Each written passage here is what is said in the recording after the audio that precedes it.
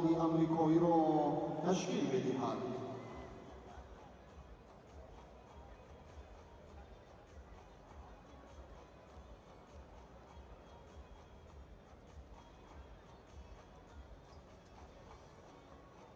рӯзи дуввуми рақобатҳо дар гилеби рақами 1 баъд аз чанд лаҳза вохӯриҳои даври муқаддамоти вазни то 86 килограмм оғоз мегарданд.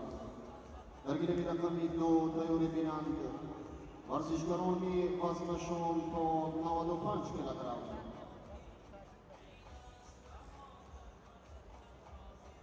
Dear guests, ladies and gentlemen, welcome to the second World Kushti Championship, Dushanbe 2026.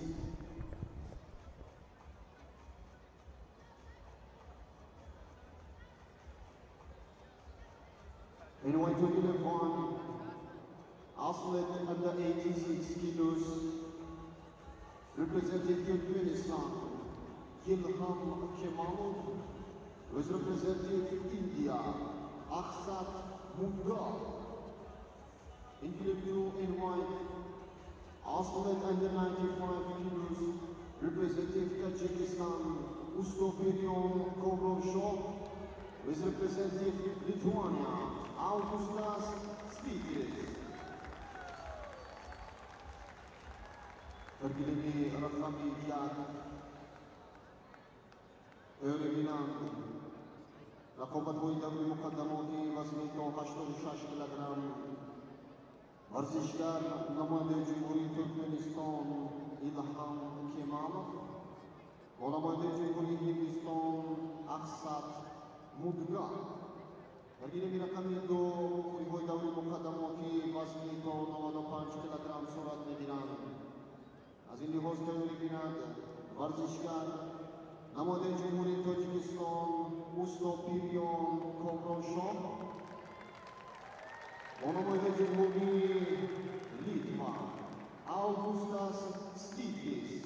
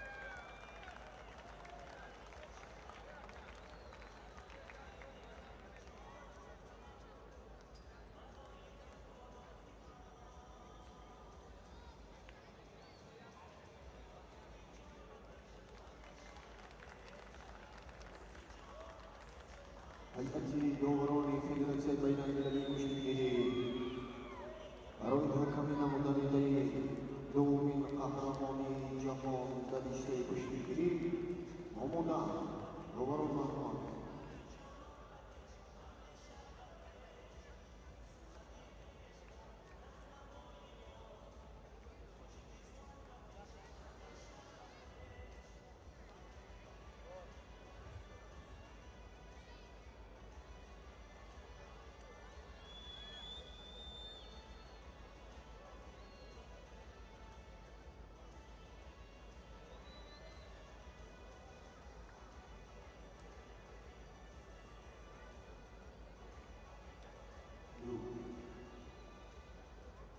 Tergilimi raqami 1 dovori bo'lgan dovori daraja belgilari namoyish Jumhuriy Tojikiston Xisravshoy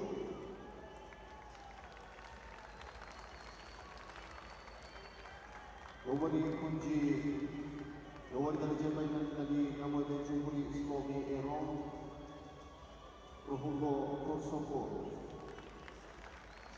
dovori kunji أول درجة بين الذي نماذج جمهوري إيران هيدر حسين جواد.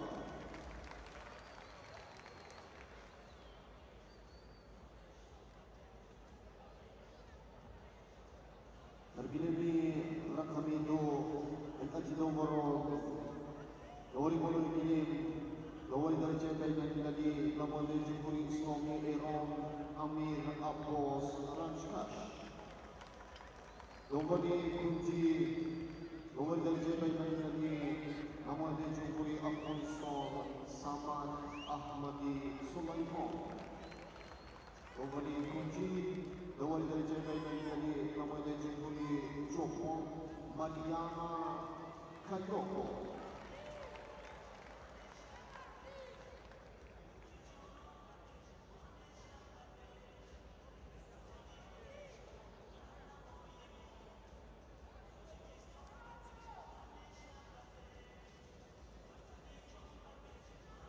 Ilmi Rakamiyat, Dabar Kadam Shawad, Amade Jumhuri Turkmenistan, Ilham Kemal, Mohammad Jumhuri Hindustan, Ahsad Mubga, Ilmi Rakamiyat, Dabar Kadam Shawad, Amade Jumhuri Tajikistan, Ustopinion, Komron Shah, Mohammad Jumhuri Litva, Augustas Sivits.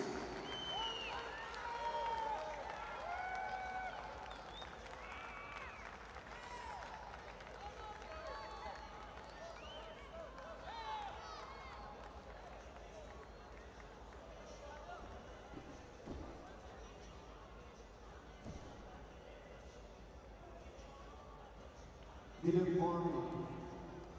Aslet Uzbekistan representative Turkmenistan, Ilham Kemalov.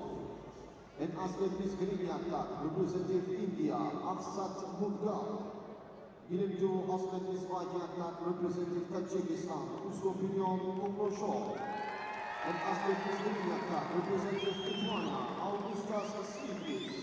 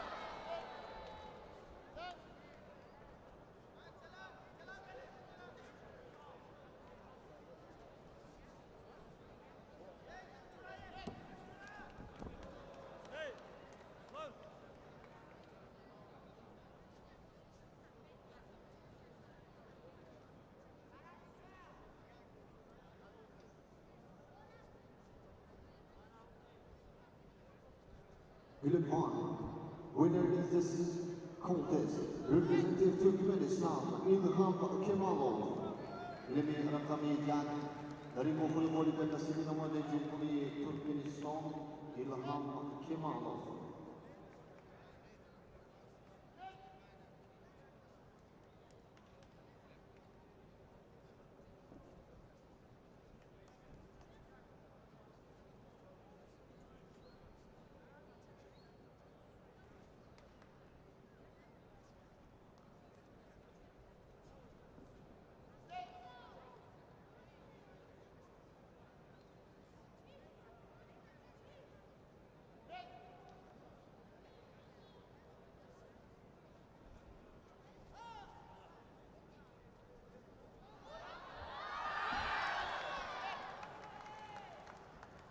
Ilmi Rakamiyat Vazgeto 86 kilogram tayyorlangan.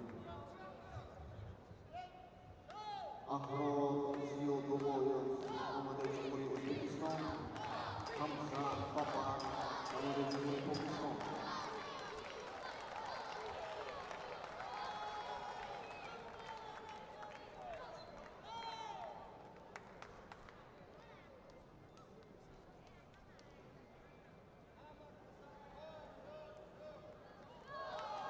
Ilham Central Category, representing national category, representing Tajikistan, Rahman Ali Sharipov.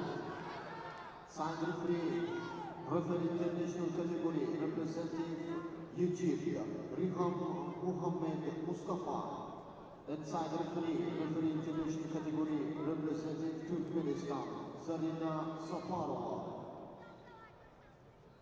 And white tournament on athlete under 86 kilos representing Uzbekistan, Ahror Ziyoduloyev, was representing Pakistan, Hamza Babar. Ребятами, я бы вас не только что 6 килограмм лаватка намешала.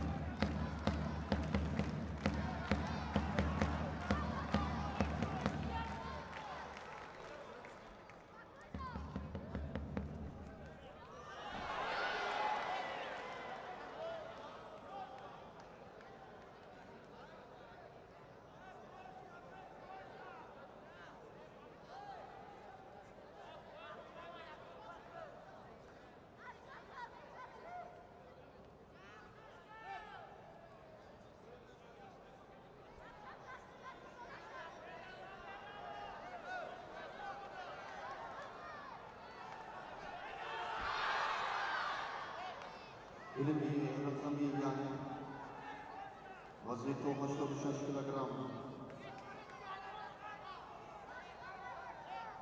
وبالإمداد كتب الشباب ورزشكار نموذج فيدراسيون بين المللي المشتركين أوروبا ونموذج محمد أحمد.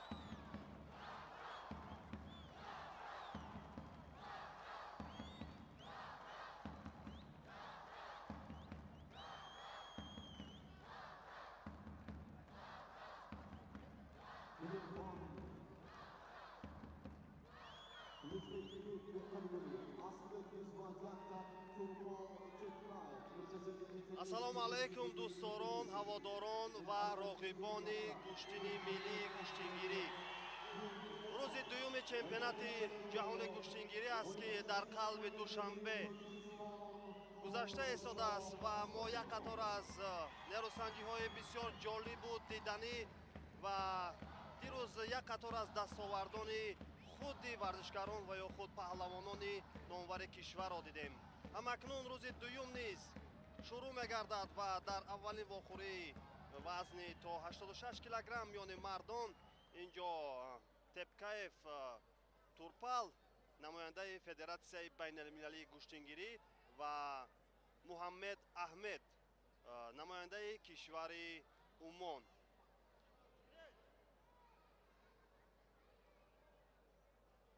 таваҷҷӯҳ мекунем ба ин нерӯсанҷӣ ки ҳоло акнун баҳри пайдо кардани мавқеият мубориза ҳаст ва мебинем дар ин ҷо намояндаи Федератсияи байналмилалии гӯштингирӣ аз як ҳаллуки дарона тавонист ки ин маротиба имтиёзи ҳалолро соҳиб гардад.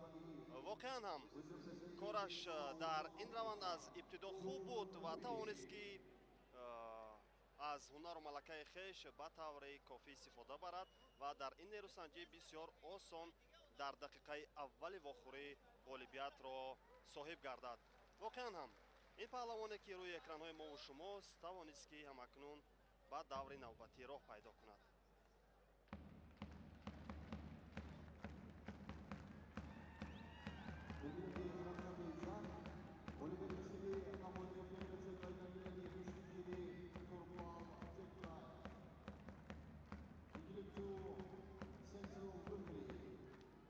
Representing Tajikistan, Bahodur Halimov. Side referee representing Kyrgyzstan, Ilyich Tukanov. And side referee representing Korea, Choi Min-koo.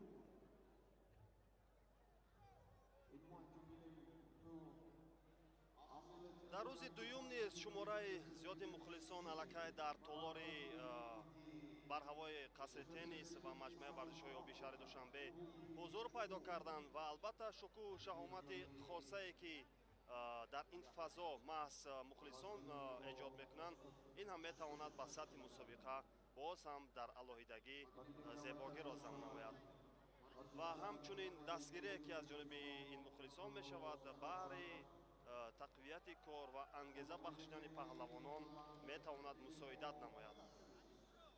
акнун ҷуфти навбатӣ вориди гилем хоҳанд шуд чанд лаҳза пас ва дар аввалин рӯзи чемпионати ҷаҳони куштингирӣ албатта мо тавонистем дар вазнҳои махсусан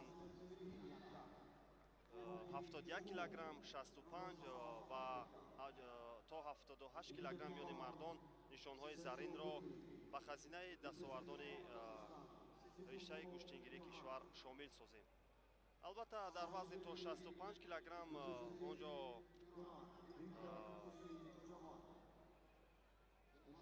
тавониста буд ки Муҳаммад Салимов аз ҳунару малакаи хеш дар ин чемпионати ҷаҳон бар аъло албатта нишон диҳад, чунки ӯ тавонист рақибони бисёр сахту бисёр мушкилро аз садди роҳ берун созад. махсусан Ёсипу Вокалонов ки гуфта мешуд дар ин вазн аз муддаёни асосӣ маҳсуб мешавад ва билохира ӯ ба финал роҳ ёфт ва дар финал тавонист ки намояндаи кишвари Русия Султан Плиевро дучори нокомӣ созад ва нишони тиллои қаҳрамонии ҷаҳонро ба гардан овезад. дар вазни то 71 килограмм Абдуллои Ориф тавонист дар финал албатта намояндаи дигари кишвари моро Умар Шеровро дучори нокомӣ кунад ва ҳамчунин дар вазни то 78 килограмм Муҳаммад Шарифи Наҷмиддин анихтараш Муҳаммад Шариф Наҷмиддинов тавонист ки паҳлавони дигари номвари моро Қоим Шукроновро албатта ки дар финал аз садди роҳ дур созад ва камарбанду нишони тиллои чемпионати ҷаҳонро ба даст биёрад. акнун таваҷҷӯҳ мекунем ба ин рақобат. инҷо Ҳамроз Раҷабов бо яктаки сафед намояндаи Тоҷикистон ва бо яктаки сабз бошад Леко Кассиус намояндаи кишвари Ҳолланд. ва мебинем инҷо мавқеияти бисёр беҳ барои Ҳамроз Раҷабов сариостинро бисёр хуб пайдо кардааст, аммо мебинем ки барои бале инҷо бояд дасти худро раҳо кунад, аммо тавонист ин маротиба намоядаи кишвари мо Амроз Раҷабов аз ин вазъият худро раҳо созад. Аммо партофте нест. Ҳамчунин баъд аз он ҳама корҳое ки албатта ғайриқоида амал кард паҳлавони нидерландӣ, ба он оварда расонид ки аввалин огаҳиро махсусан довари марказ ба ӯ нишон диҳад. дубора инҷо боз рақобат оғоз мегардад. Акнун боз ҳам баҳри пайдо кардани вазъияти мусоид, баҳри касби имтиёз. бале инҷо сари остин сари гиребонро бисёр хуб ба маврид пайдо сохтааст. акнун инҷо як пойзанӣ ё ин ки як ҳалоки дарона буд ки тавонист Амроз Раҷабов аввалин имтиёзи паҳлӯи хешро соҳиб шавад. воқеан ҳам онҷо техникаи баланди паҳлавони мо тавонист ки ба ин имтиёз оварда расонад. акнун аз он вазъияте ки дошт тавонист имтиёзро соҳиб шавад. шояд боз ҳам ба ҳамон шева таваккал кунад ва аниқтараш ба ҳамон услуб кор бигирад. аммо на, ин маротиба сариостин ва камарбандро пайдо мекунад. боз ҳам инҷо ҳаст имконияте ки ҳарифро партоф кард. бале инҷо боз ҳам ҳалоки дарона буд, аммо кор бо он нуқтае нарасид ки худи паҳлавони мо мехост. бозам сари остин. акнун бозам мавқеияти беҳтар, аммо ин маротиба ҳам тавонист паҳлавони мо партоф намояд, аммо имтиёзи бадан баҳогузорӣ мегардад. албатта новбаста аз он ҳама пай фишор гузаштанҳо бояд ки ин куштингири кишвари мо албатта ки дар ҳолати дифоъ низ кораш хуб бояд бошад ва муҳимтар аз ҳама ба ягон иштибоҳи дағал роҳ надиҳад. ҳамин як имтиёзи паҳлӯ ва бадан барояш кифоягӣ мекунад танҳо дар дақиқаҳои боқимондаи вақти асосӣ. аммо на, як пойзани сари вақтӣ тавонист ин маротиба Амроз Раҷабов имтиёзи навбатии паҳлӯро соҳиб шавад ва акнун паҳлӯ ин имтиёзи ҳалол аст. шояд интизор мешавем ки доварони пушти наворҳои сускардашуда ба чӣ хулоса меоянд.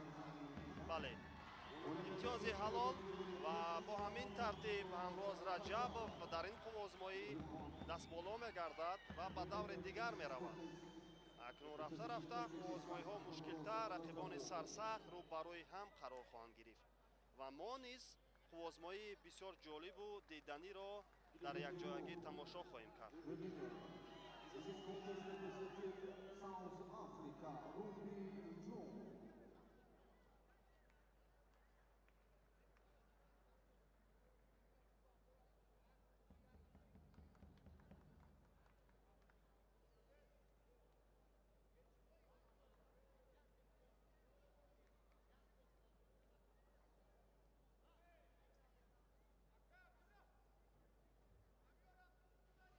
инҷо Саъди Исмоилов ҳамроҳ бо мухлисони ашадии риштаи гӯштингирӣ албатта ҳузур пайдо карданд ва дар ин рӯзи рақобатҳо ҳам маҳз онҳо метавонанд боз ҳам шукӯҳ шаҳомати чемпионати ҷаҳони гӯштингириро боз ҳам ба авҷи боло баранд. ва ҳар лаҳзае ки қувозмоӣ ҷолиб аст, новбаста аз он ки албатта намояндагони дигар кишвар мубориза мебаранд, аммо мухлисии мо фарқкунанда аст. маҳз ҳамин чиз нуқтае ҳаст ки албатта барои мо фарқкунанда аст ва аз ин ҷиҳат фарҳанги мухлисии мо низ бисёр зебову ва ба дилу дидаҳои мардум боз ҳам ҷои амиқи худро пайдо кардааст. бале ташвиқи мухлисон барои боз ҳам хубтар гӯштин гирифтани паҳлавонон.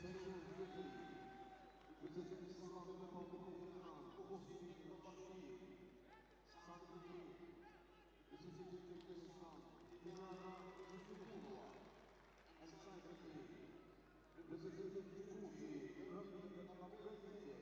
акнун дар даври навбатӣ ҳамроз раҷабов намояндаи кишвари мо дар муқобили баратсе ибраҳим ё аниқтараш ибраҳим баратзаде албатта озмоӣ хоҳад кард намояндаи федератсияи байналмилалии куштигирӣ. Who is representing International Kushti Federation, Isroil Rahimov.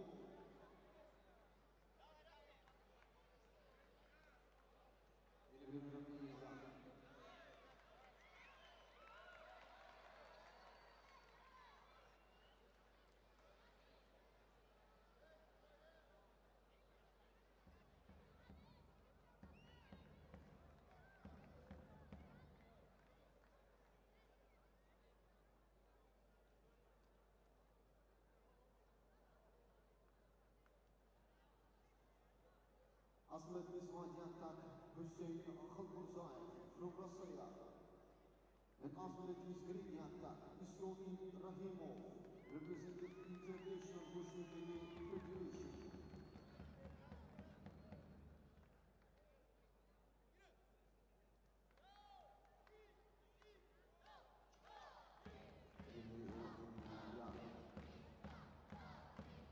Vazniko 86 килограмм.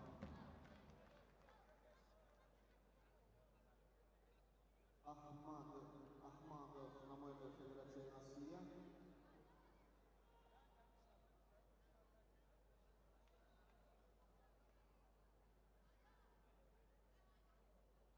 Yusuf Namozali, Namoyandaи Ҷумҳурии Озарбойҷон.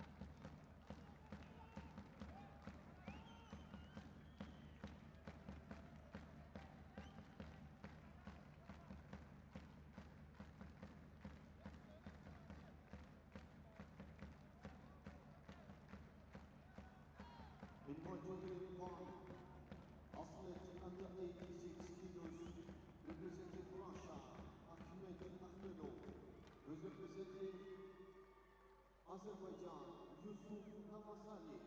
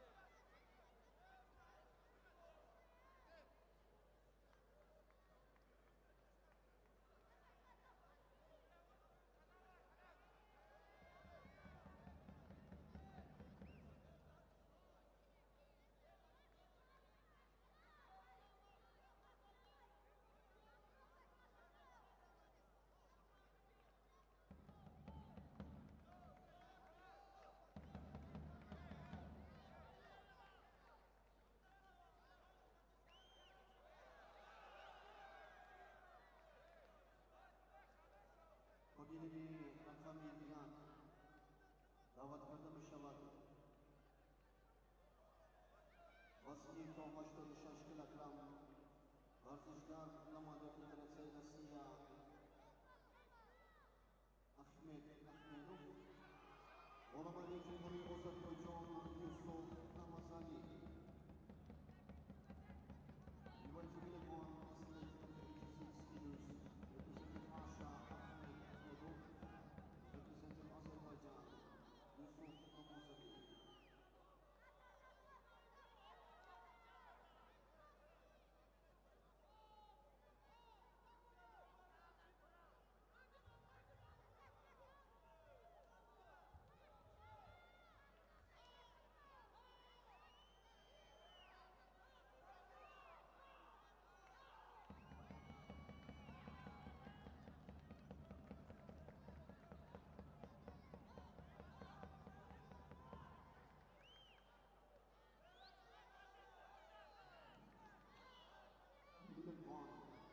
Central referee, representing Tajikistan, Khizrov Shoaib. Side referee, representing Iraq, Haidar Hussein. And side referee, representing Egypt, Riham Mohammed Mustafa.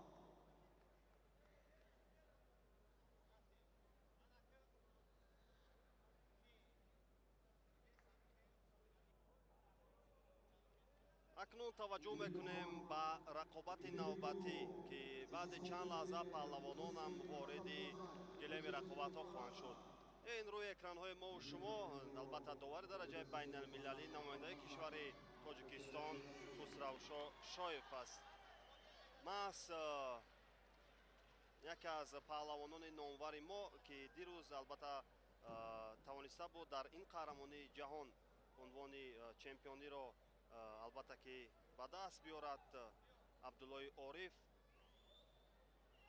шогирди маҳз ҳамин нафар аст ки албатта бо заҳматҳои пайваста дар якҷоягӣ тавонистанд ба ин қуллаҳои баланди музаффарият бирасанд. Абдуллои Ориф баъд аз он нишондодӣ ки албатта дошт дар гранд-слами Ташкент ки албатта ба медали тилло мушарраф шуд. акнун дар ин қаҳрамони ҷаҳон ҳам тавонист аввалин пирӯзии хешро ба даст биёрад ё ин ки яънетараш аввалин медали тиллоро. таваҷҷӯҳ мекунем ба ин рақобат ки ҳоло намояндаи кишвари Русия бори дуввум аст ки албатта талош меварзад ва пай пайдо кардани имтиёзҳои хеш албатта дар талош аст. Аҳмадов намояндаи кишвари Русия бо яктаки сафед ва Намазли Юсиф намояндаи кишвари Озарбойҷон. як имтиёзи паҳлӯро ба худ касб кардааст намояндаи кишвари Федератсияи Русия Аҳмад Аҳмадов. акнун таваҷҷӯҳ мекунем ки бозам аз ин мавқеияте ки ҳоло ӯ дорад чӣ кор карда метавонад. ҳарду албатта сари остини ҳамдигарро доштанд ва акнун ин маротиба мехоҳад Юсиф Намазлӣ кори худро беҳтар созмон диҳад, чунки бо як имтиёзи паҳлӯ маҳз ӯ дар ин қуввозмоӣ албатта ки ақиб мондааст.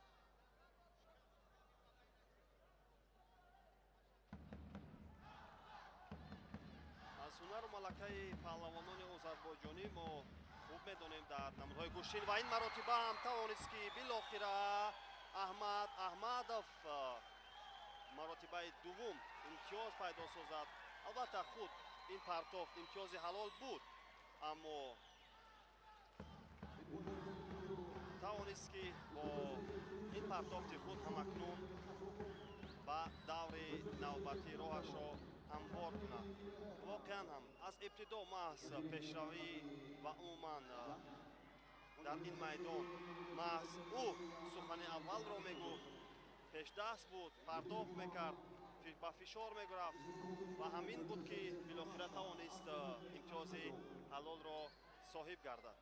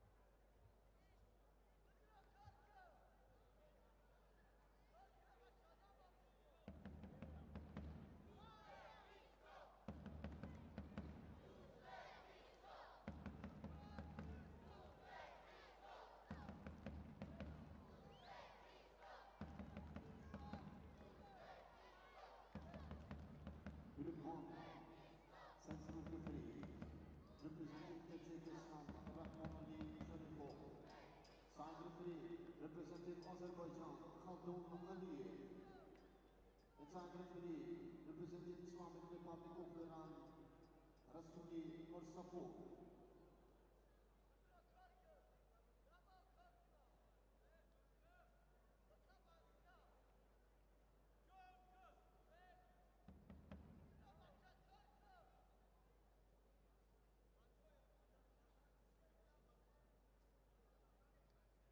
In weight of 11, athlete under 86 kilos, representing Turkmenistan, Ilham Kemalov, is representing Korea, Emil акнун таваҷҷӯҳ мекунем ба рақобати навбати ин вазн ки чанде пас албатта паҳлавонон рӯи гилеми рақобатҳо хоҳанд омад. ин қувозмоиро бошад довари марказ албатта аз кишвари тоҷикистон раҳмоналӣ шарипов ҳакамӣ хоҳад кард ва ӯро дар канорҳо кӯмак хоҳанд кард намояндаи кишвари озарбойҷон ва намояндаи ҷумҳурии исломии эрон. бо яктаки сафед намояндаи кишвари туркменистон аст ва бо яктаки сабз инҷо намояндаи кишвари Корея. акнун инҷо эҳтиром, самимият, дуруд ва қувозмоиам ба ҳамин шакл сурат хоҳад гирифт. инҷо сари остинро бисёр хуб ба маврид пайдо кард намояндаи кишвари Корея. акнун боз ҳам аз ин ҳолат раҳо ёфт. боз ҳам дар талош аст.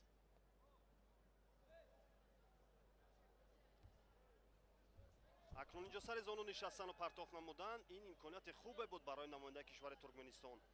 техникааш албатта чандон бад набуд дар ин иҷрои усул, аммо дар албатта каме бо даст кашиш ҳамон ҷо сусттар буд ва агар наздиктар мебуд, ҷавстар мебуд ва ҳамон имкониятро беҳтару созмон медод ин маротиба бошад. акнун дигар ҷои гап намонд. тавонист ки имтиёзи ҳалолро соҳиб шавад. воқеан ҳам маълум аст ки аз ин усули хеш ӯ дар машқҳои худ албатта зиёд истифода мекунад ва зиёд ҳам такрор месозад. бисёр кураш дар ин рақобат олӣ буд ва тавонист дар дақиқаи аввали қувозмоӣ албатта ки дар ин ҷо пирӯзиро моли хеш дозад ва ба даври навбатӣ равад. таваҷҷӯҳ мекунем такрори ҳолатро. воқеан ҳам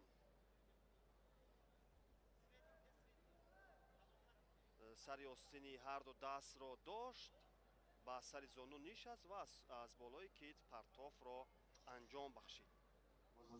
бинед бисёр хубу касбӣ иҷро шуд ҳамин ҳолат. намояндаи ҷумҳурии исломии эрон ва намояндаи ҷумҳурии Қозоқистон.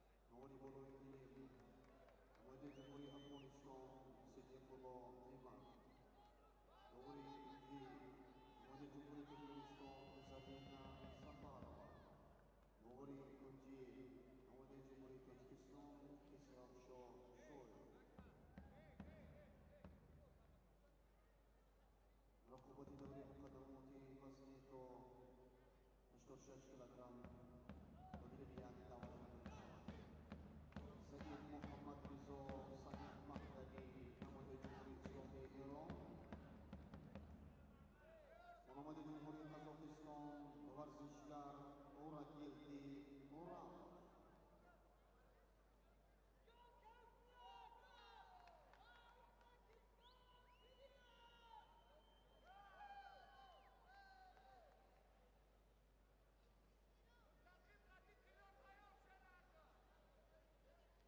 акнун рафта рафта даври аввал низ ба анҷоми худ мерасад. инҷо ҷуфти навбатӣ ки албатта вориди гилеми нерӯ носанҷиҳо шуданд ва макнун муаррифӣ мешаванд.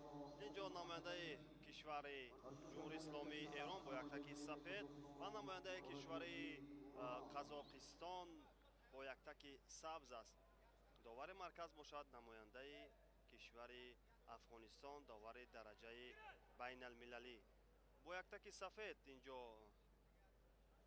Саид Маданӣ, Саид Муҳаммадреза, намояндаи кишвари ҷумҳурии исломии Эрон, ва бо яктаки сабз бошад намояндаи кишвари Қазоқистон Уралов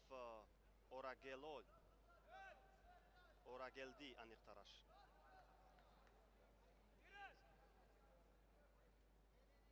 акнун инҷо таваҷҷӯҳ мекунем ҳарду баҳри пайдо кардани вазъияти б ки албатта барои имтиёз ҳам инҷо мубориза ҳаст. инҷо сари зону нишастанд ва партофт намуданд. ин ҳам ҳамон шевае ҳаст ки чанде пеш албатта намояндаи кишвари Туркменистон тавонист аз ҳамин усули хеш истифода барад ва имтиёзи ҳаллоро соҳиб шаваду ба даври навбатӣ роҳе пайдо кунад. имтиёзи баданро Орагелдӣ Уралов ба даст овард. акнун инҷо баҳри боз ҳам тақвияти кори худро хубтар кардан намояндаи кишвари Эрон мубориза бурд, аммо ин маротиба ҳам аввал сари зону нишаст ва тавонист ки ин маротиба дасти ҳарифро сар надиҳад намояндаи кишвари Қазоқистон ва бо ҳамин тартиб имтиёзи ҳалолро соҳиб шавад. дар ин ҷо низ албатта дар ҳуҷуми навбатӣ ё аниқтараш дар фишори навбатӣ усули дигарборае ки аз ҳамин шева истифода кард намояндаи кишвари Қазоқистон тавонист ки ғолибиятро ба даст биёрад ва ба даври навбатӣ роҳ пайдо кунад.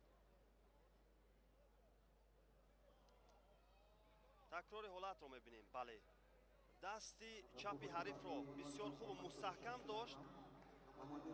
сараввал ҳарду даст ва баъдан дасти ростро раҳоб карду дасти чапро бисёр мустаҳкам дошт ва то ба охир ҳамин усули сари китфро албатта ба интиҳои хур бурда расонд.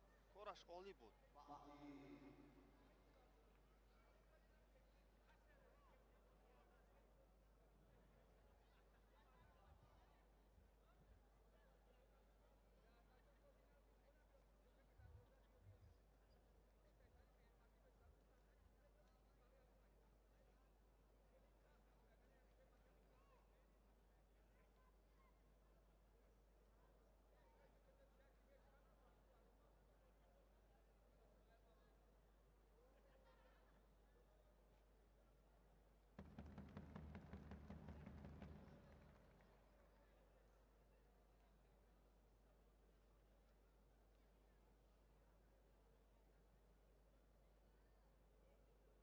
Philip Vaughn,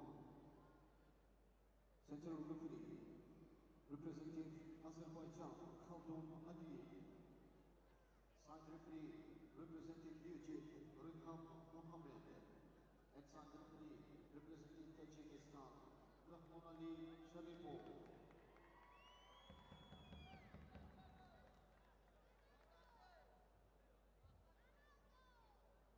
Ilimi rakami 2, Ghazni Tonavada Panchkula. Philip Vaughn, Oslet White Yarkat, таваҷҷӯҳ мекунем акнун ба вохӯрии навбатӣ ки албатта чанд лаҳза пас шурӯъ хоҳад шуд. инҷо бо яктаки сабз намояндаи кишвари Афғонистон аст ва бо яктаки сафед бошад намояндаи кишвари Португалия. Анри Эгутидзе бо яктаки сафед намояндаи кишвари Португалия ва Бисмиллаҳ Муҳаммадӣ намояндаи кишвари Афғонистон бо яктаки сабз.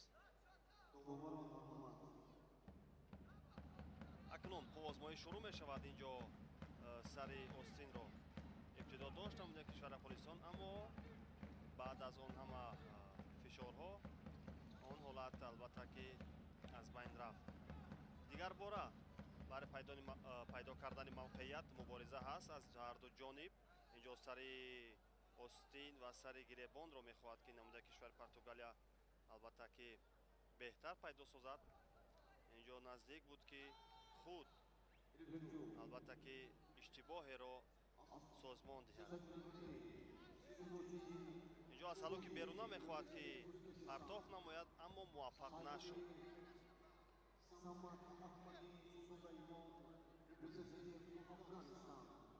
Alexander Rabiat Abdulaziz, representing Djibouti.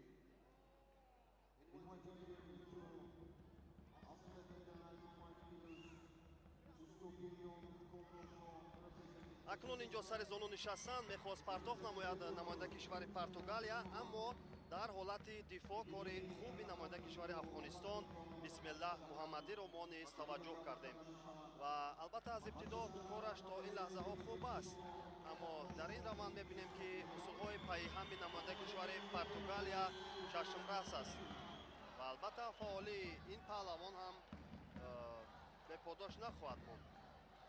дар аксари ҳолат ҳар партоф албатта ки имтиёзеро ҳам меорад.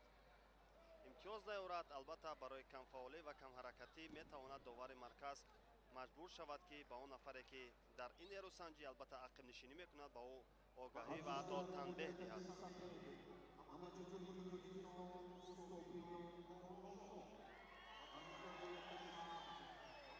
акнун рафта рафта паҳлавононам аз ҳамдигар ҳарос мекунанд, саросима нестанд, бояд инҷо наздик шаванд.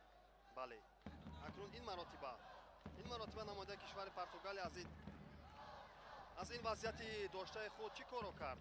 як пойзание ки дошт, албатта наздик буд ба имтиёз, аммо ишорае нест.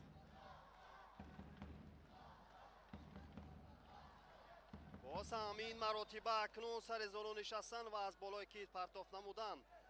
имтиёзи паҳлӯро албатта ба бор овард ва тавонист ки намояндаи кишвари Португалия аввалин имтиёзи хешро дар ин ҷо ба даст орад.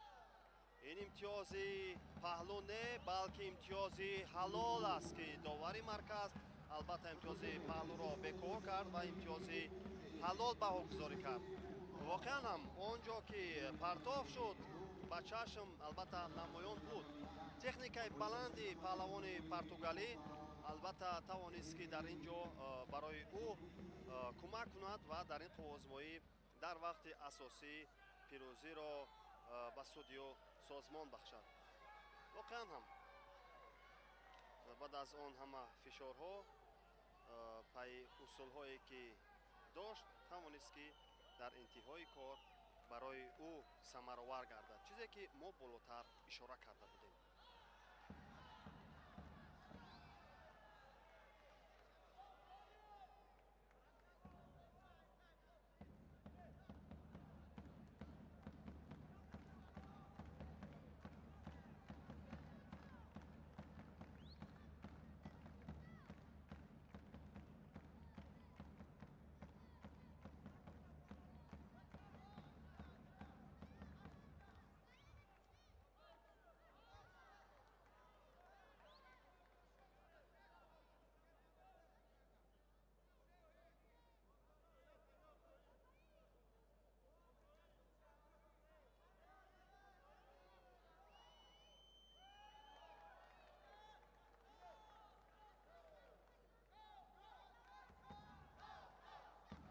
Group 1, Central Referee, Kislam Shoaib, representing Tajikistan.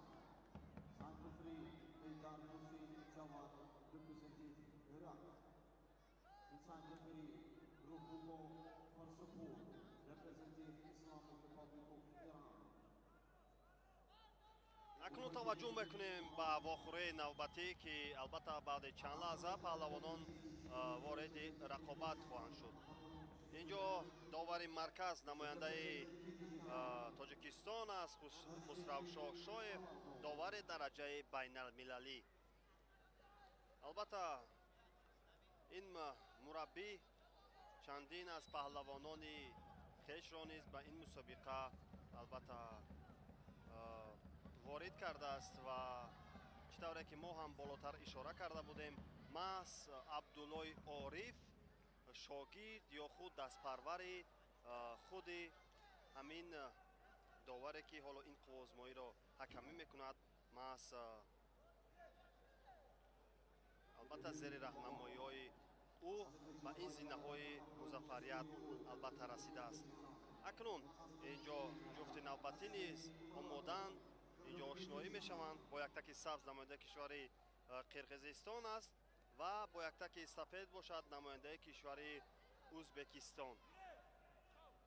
албатта аз Аҳрор Зиёдуллаев мо хуб медонем. Ин паҳлавон ки дар мусобиқаҳо ё худ дар майдонҳои куштингирӣ ки албатта ҳамасола дар кишвари мо мегузарад, чандин маротиба ба зиннаҳои аввал расидааст.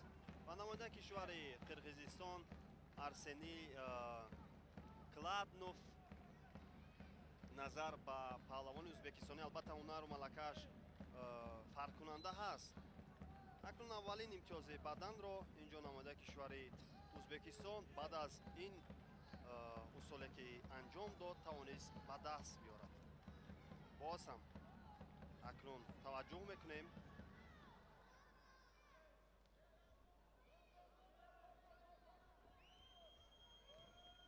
боз инҷо наздик буд ки намояндаи кишвари қирғизистон низ ҳадди ақал барои анҷоми усул талош варзад ва муваффақ ҳам шавад.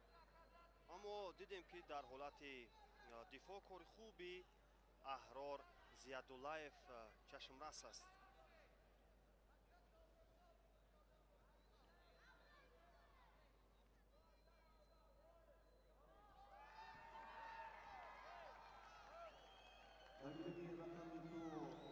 акнун ин партофте ки бисёр хуб ба маврид иҷро шуд аз ҷониби Аҳрор Зиядуллаев имтиёзи ҳалолро ба бор овард. ва албатта мо ишора карда будем ки ин паҳлавони ӯзбекистонӣ ҳунару малакааш нисбат ба ҳарифи хеш албатта фарқкунанда аст ва ӯ таҷрибааш зиёдтар аст. ва маҳз ҳамин буд ки дар ин қуввозмоӣ ҳам аз ибтидои кор ӯ талош кунад пайи анҷоми усулҳо албатта фишор оварад ва корбарӣ кунаду ба ин пирӯзӣ албатта ки бирасад.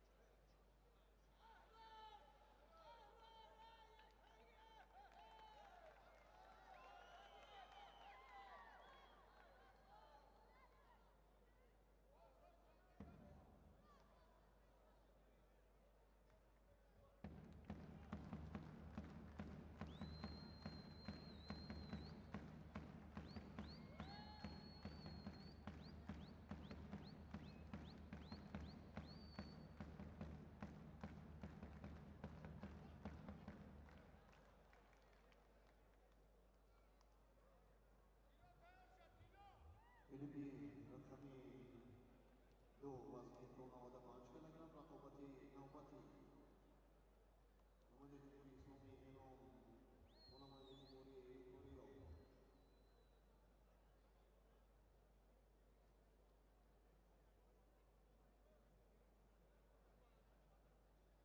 Birinci Central Referee Murat Kurbanov, representing Turkmenistan. Second referee Dinara Yusupova, representing Turkmenistan. Third referee Nazrullah Abdurrahmanov, representing Tajikistan. Levan, third referee Levan, central referee Ruhullah Kursukov, representing Islamic Republic of Iran. Third referee Riham Mohammed Mustafa, representing Egypt. And third referee representing Turkmenistan, Recep Ashimov.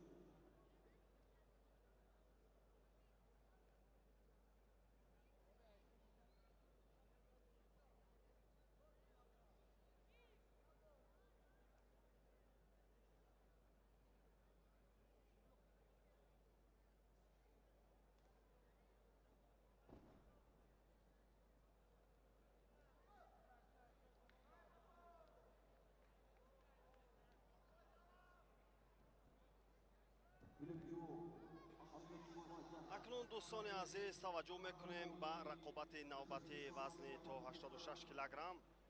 албатта инҷо довари марказ акнун паҳлавононро барои гилеми асосӣ мехонад.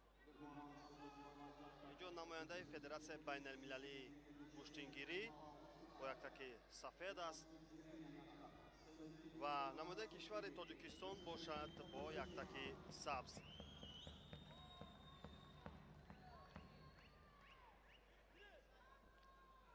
ҳамин тартиб нерӯсанҷӣ ҳам оғоз мешавад. албатта дар даври аввал мо дида будем ки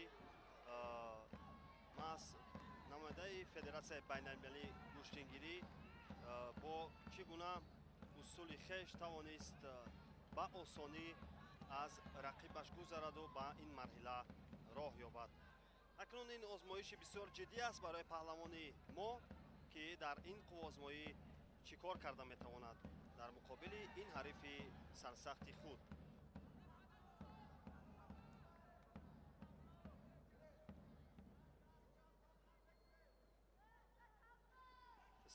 сайфиддинзода дастпарвари клуби варзиши устопиров. албатта инҷо маҳз ин паҳлавони мо аст ки дар ин лаҳзаҳои қуввозмоӣ ҳамакнун пайи анҷоми усулҳои хеш албатта ки дар амал корбарӣ карда истодааст. аммо ҳариф нафари тасодуфӣ нест. мо гӯштанин чеҳраро дидем. албатта нафароне ки аз ибтидо аз оғози мусобиқа аз рӯзи дуюми чемпионати ҷаҳон оид ба гӯштингирӣ албатта бо мо пайваст буданд. албатта ки аз малакаву маҳорати паҳлавони ин намояндаи федератсияи байналмилалии гӯштингирӣ шинохт доранд. акнун инҷо ҳарду сари гиребон. акнун боз ҳам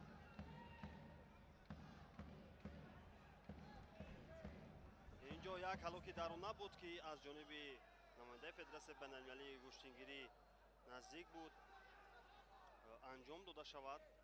аммо хушбахтона аз ин вазъият тавонист ки сайфиддинзода аз ин ҳолати мушкил худро раҳо кунад. аммо барои камкорӣ ва камфаъолӣ довари марказ аввалин огаҳиро ба паҳлавони мо нишон дод.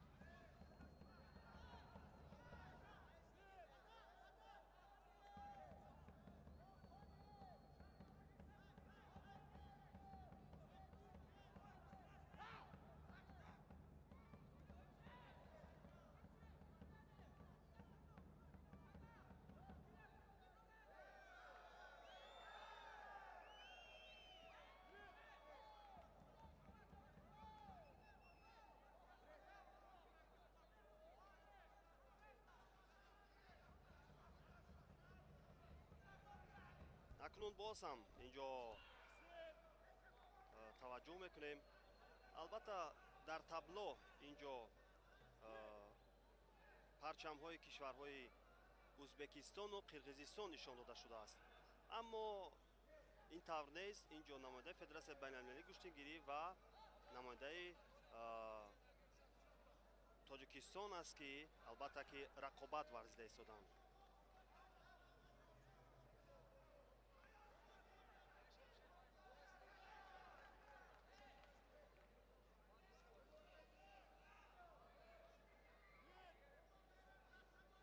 довар ҳам ишора мекунад гиред. акнун бояд қуввозмоӣ идома ёбад. то акнун имтиёзе албатта аз ҷониби ҳарду ин паҳлавон ба даст наомадааст. танҳо албатта ба фишор мегузаранд, наздик мешаванд. аммо мебинем ки дар лаҳзаҳои охир аз якдигар бисёр ҳарос мекунанд, чунки ҳар лаҳза метавонад барои онҳо хатар эҷод кунад. шояд аз ҳамдигар шинохти кам доранд. ин чиз ҳам метавонад таъсири хешро расонад ва чизи дигаре ки метавонад албатта таъсирнок бошад, ин аз ҷиҳати қувваи ҷисмонӣ ва якхела гӯштингирии онҳо ки албатта фалсафаи ба ҳам наздик дар бештари ҳолатҳо метавонад чунин ҳолатро ё ин ки чунин вазъиятро ба амал биёрад.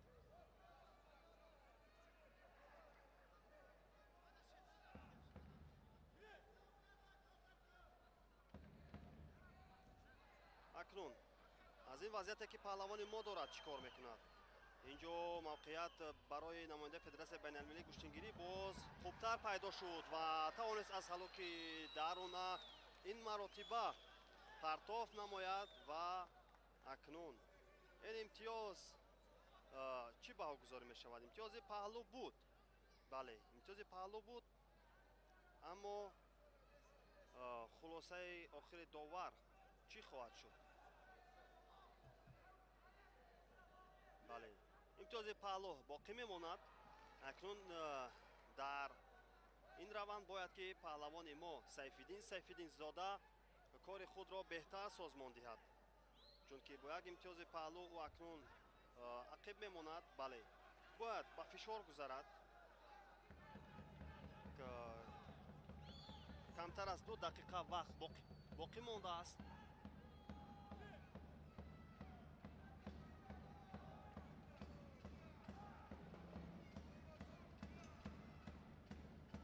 ва албатта ин вақте ҳаст ки метавон ҳадди ақал аз рӯи имтиҳонҳо нерӯсанҷиҳоро баробар кард.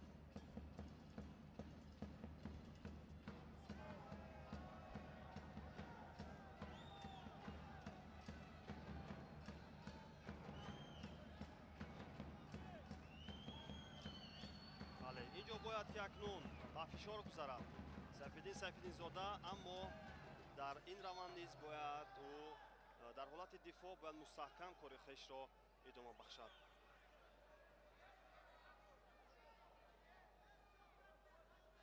дар баробари ҳар усулу ҳар шевае ки ба кор мебаранд паҳлавонон, албатта ояндаи онро низ бояд ки ба хубӣ эҳсос намоянд ки шояд ҳар лаҳза ҳамон усули онҳо метавонад ба зидди ҳамла оварда расонад.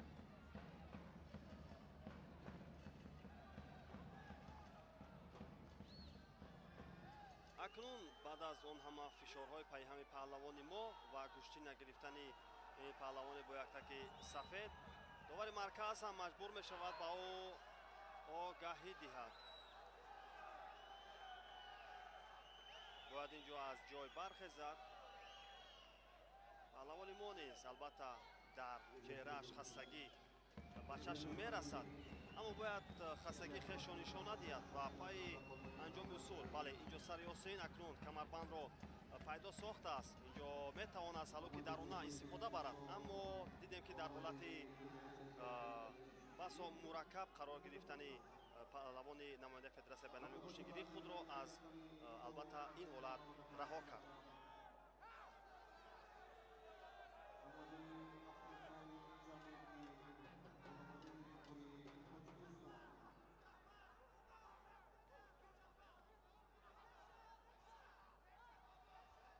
хуб, бори дигар аз ҳалоки даруна инҷо паҳлавони мо албатта истифода мекунад, аммо имтиёз намеорад.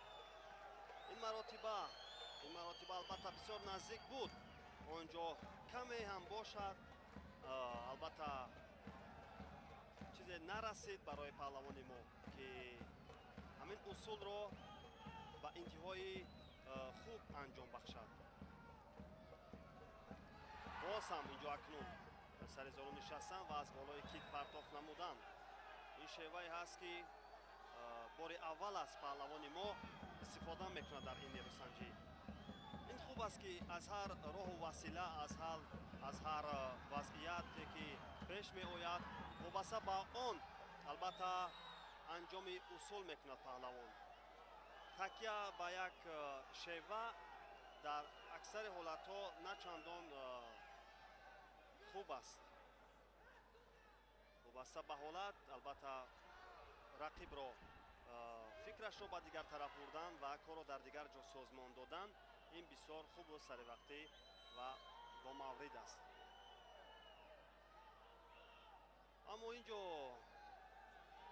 намояндаи федератсияи байналмилалии куштигирӣ намехоҳад албатта ки гӯштин гирад. Ҳамин як имтиёзи паҳлӯи хешро то ба охир хост ҳифз кунад ва албатта ки дар интиҳои кор низ ба ин мушарраф шуд. Бо ҳамин тартиб вақти асосӣ низ ба анҷом расид ва ҳамакнун дар ин қуввоозмоӣ намояндаи Федератсияи байналмилалии гӯштингирӣ дастболо гардид. акнун Сайфиддинзода ин ҷо бисёр афсӯс мехӯрад. албатта баъд аз он ҳолате ки ба миён омад, имтиёзи паҳлӯро ба ҳариф дод ва баъд аз он ҳама талошҳое ки дошт, албатта имконият чандин бор ба вуҷуд омад, аммо дар интиҳои кор ба он шакле ки худ мехост, ба ҳамон шева он усулҳо анҷом наёфтанд.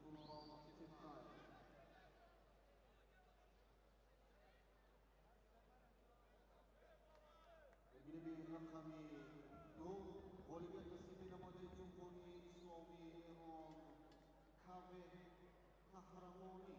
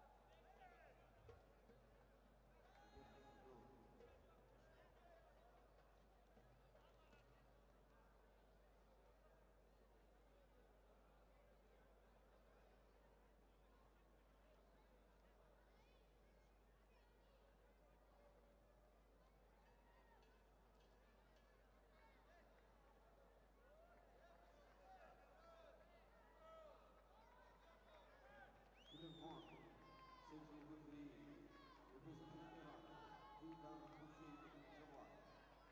Side Referee, representing Turkmenistan, Zarina Safarova. And Side Referee, representing Afghanistan, Sidney Kumar Nemat. Ring 2, Central Referee, representing Islamic Republic of Iran, Muhsin Bakshoyi. Side Referee, representing акнун таваҷҷӯҳ мекунем ба рақобати навбатии вазни то 86 килограмм. ин ҷо бо яктаки сабз аст намояндаи Федератсияи байналмилалии гӯштингирӣ Баратзада Ибраҳим ва намояндаи Тоҷикистон бошад Амроз Раҷабов. Амроз Раҷабов албатта дар даври аввал тавонист намояндаи кишвари Ҳолланд Леко Кассиусро аз садиро берун созад ва намояндаи Федератсияи байналмилалии гӯштингирӣ ки бо яктаки сабз аст, албатта дар даври аввал озод буд, ҳамакнун рақобатҳои хешро аз даври дуввум албатта ки шурӯъ мекунад.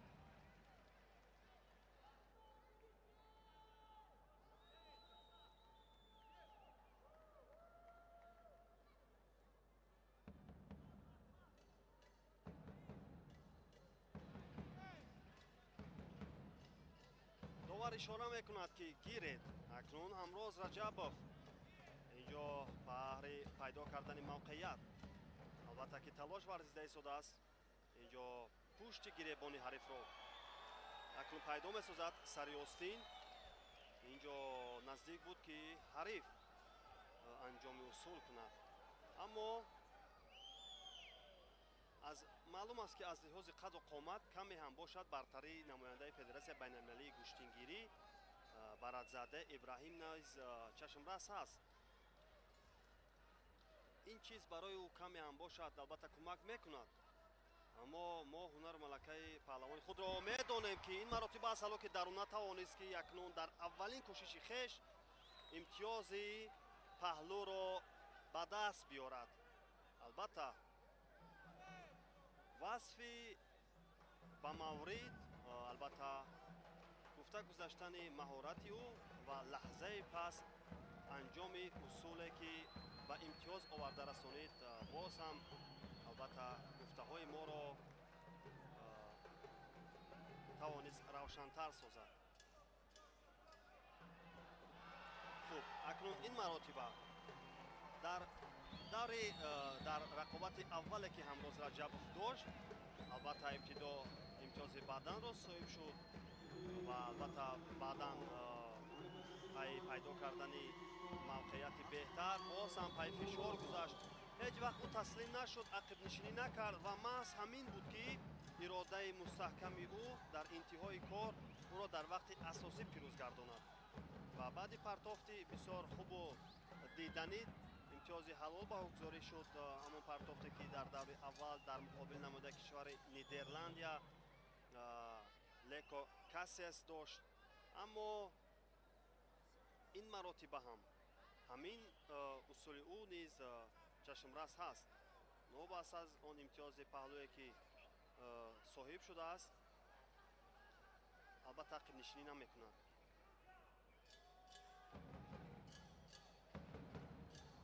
сари остин инҷо бисёр ба маврид аст. акнун бояд сари гиребонро пайдо созад. дастони дарози ҳариф барои ӯ каме ҳам бошад монеагӣ эҷод мекунад ва албатта дур гӯштин гирифтан барои паҳлавони нидерландӣ мусоидтар аст ва маҳз ӯ ҳамин чизро дарк мекунад ва албатта ки масофаро нигоҳ медорад. аммо барои ҳамроз Раҷаб бошад, чӣ қадар масофа наздик бошад, барояш имконият бештар ба миён меояд ва маҳз паҳлавони мо низ ҳамин чизро хубтар эҳсос мекунад. акнун инҷо каме ҳам бошад дар вазъияти мушкилтар қарор мегирад. гойзани ҳариф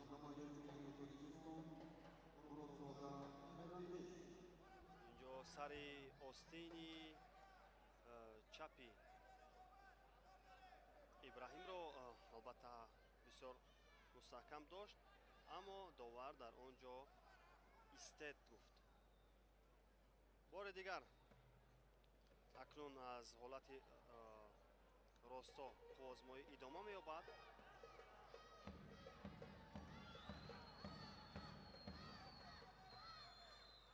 акнун инҷо чӣ ҳолат шуд?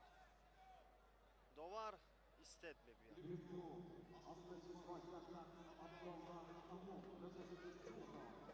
барои камфаъолӣ ва албатта гӯштин нагирифтан довар аввалин огаҳиро ба намояндаи кишвари Тоҷикистон ҳамроз Раҷабов нишон медиҳад. аз огаҳиҳое ки ҳардуи паҳлавон доранд, акнун масъулиятро болояшон боз ҳам бештар месозад ва набояд ки ба ягон иштибоҳи дағал роҳ диҳанд, махсусан паҳлавони мо. акнун инҷо имконияти беҳтаре буд ки барои ҳариф ба миён омад. акнун як зидди ҳамлае ки аз ҷониби ҳамроз Раҷабов иҷро шуд, ин имтиёзи паҳлӯ ё бадан аст. албатта инҷо эътироз мекунад намояндаи Федератсияи байналмилалии гӯштингирӣ.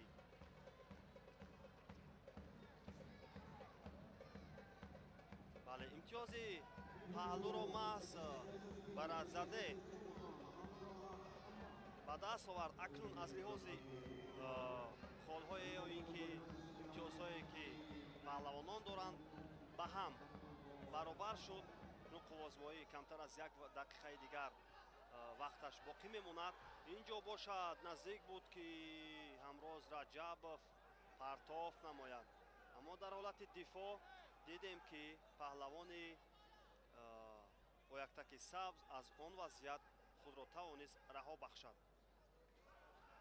дар ин дақиқаҳое ки басо мушкил аст барои паҳлавони мо, бояд ки дигарбора баргардад. ва акнун ин партофте ки ӯ анҷом дод, ин маротиба чӣ баҳогузорӣ мешавад?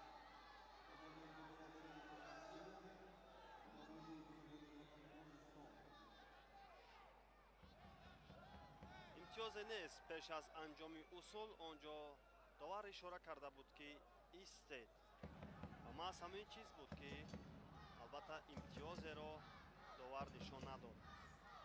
боз ҳам инҷо сари гиребон ва акнун сари остин дасти чапро аз пуш мегузаронад, боз раҳо мекунад, акнун боз сари остинро медорад. дар ҳар лаҳзае ки паҳлавони мо мехоҳад албатта анҷоми усул кунад, мебинем ки бархилофи ёне ки бар зидди он усул албатта ки паҳлавони бо яктаки сабз намояндаи Федератсияи байналмилалии куштигирӣ Ибраҳим Барадзаде албатта ки ба кори худ шурӯъ месунад.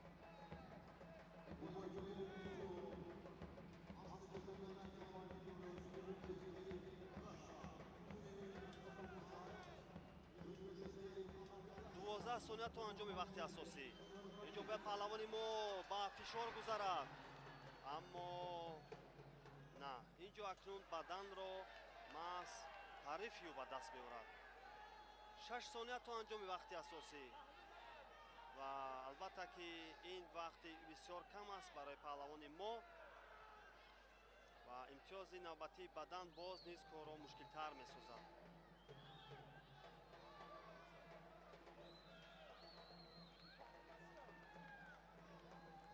паҳлавони мо ишора мекунад ки доварон бояд ин ҳолатро дубора дида бароянд. акнун корро доварони пушти наворҳои сусткардашуда албатта мебинанд ва ба хулосаи ниҳоӣ мебароянд.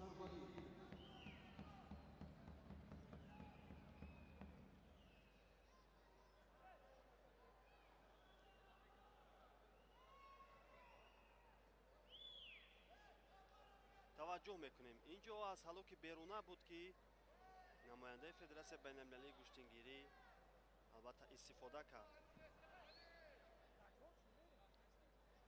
ишораи довар имтиёзи бадан ҳаст, аммо акнун фикр мекунам ки ин ҳолат бисёр нозук аст ва бояд ки интизор шуд маҳз доварон ҳарфи охири ин ҳолатро бизананд.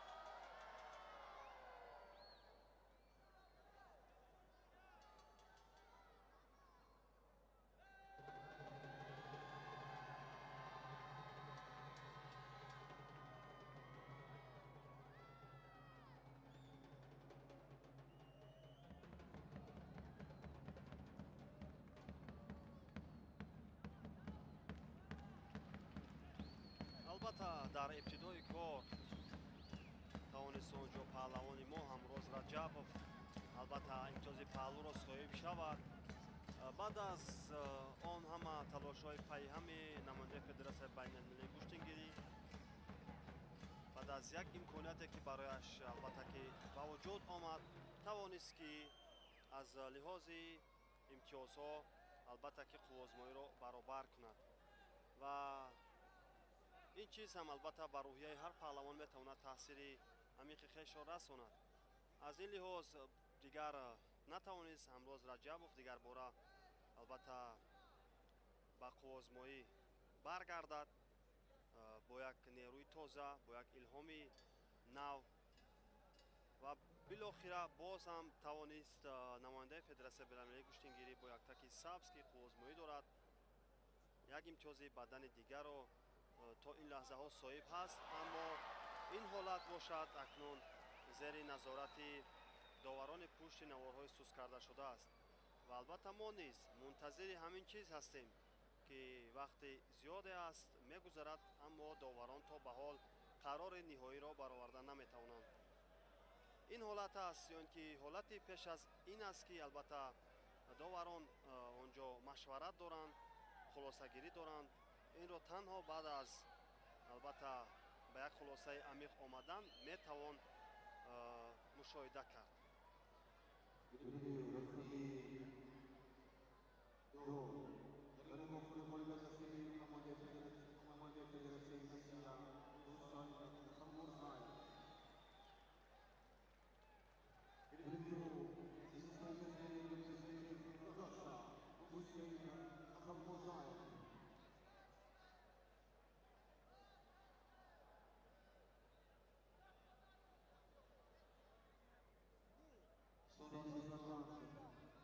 حاضرین گرامی قدر، دوستان و هواداران رشته کشتیگیری، به معلومات شما می‌رسانیم که اتحاد مقامات اجرایی حاکمیت دولتی شهر دوشنبه بعد از انجام مراسم جایزه سپردن روز دوم رقابت‌های قهرمانی جهان بازی هولناک لاتاریا برگزار می‌گردد که در آن 10 نفر طالع بلند صاحب آیفون 17 پرو مکس خواهند گردید.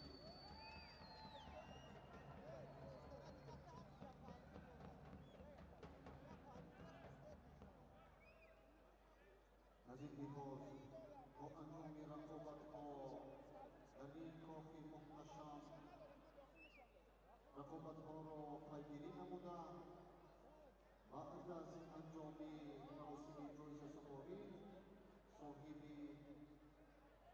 10 عدد آیفون 17 پرو مکس می‌گردید. اگر رقمی دو داور بالای گیریم نماینده جمهوری تاجیکستان بهادر علیوف داور کنجی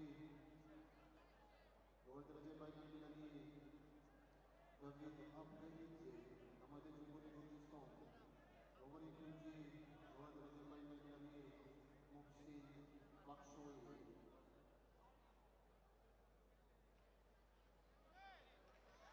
акнун баъд аз он ҳама интизориҳо билохира доварон ва ин хулоса омадан бояд ки нерӯсанҷӣ идома ёбад.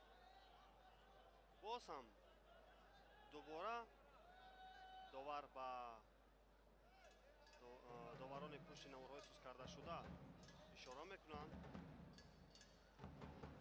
ҳамин партофте ки албатта ҳамроз дошт ин албатта қабл аз он партофте ки намояндаи федератсияи байналмилалии куштингирӣ маҳз ҳамин ҷо дошт ҳамроз пеш аз ин усули хешро анҷом дода буд ва маҳз эътирози ҳамроз бар ҳамин аст ки ҳамон партофте ки манъ карда будам бояд ки имтиёз баҳогузорӣ мешуд. бале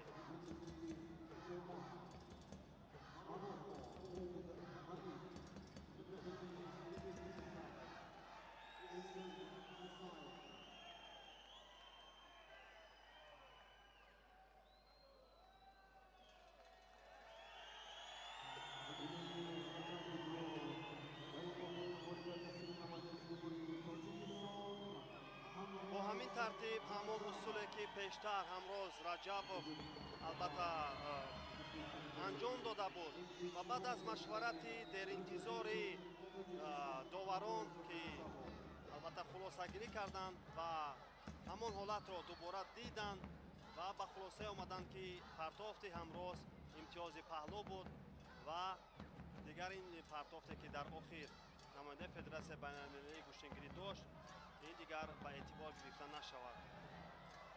ҳамакнун ҳамроз раҷабов ба даври навбатӣ меравад ва намояндаи федератсияи байналмилалии куштингирӣ бошад аз идомаи нерӯсанҷиҳо бенасиб мемонад. инҷо як зиддиҳамлаи бисёр бомаврид буд ки ҳамроз раҷабов муваффақ шуд ки албатта аз ҳамин ҳолат албатта ба дурустӣ истифода барад. ибтидо дидем ки онҷо маҳз паҳлавони бо яктаки сабз мехост анҷоми усул кунад аммо ҳамроз дар идома корбарӣ кард ва тавонист он ҳолатро ба имтиёз оварда расонад.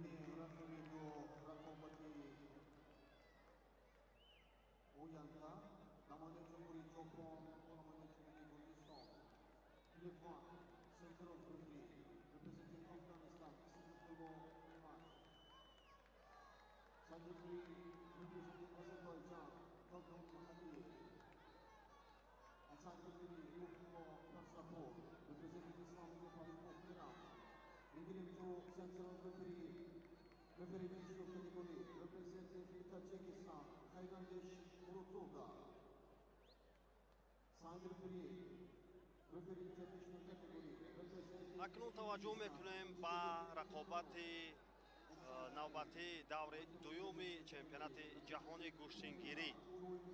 инҷо бо яктаки сабз аст намояндаи кишвари Тоҷикистон Ҳақназар Назаров ва намояндаи кишвари Швейтсария Мича Эгер.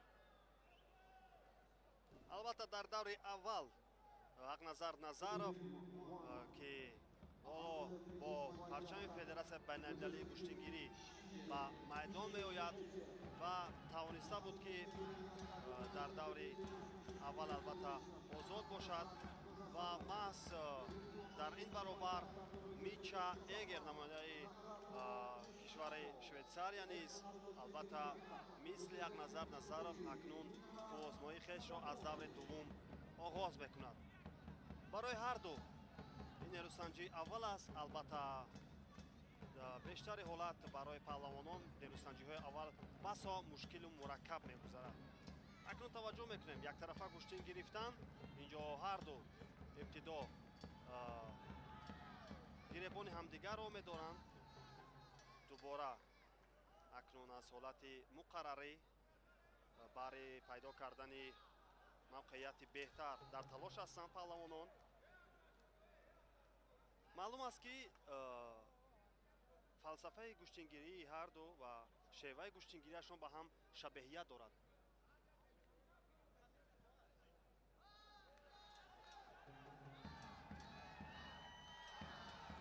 ва акнун Ҳақназар Назаров то кунун ҳоло ки 1 дақиқаи вақти асосиам сипарӣ мешавад, ягон амал ё ягон усули хешро дар амал пиёда накардааст. Ҳақназар Назаров албатта масъулияти бузург дорад, чунки ӯ маҳз дар қаҳрамонии ҷаҳони аввал тавониста буд ки ба зинаи ифтихорӣ ва умуман ба зинаи қаҳрамонӣ бирасад ва дар чунин вазъият барои ин унвонро ҳифз кардан албатта масъулият дучанд зиёд мешавад. фишор низ дар ин раванд албатта болои паҳлавон меафзояд. ин паҳлӯҳои ва ё худ ин нуктаҳое ки мо ишора кардем. Ҳақназар Назаров аз мо дида хубтар медонад ва маҳз ҳамин аст ки аз ин анҷоми усули хеш тавонист Ҳақназар Назаров аз ҳалоки даруна кор бигирад ва имтиёзи ҳалолро соҳиб гардад. воқеан ҳам бо як малакаву маҳорати бисёр воло ва ҳамчунин бисёр диданӣ анҷоми усул кунаду ғолибиятро дар вақти асосӣ ба даст биёрад.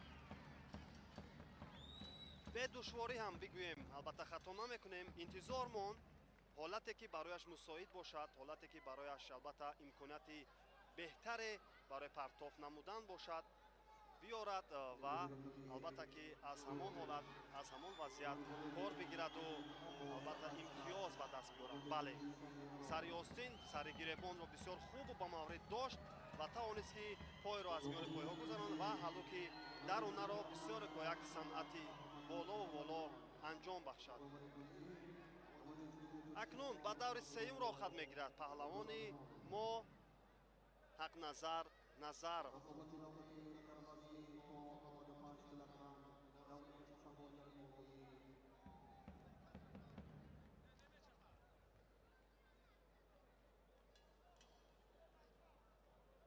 рақобати навбатӣ барои Ҳақназар Назаров бисёр мушкилу мураккаб хоҳад шуд. ин маротиба дар муқобили намояндаи кишвари Узбекистон Аҳрор Зиядуллаев қарор хоҳад гирифт ки дар ҳафтумин ҷоми раиси шаҳри Душанбе маҳз Ҳақназар Назаров аз ҳамин Аҳрор Зиядуллаеви узбекистонӣ дар финали мусобиқа дучори нокомӣ шуда буд ва замоне ҳам расидааст ки маҳз ҳақназар Назаров ҳамон интиқоми деринтизори хешро албатта ситонад. мо низ ба ин паҳлавони хеш умедвор мемонем ва албатта бовар дорем ки метавонад ин маротиба дар муқобили ин ҳарифаш дастболо гардад.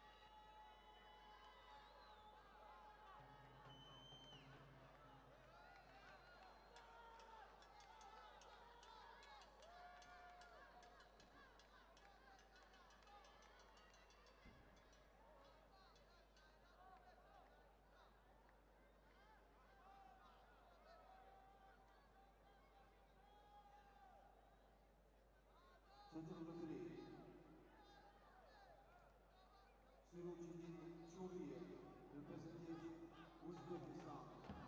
South referee, Ratyaman Tajoko, representing Japan.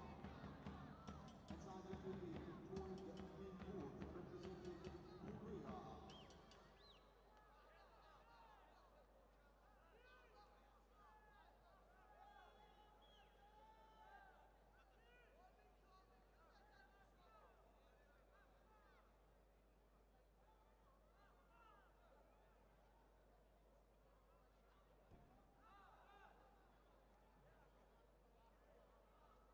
Liberatani Yani, Oyaktaki Safed Namade Cumhuriyet Tojikistan, Uzbekistan Kongrosho.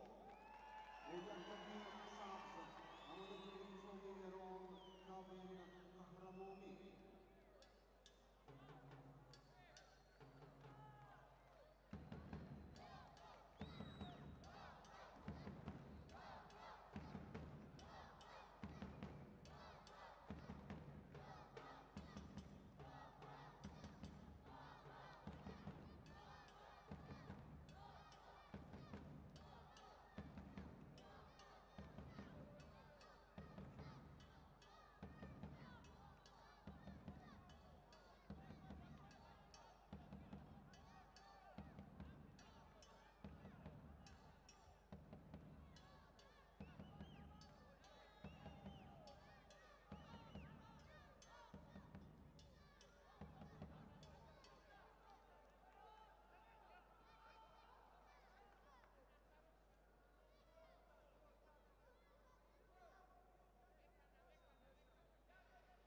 дӯстони азиз, ҳаводорони ҳамешагии телевизиони варзиш ва роғибони риштаи гӯштини миллӣ гӯштингирӣ, акнун таваҷҷӯҳ мекунем ба рақобати навбатии вазни то 86 килограмм. ҳамакнун инҷо намояндаи Федератсияи Русия Аҳмад Аҳмадов ва намояндаи кишвари Туркменистон Илҳам Кемалов.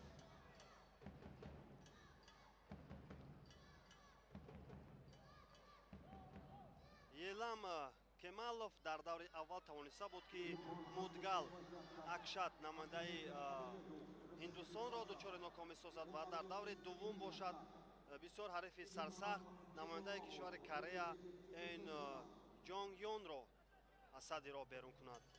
ин маротиба бошад акнун барои намояндаи кишвари Туркменистон бисёр ҳарифи сарсахт албатта дар муқобилаш қарор гирифтааст ва мо дидем ки Аҳмадов дар даври аввалу дуввум чӣ гуна аз ҳунару малакаи хеш ба таври шоиста моро огаҳӣ сохт.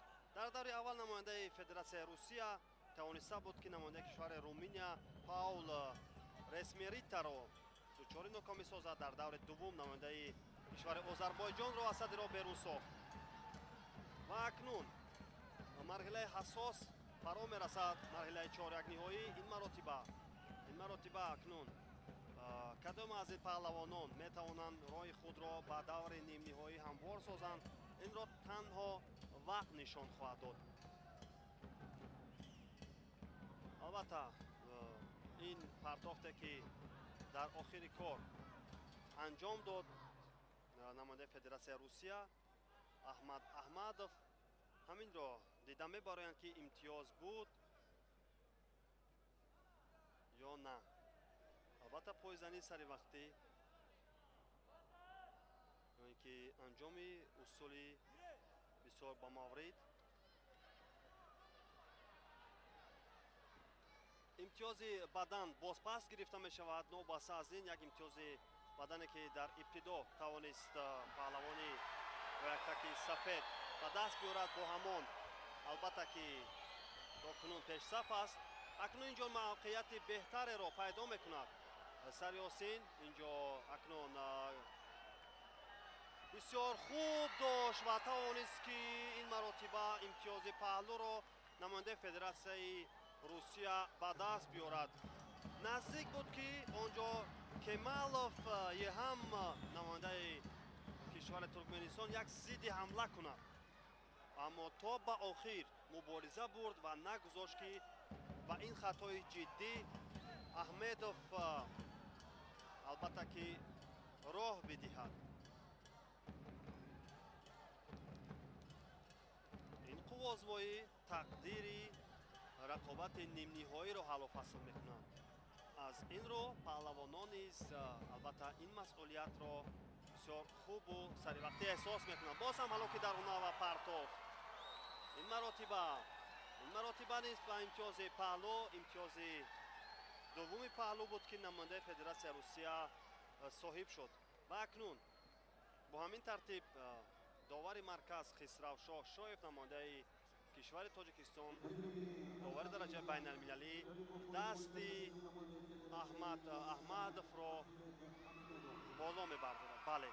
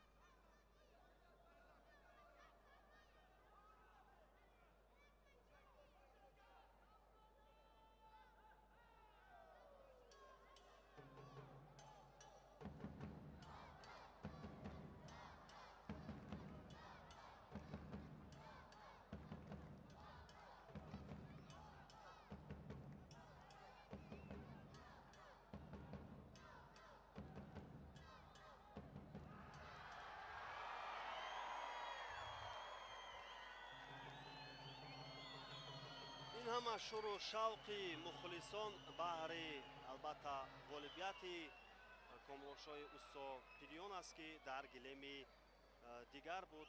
албатта ва боз ҳам як паҳлавони дигари мо боз роҳхати навбатиро ба даст овард ва ба марҳилаи навбатӣ роҳ ёфт.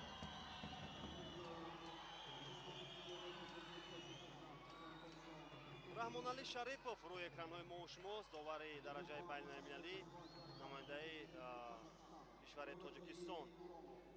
акнун инҷо муаррифӣ мешаванд ду паҳлавоне ки албатта вориди рақобат хоҳанд шуд ва баъд аз эҳтиром ба ҳамдигар акнун рақобат низ оғоз мешавад. бо яктаки сафед намояндаи кишвари Қазоқистон Уралов Арагелдӣ ва намояндаи кишвари Португалия бошад Эгутидзе Анри бо яктаки сабз аст.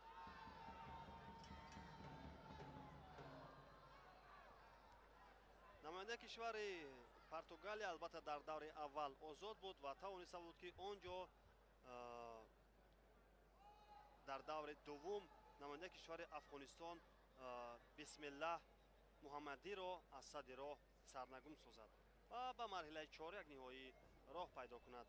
намояндаи кишвари Қазоқистон бошад, ӯ низ дар даври аввал озод буд.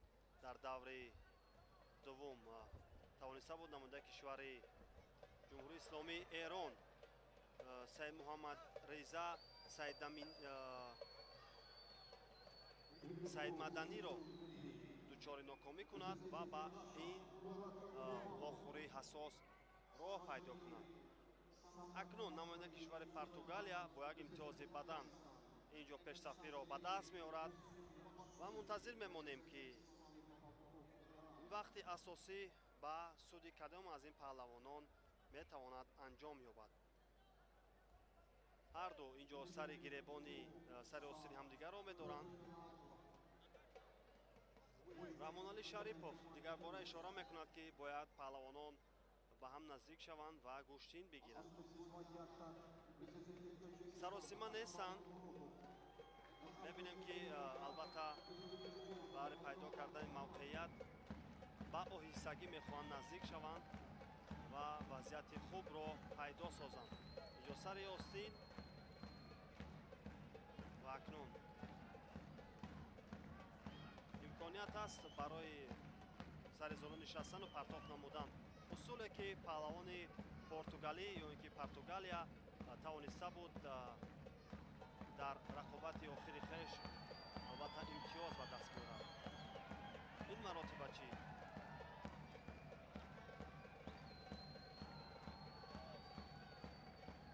танҳо сари остини ҳамдигарро доштанд, аммо анҷоми усулеро мо шоҳид нагаштем.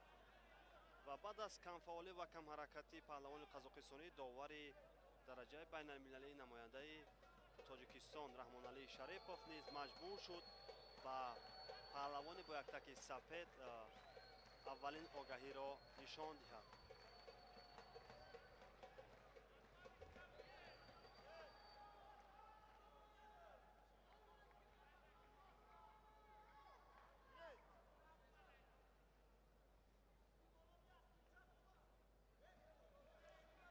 дар сурати албатта ғолибияти яке аз ин паҳлавонон, онҳо метавонанд дар даври навбатӣ, дар даври нимниҳоӣ дар муқобили Аҳмад Аҳмадови русиягӣ қуввозмоиро давом бахшанд, ки барои ҳарду ин паҳлавон албатта рақобати навбатӣ бисёр мушкилу мураккаб хоҳад шуд, чунки ҳунару малакаи паҳлавони русияро мо албатта чанде пеш шоҳид гашта будем.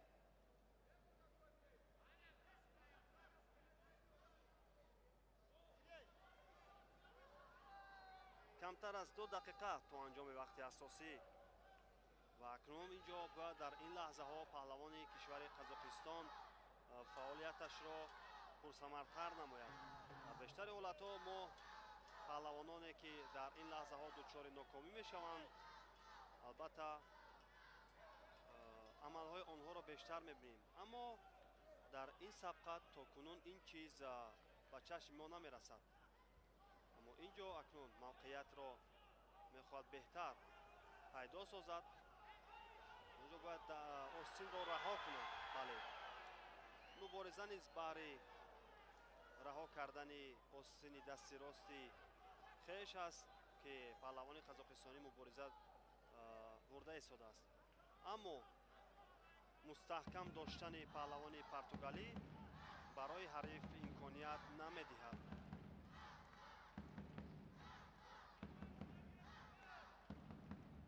сари осин ва акнун сари гиребон наздик буд, ки аз ҳалоки беруна паҳлавони бо яктаки сабз намояндаи кишвари Португалия аз ин вазъияти пешомада анҷоми усул кунад. аммо на, муваффақ намегардад. аммо он ҳама амалҳо ва ҳама усулҳое ки пайҳам маҳз ӯ анҷом медиҳад, ин чиз ба он оварда расонид, ки довар низ ба паҳлавони қазоқистонӣ танбеҳ диҳад.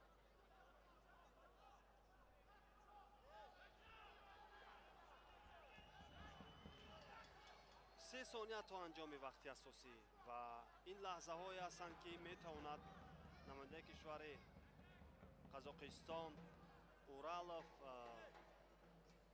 бештар ба фишор гузарад ва ҳатто таваккал кунад. дигар чизе барои аз даст додан нест, танҳо бояд ки фаъолияташро пурсамартар кунад. аввалин огаҳиро инҷо довари марказ ба паҳлавони португалӣ нишон медиҳад ва баъд аз он ҳаракатҳои пайҳам ва ба бештар фаъолтар гардидани Уралов ба он оварда мерасонад, ки маҳз ӯ дар ин ҷо иштибоҳ кунад ва аз як зидди ҳамла Анри Эгутидзеи португалӣ истифода барад ва имтиёзи ҳалолро дар вақти асосӣ ба даст биёрад. онҷо мувозинатро аз даст дод намояндаи кишвари Қазоқистон ва маҳз аз ҳамин чиз тавонист ки паҳлавоне бо яктаки сабз намояндаи кишвари Португалия истифода бараду ғолибиятро ба даст биёрад ва ба марҳилаи нимниҳоӣ роҳ пайдо кунад.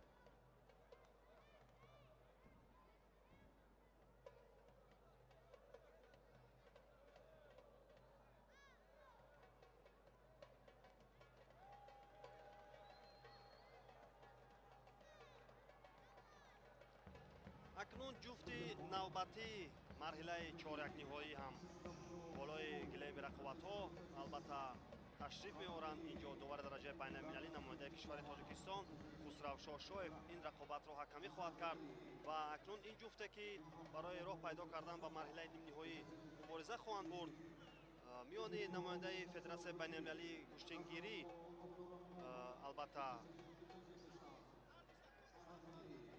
Турпал Тепкаев ва ҳамчунин намояндаи кишвари Узбекистон Аҳрор Зиядуллаев.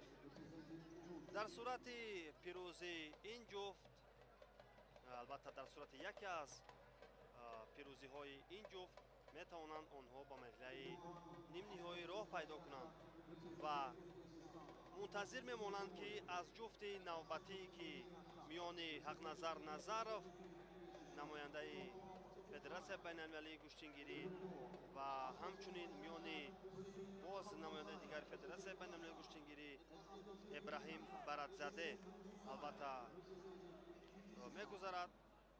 яке аз онҳо метавонанд албатта дар муқобили ин ҷуфт қарор бигиранд. то ба ин марҳила албатта кори ҳарду паҳлавон бисёр хубу шоиста буд ва тавониста буд ки Аҳрор Зиядуллаев намояндаи кишвари Узбекистон дар даври аввал Бабар Ҳамза намояндаи кишвари Покистонро аз садди роҳ берун созад. дар рақобати дигар дар муқобили намояндаи кишвари Қирғизистон Арсенил Кладнов даст боло гардид ва ба марҳилаи чоракниҳоӣ роҳ пайдо кард. дар ин марҳила бошад акнун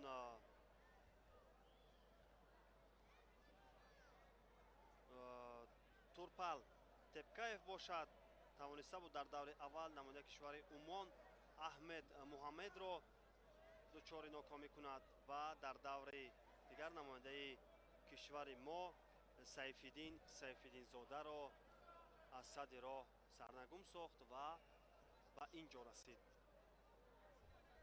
акнун ҳарифони сазовор ҳарифони ба ҳам бисёр мушкилгузар ҳам гӯем хато намекунем. ин маротиба барои ҳарду паҳлавон бисёр инҷо имтиҳони сахт аст. аз як ҷониб албатта ин чиз низ метавонад таъсири худро ба кулӣ бирасонад. наздики 2 дақиқа аст ки паҳлавонон мубориза мебаранд, аммо имтиёзеро то кунун ба даст наоварданд. акнун инҷо имконият аст барои паҳлавони ӯзбекистонӣ сариостинро бисёр хуб пайдо сохтааст, аммо на ин ҳолат албатта аз байн меравад ва намояндаи Федератсияи байналмилалии гӯштингирӣ дар талош аст ки кори худро беҳтар созмон диҳад.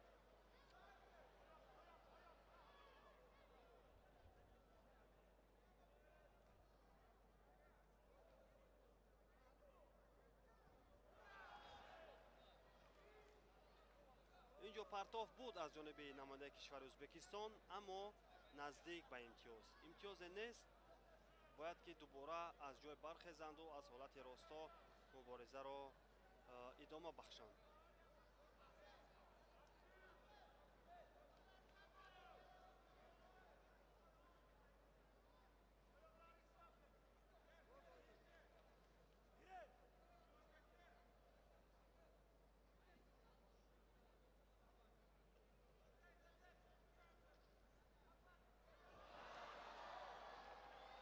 таваҷҷӯҳ мекунем акнун ба идомаи нерӯсанҷӣ, ки албатта лаҳза ба лаҳза инҷо нерӯсанҷӣ шаклу шеваи хосаро ба худ касб мекунад ва албатта эҳтиёт кардани ҳарду аз ҳамдигар ва аз ҳамдигар ҳарос доштани дар чеҳраҳои ҳарду ба мушоҳида мерасад ва акнун инҷо сари зону нишастану партоф намудан наздик буд ки аввалин имтиёзро ба суди паҳлавони ӯзбекистонӣ ба бор биёрад.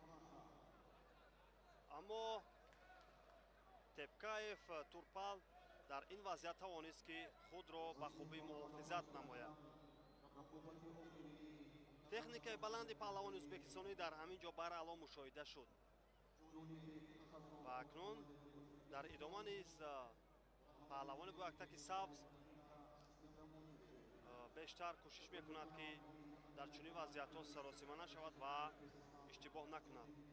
маълум аст аз лиҳози қувваи ҷисмонӣ сайқал ёфтааст, ҳунару малакааш ҳам хуб аст ва то кунун ҳарду паҳлавон албатта ки бисёр хуб куштин мегиранд ва маҳз ҳамин чиз аст ки дар ин лаҳзаҳое ки басо масъулият болои паҳлавонон меафзояд ва аз ҳамдигар шинохт кам доштан, ин чиз нуктаи дигаре аст ки метавонад ба рафти нерӯсанҷӣ таъсири худро расонида бошад.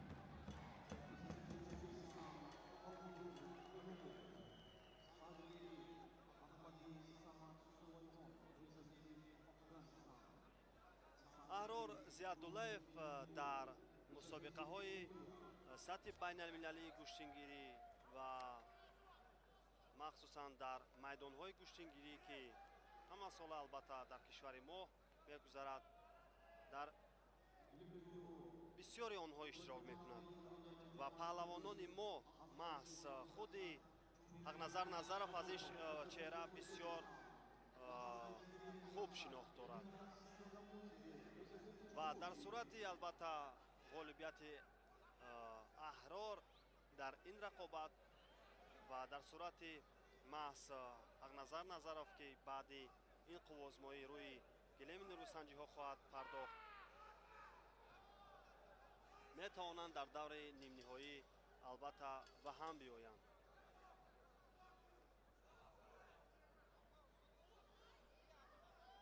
сари осин сари гиребонро инҷо бисёр хуб ба маврид пайдо мекунад паҳлавони ӯзбекистонӣ, аммо Тепкаев бошад намегузорад ки ҳариф ба мақсади ниҳоии хеш бирасад.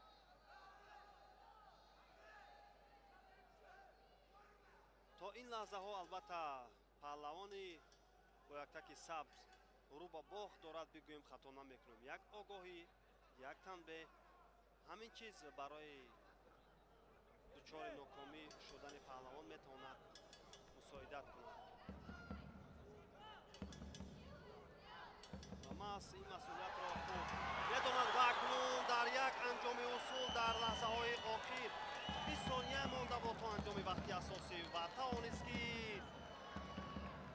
Турпал Тепкаев намояндаи Федератсияи байналмилалии гӯштингирӣ аҳрор Зиядуллаевро дучори нокомӣ кунад. воқеан ҳам дар ин лаҳзаҳое ки албатта барои маҳз Аҳрор Зиядуллаев бисёр мушкил аст ва маҳз ӯ яке аз муддаёни асосии ин вазн буд.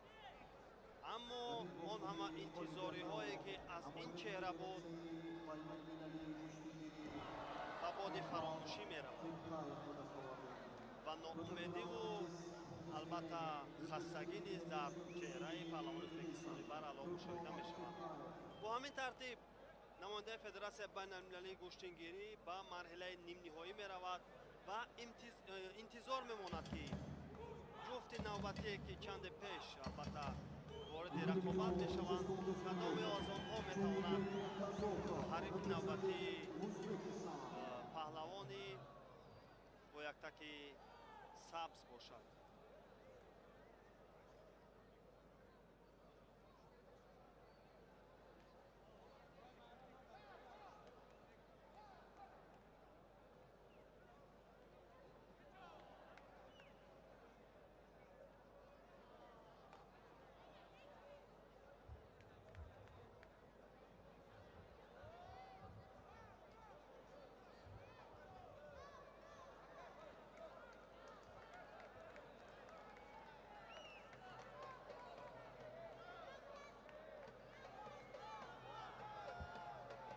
акнун низ ин марҳила фаро мерасад. ду намояндаи Тоҷикистон инҷо Ҳақназар Назаров ва ҳамроз Раҷабов ворди рақобат хоҳанд шуд ва ин рақобатро бошад довари дараҷаи байналмилалӣ намояндаи кишвари Афғонистон Сидиқулло Неъматов албатта ҳакамӣ хоҳад кард ва ӯро доварони кунҷӣ аз кишвари Ироқ ва ҳамчунин аз кишвари ҷумҳурии исломии Эрон ҳамроҳӣ хоҳанд кард. дар сурати пирӯзӣ яке аз намояндаи кишвари Тоҷикистон онҳо метавонанд дар марҳилаи нимниҳоӣ дар муқобили намояндаи кишвари ё намояндаи федератсияи байналмилалии гӯштингирӣ Тевкаев Турпал қарор бигиранд. ҳамроз Раҷабов бо яктаки сафед аст ва Ҳақназар Назаров бошад бо яктаки сабз. Ҳақназар Назаров дар даври аввал озод буд, нерӯсанҷиҳоро аз даври дуввум оғоз кард ва тавониста буд ки дар даври дуввум Мича Эгер намояндаи кишвари Швейтсарияро дучори нокомӣ созад. ҳамроз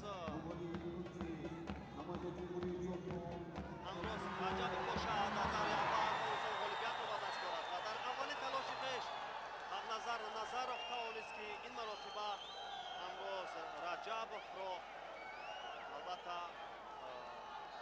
ба замин биёрад ва аввалин имтиёзи паҳлӯи хешро ба даст орад.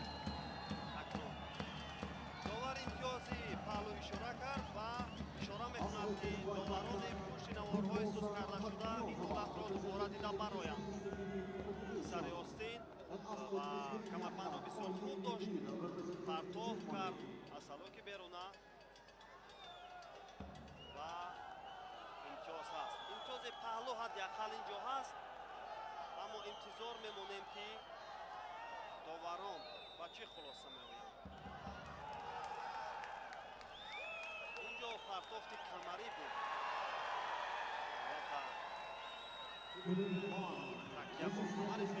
ва имтиёзи ҳалол ба огузорӣ мешавад ва Ҳақназар Назаров дар аввалин кӯшиши хеш тавонист ки ҳамватани худро ҳамроз Раҷабовро акнун шикаст бидиҳаду ба марҳилаи нимниҳоӣ роҳ пайдо кунад.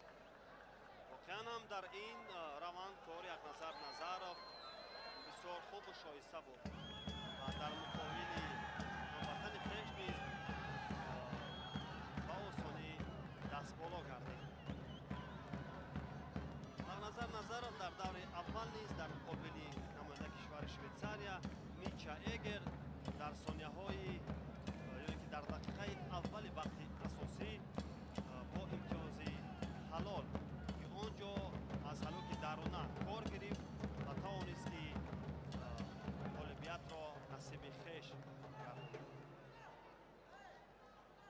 аст ки бо қувваи кам ғолибиятро ба даст меорад паҳлавон ва ба марҳилаи дигар меравад.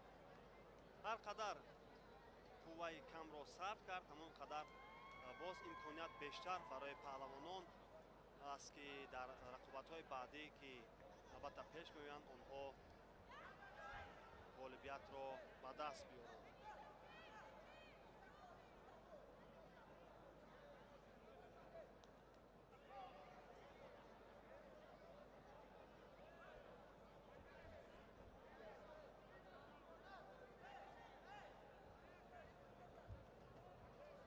акнун давоми нерӯсанҷиҳоро бошад ҳамкори мо шореҳи телевизиони варзиш Некрус Сатторов албатта барои шумо шарҳу тавзеҳ хоҳад дод.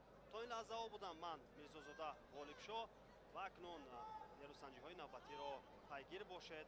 боз ҳам паҳлавонони навбатӣ боз ҳам рӯзи дуввумро бо ҳунару малакаи хеш шукӯҳу шаҳомати тоза мебахшанд. Philip Khan, Central Referee, representing Tajikistan, Kisravsho Shoaib. Side referee, representing Turkmenistan, Rajibban Shirov. And side referee, representing Azerbaijan, Khaldoon Aliyev.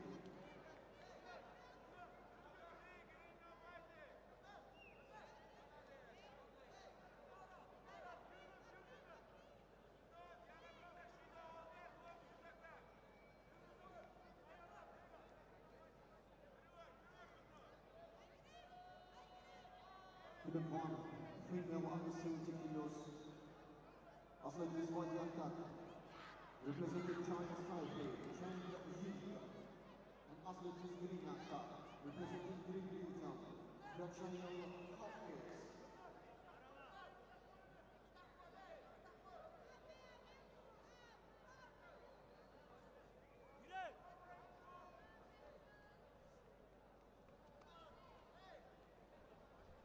ҳамҷиёрони азиз, идома доранд сабқатҳои бонувон ва дар вазни то 70 кило ду бонупаҳлавон андари майдони рақобат гаштанд ки ин марҳилаи бисёр муҳим аст барои онҳо.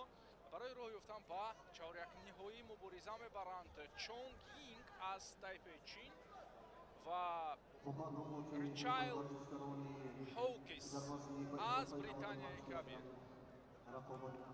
сабқати хуби варзишгарбонувон аз Тайпей, Чинро мо дирӯз ҳам дида будем ва имрӯз акнун то куҷо метавонанд ки сабқатҳои арзандаро нишон бидиҳанд. мо албатта ки шоҳид хоҳем шуд. ҳоло бошад Чанг Йинг инҷо як муборизаи хуберо тавонист ки ба роҳ бимонад. албатта сабқатҳои вазни то 70 кило бонупаҳлавонони қавиеро ҷамъ оварда ҳастанд. соли Камила Бадурова, Хатансулд Батбатар ва ҳамзамон варзишгарбонувони мо ҳам дар ин вазн номнавис ҳастанд. ду тан аз онҳо Миҷгона Сафарова ва Шало Ерматова. хуб, боз ҳам инҷо ҳаракати ба амал оварда аз ҷониби бонуи британӣ буд ва варзишгарбонии тайпегӣ то ҷое тавонист ки пештар гузарад аз амалкарди рақиби хеш, вале довар Хусрав Шошоев ӯро гӯем муҷозот дод.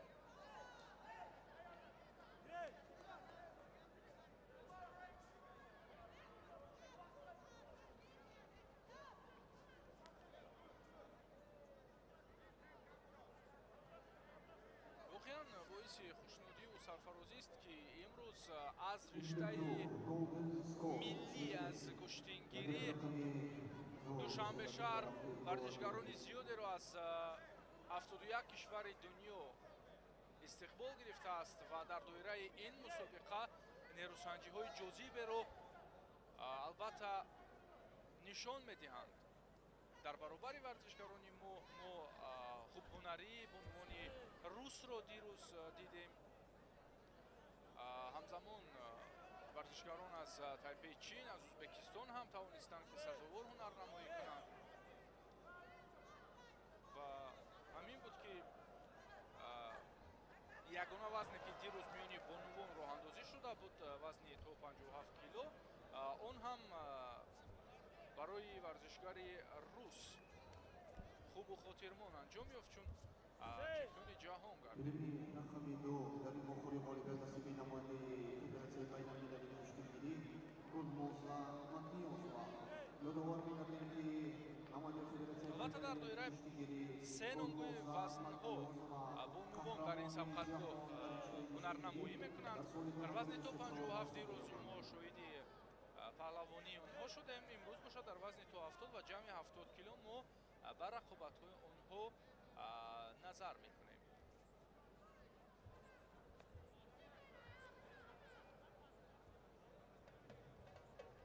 ҳаракати навбатӣ Ричайл хеле хуб ҳоло ба роҳ мемонад анамун усулҳои ба кор бурдаашро ва то ҷои муваффақ ҳам мешавад. Ölümcül Edmund Ahmet the 70 kilos Daria Vladimирова representing Russia is representing Tajikistan Muratzo Gulova.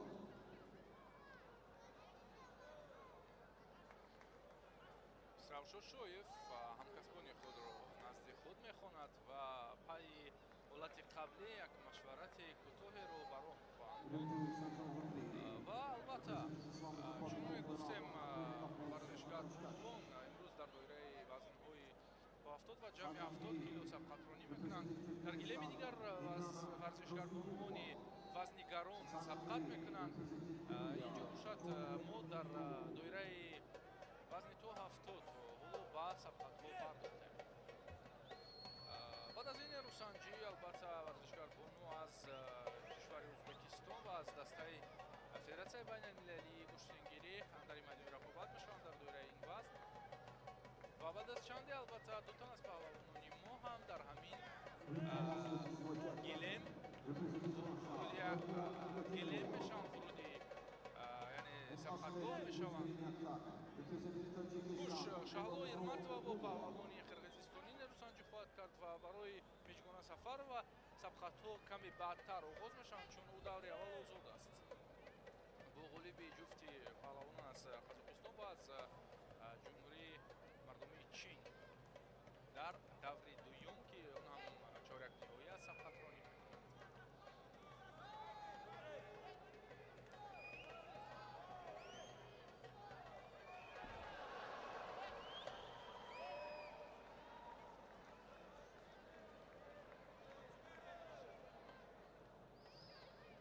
Ölümcül This is Kudos winner representing Russia Daria Vladimирова Filmi raqami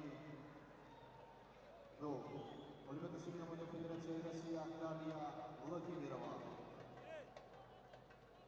хуб, албатта Ричайл барои 30 сонияи дигар метавонад ки вақтро нигоҳ яъне кашол бидиҳад ва имтиёзи худро нигоҳ бидорад ва барои ӯ ин кор саҳл нахоҳад буд, чун Чонгин хеле зиёд кӯшиш мекунад ки ҷуброн намояд имтиёзи худро, вале барояш ҳеҷ муяссар намешавад.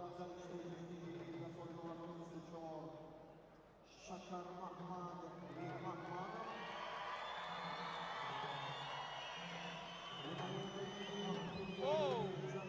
метавонист як ҳолати хуби имтиёз бошад инҷо, вале Чонгин тавонист ки худро хуб дифоъ карда бошад. бурди варзишгар аз Британияи Кабир.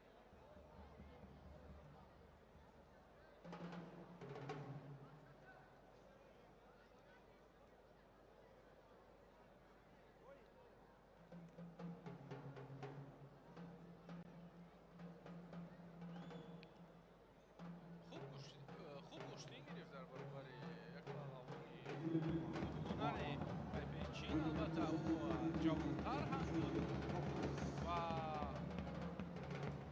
таҷрибаи комил кучайл بعد ҳокисро عروسي зафарманд دبل حشية هو وزن جامعي тантанаи куштингирии 4 рӯзи қабл имрӯз ҳам тараннум мекунад дар макони баргузории сабқатгоҳ ва қариб ки ҷои холие мо дар нишастгоҳон намебинем. نوری گوجی احمدی سماعت سلیمان احمد جمهوری افغانستان و دوباره گوجی میلیچی аз ду тарафи майдон احمد جمهوری албатта ترکمنستان تعداد زیادی هواداران و مخلصان جمع آمدند. تا جای معلوم است بیش از 3000 جای نشست دارد این میدانی باشکوه که قریب که مالامالی تماشابینان است. اصل بسماتیان reprezentative International Kushtigirii Federation Gulboza Matmiyozova and اصل بسماتیان reprezentative Turkmenistan Sabina Kadyrova Uniform Central Category reprezentative Afghanistan Sergio Hurmat Secretary reprezentative Egypt Ilham Mohammed and Secretary reprezentative Iraq Haydar Hussein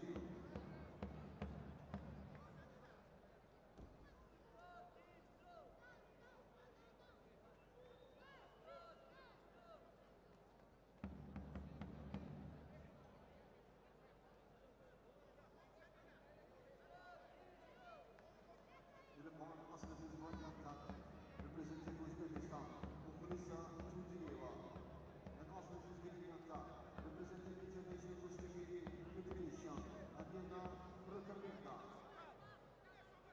مخلصا Турдиева, Алена Прокопенко, ду тан аз паҳлавонон ки дар гӯштингирӣ албатта зиёд ҳунар намоиданд ва дар мусобиқоти муҳташами варзиши миллӣ мо ҳунарнамоӣ карданд. Прокопенко ҳам албатта дар ҷоми раиси шаҳри Душанбе тавониста муваффақ шавад ва Мухлиса Турдиева ҳам дар мусобиқоти куштингирӣ албатта аз худ маҳорати хуб борҳо нишон додааст. дар даври аввали рақобатҳо ба ҳамоии ду паҳлавони хубҳунар ин як гӯем ки ҷазобияту шавқу ангезаи хубро мебахшад барои мухлисон.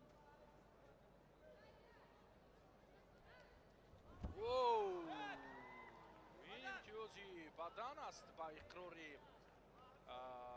довари марказ аз кишвари Афғонистон, вале метавонад ин имтиёз беш аз як бадан бошад. боз ҳамон ҳолати доштан ва боз ҳамон мавқеияти паҳлавон аз Федератсияи байналмилалии гӯштингирӣ ки бону аз Россия аст.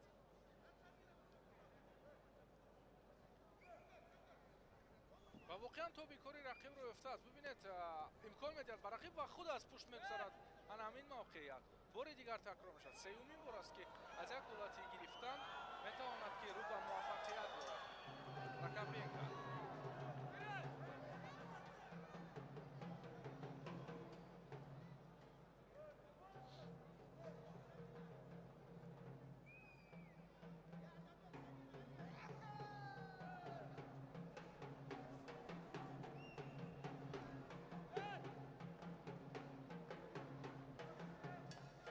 аслан як услуби корро мо мушоҳида мекунем дар ҳунарнамоии ин ду чеҳра ва як дафъа аз аксулъамали хеле хуб Алена тавонист ки муваффақ бишавад.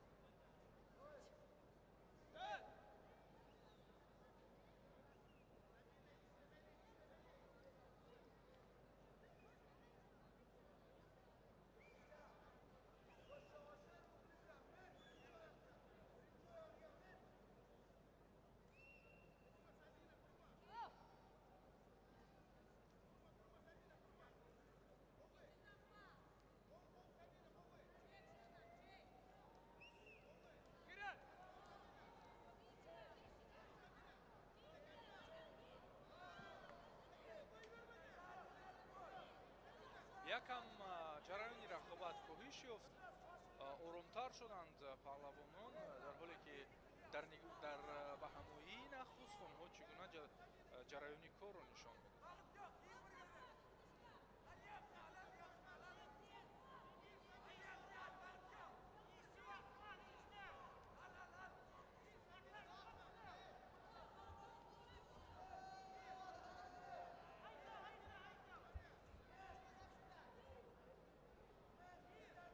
аз ин ҳолати истусули камарӣ истифода бурдан хеле душвор аст ва фикр мекунам бале довар ҳам инҷо дахолат карданаш ба маврид буд.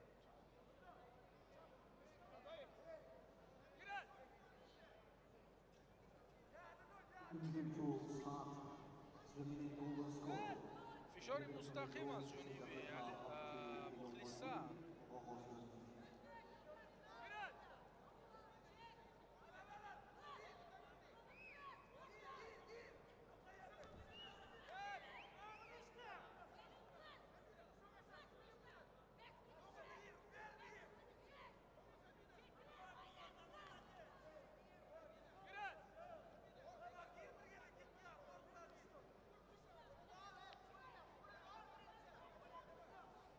аслан ҳарду хеле ҷафз куштин гирифтанд, наздик буданд тӯли рақобат ва ҳоло як дақиқаи дигар аз пеш аст ки ин воқеан як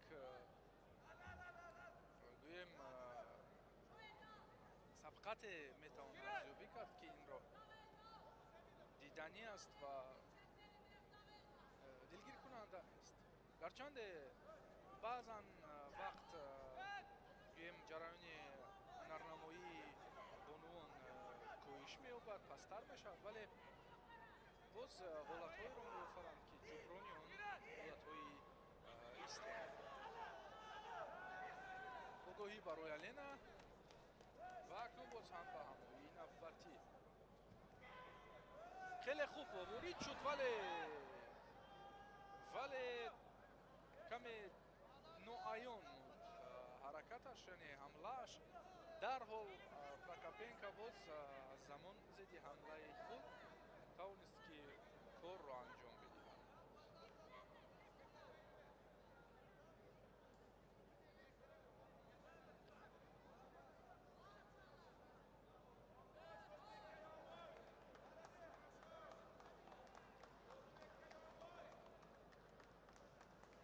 хуб, мо такрори ҳамон лаҳзаро бори дигар мебинем. корбари варзишгарони ӯзбекистонӣ буд, вале дар ҷараён ӯ ҳам бибинед ки хуб инҷо кораш барор нагирифт. На, инҷо фикр мекунам вазни ҳаракат бештар аз ҷониби бону аз дастаи федератсияи байналмилалии куштингирӣ буд.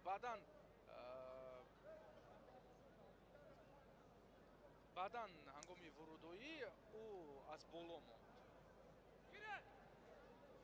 хуб, як бори дигар ва хулоса онҷо ҳолати корӣ дида шуд ва ҳоло акнун паҳлавони ӯзбекистонӣ бо имтиёзи паҳлӯ худро пешсаф кардааст. Акнун ӯ собит сохт ки барои муваффақият вориди майдон шудааст. 30 сонияи дигар набояд ки ақибнишинӣ кард, чун муқобили ӯ як варзишгари варзида, як паҳлавони соҳибтаҷриба истодааст, ки метавонад ҳар лаҳзаро ба муваффақият анҷом бидиҳад.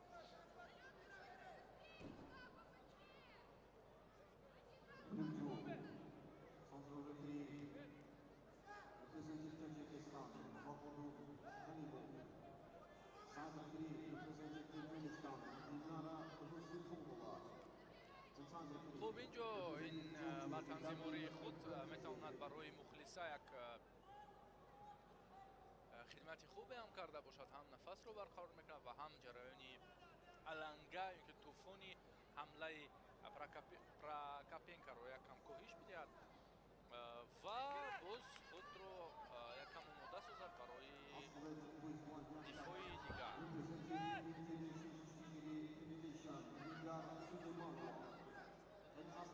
Kenyatta, Noon Shlu, representing Team Britain.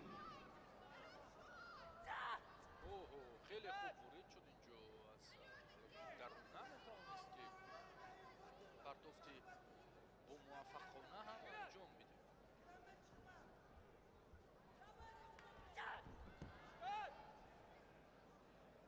فکر میکنم مخلص تردی و یک سبقت بسیار وزنین رو گذاشت که برایش زمینه میگذارد تا در مرحله های دیگر باز هم چگونه زینت بخشید همین جریان وصفی ما رو این پرتافتی بانوی ازبکستانی.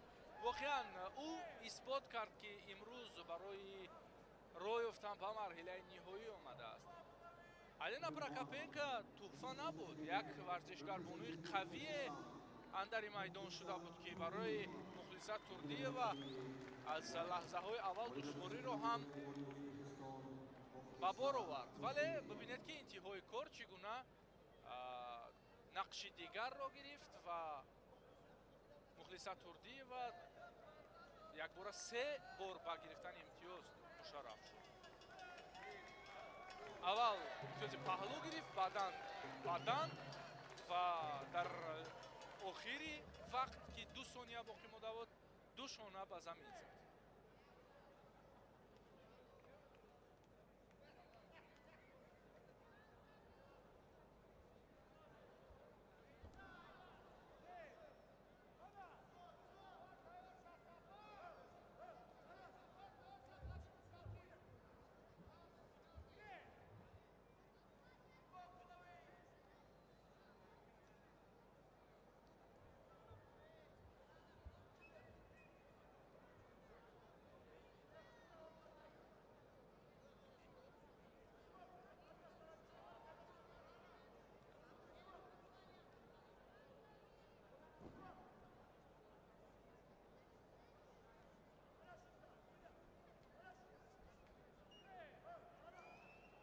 Livan Central Referee, representing Tajikistan, Rahmanali Shadipov. Side referee, representing Afghanistan, Sedutvo Nirmat. And side referee, representing Islamic Republic of Iran, Ruvulo Sapur.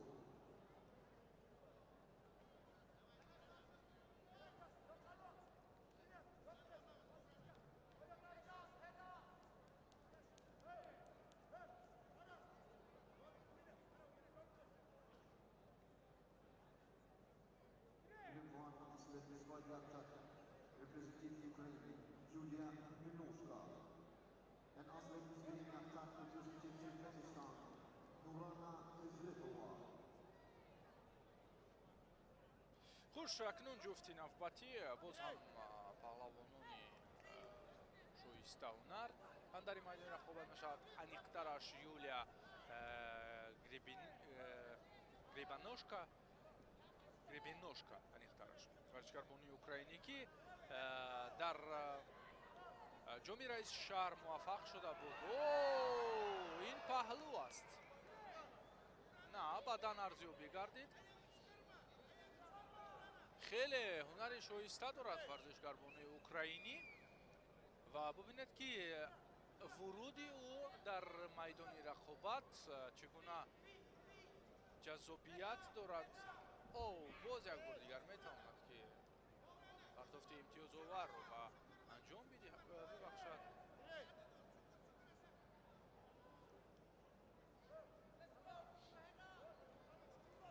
رقابت نوبتی در وزن با 70 کیلوگرم.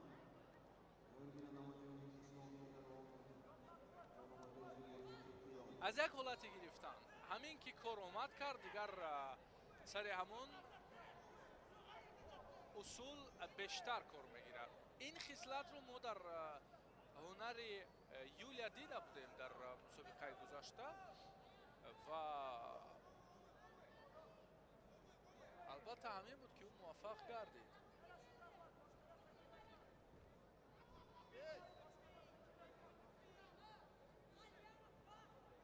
نورانا ازریتова حالا تا جای گویم که زیر فشارهای رقیب аён аст аслан ки дурахши ӯ дида намешавад.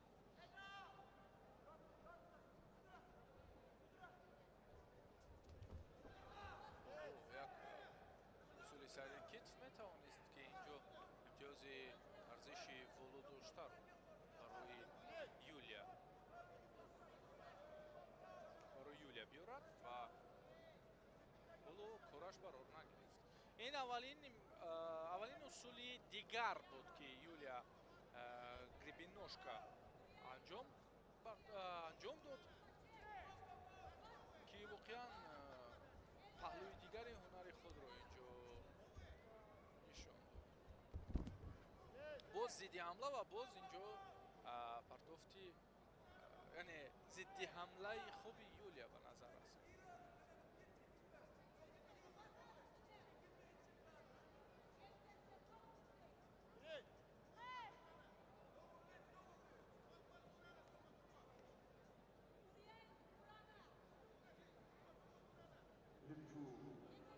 This category representing Uzbekistan. Charles Abdullayev, winner. Хуб, аз пушт ва партоф ба узбек худ. Як имтиёзи бадан боз ба Юлия Гребенножка. муяссар шуд. албатта мо ин ҳунари волоро аз ӯ интизор будем ва собит сохт ки ӯ яке аз паҳлавонони муддаӣ дар ҳамин вазн барои роҳ ёфтан ба финал маҳсуб мешавад. имтиёзи дигар инҷо паҳлӯ акнун сеюмин партофти бо муваффақият анҷом додашудаи Юлия.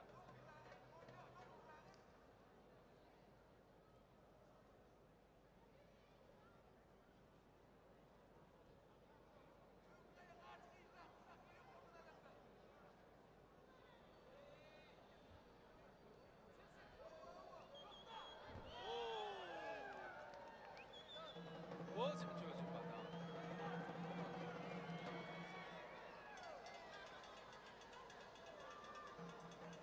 месазад Юлия каме гӯем ки қувваи худро эҳтиёт ҳам кунад барои сабқатҳои навбатӣ.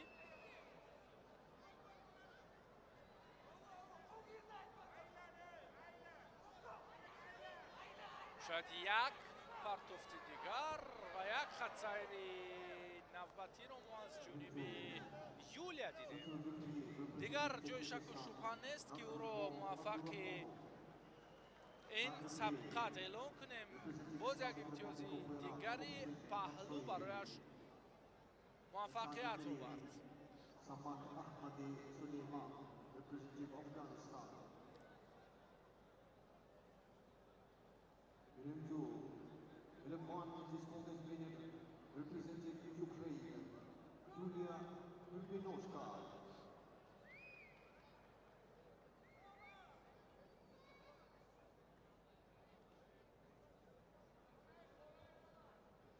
Rimju also despite the attack, representing International Federation, Linda Suleimanova.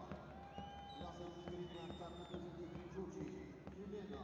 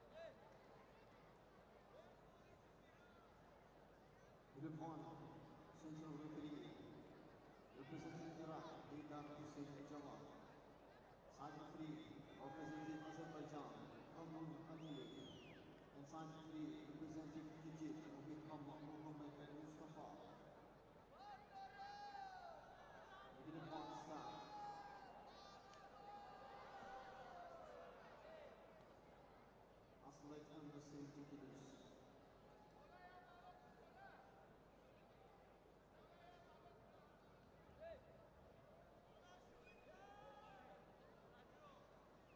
Ivana Asletis Vadyakat, representing Islamic Republic of Iran. Hanifa Elbazishaliani. And Asletis Grignakat, representing Turkey. Dilara Gokmen.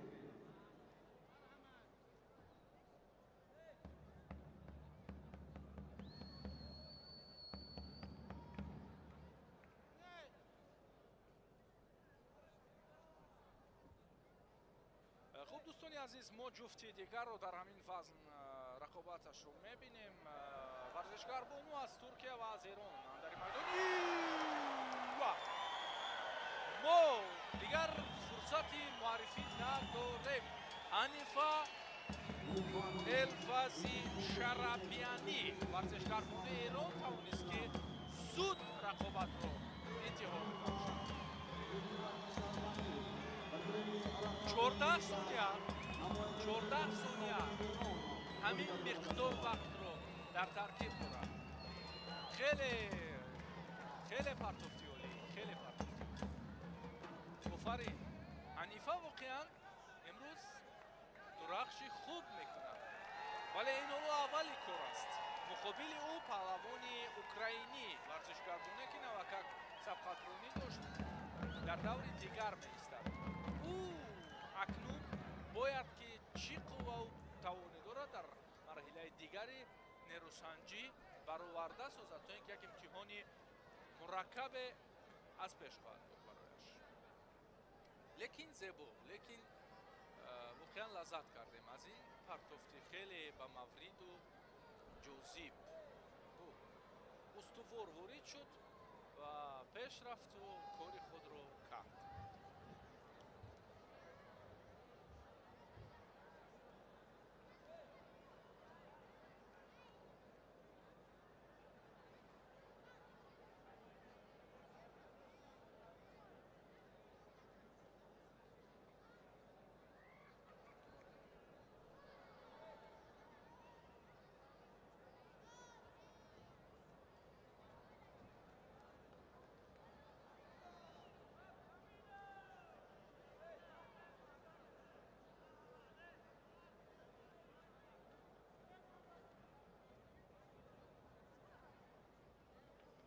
ما جفتی دیگر رو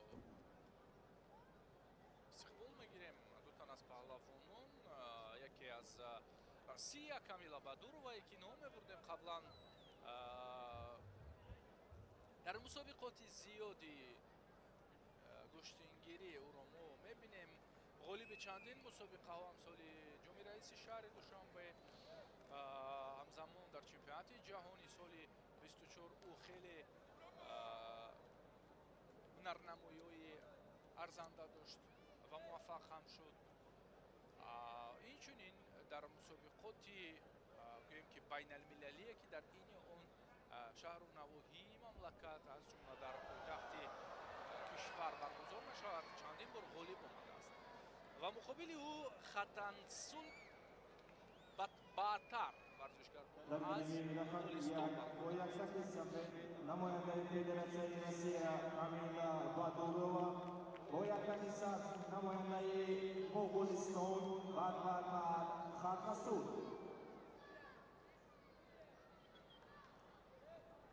اکنون کامیلا رو مدعی گفتیم تا کجا میتواند که ثابت بسازد که او واقعا امروز برای پیروزی و ظفر گام نهاده است و جمعیت جهانی تو الیمپیاد رسمی نماینده گرجستان آستین رو اکنون رها کردن است. زود از آستین گرفت، میدوند که مقابل او یک ورزشکار قوی ایستاده است. البته گفته‌های ما ربط دارد به بونوی مغولستانی. نه کندن نمیشود. بالاخره خود را رها کرده. اکنون نوبت به کامیلا بادورова.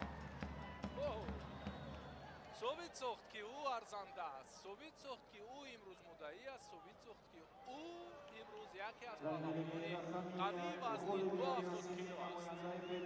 Боло ором гононда мешавад. Боло ягон ангезаву ягон гӯем ки қувваҳои таҳаррук дар ҳолу ҳавои ӯ дида намешаванд. чун медонад ки ҳоло оғози кор аст. аз пеш ӯро рақибҳои қавию хубҳунар дар пеш аст. яъне бояд ки диққати худро ба идома бидиҳад, на ба як пирӯзӣ. вале мо дар 5 дақиқаи охир ду фурсати зебои паҳлавониро дидем ки албатта ҳолу ҳавои дигар мебахшад ва ба ҳусни сабқатгоҳ як зиннати махсусеро ҳам ҳадия месозад ки ин тантана бори дигар шукӯҳи тоза мегирад. ва шаҳло эрматова дар навбат аст, дар ин майдони рақобат мешавад паҳлавони мо бо варзишгаргуна аз қирғизистон.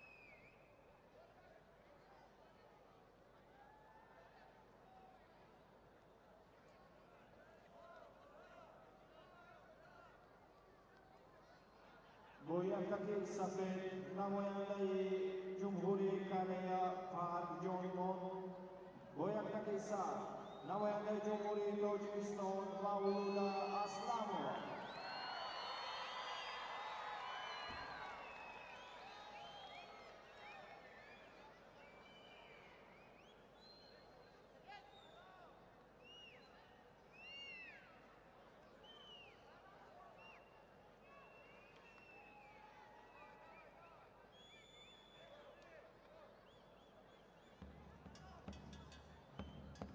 бо яктаки сафед намояндаи ҷумҳурии Тоҷикистон Эрматова Шаҳло, бо яктаки саф намояндаи ҷумҳурии Қирғизистон Дуйшонбекова Марзиян.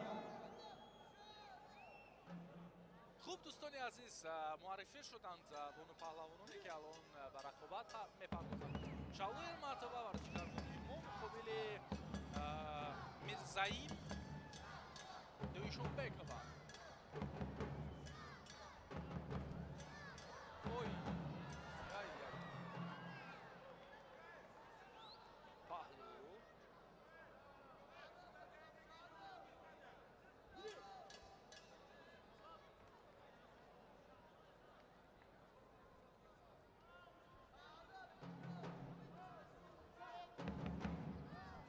бори дигар рақиб ворид шуд барои партофт тариқи сари кит.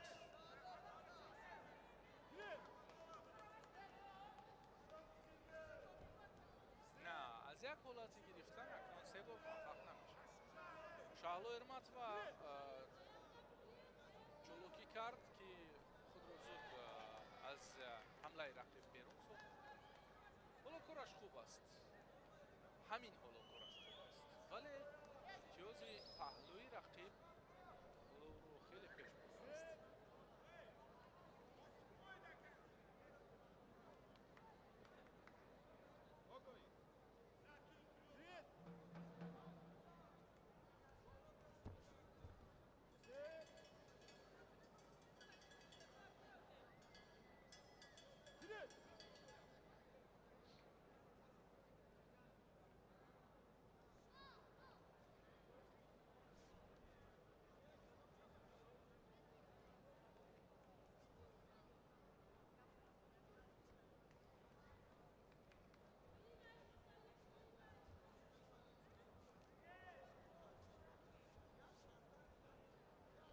якам ҷараёни рақобатгӯиш ёфт. иҷо бадан на паҳлӯ мисле ки бадан буд. хуб ин қарори довар аст ва ду паҳлӯ баробар ба як имтиёзи ҳалол. ҳоло варзишгари қирғизистонӣ зафар ёфт. ғолибият насиби намояндаи ҷумҳурии Қирғизистон Дуйшонбекова Мирзаим. бо Камила Бадурова дар даври дигар Мирзаим Дуйшонбекова дар майдони рақобат мешавад ва акнун барояш саҳл нахоҳад буд.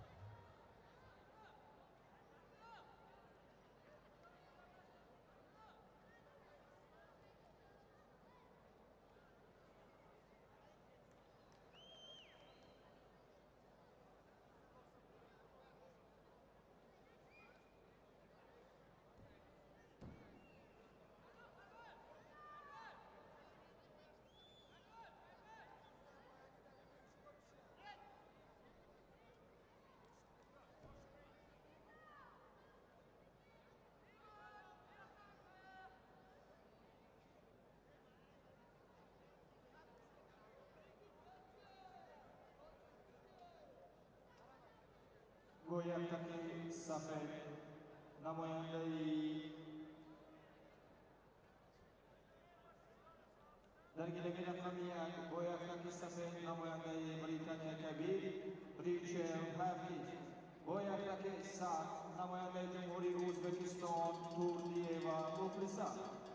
ҳамакнун дӯстони азиз мо ба марҳилаи дигари рақобатҳо гузаштем. Ин чаҳорякниҳоӣ аст ва ин паҳлавонони қавие ки дар даври аввал зафар ёфта буданд. мухлиса турдиева ки хеле рақобати вазнинро пушти сар кард муқобили алина прокопенко, ин навбат боз як имтиҳони дигар ӯро пеш омадааст. ричард ҳовикс бошад ҳокис аниқтараш дар даври аввали рақобат чонгинг аз тайпейчиро шикаст дода буд. инҷо курбарии мухлиса буд баростӣ, вале ричард ҳокис аниқтараш тавонист ки зуд аз зидди ҳамла як ҳолати хуби имтиёзоварро созмон бидиҳад ва ҳоло бо як имтиёзи бадан қадаме ба сӯи муваффақият гузошт.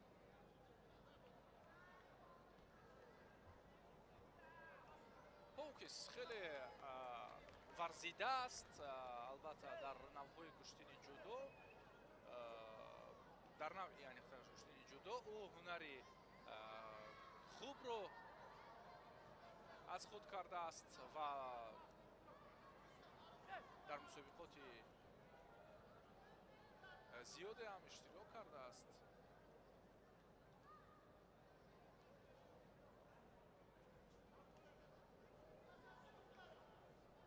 мухлиса нисбатан ҷавонтар аст, вале дар сабқати гузашта ҳам ӯ бо як паҳлавони варзида рӯбарӯ шуда буд. яъне ин барояш хабари нав ё ки рӯйдоди нав нест. ӯ медонист ки имрӯз бо қавиҳо андари майдони рақобат мешавад.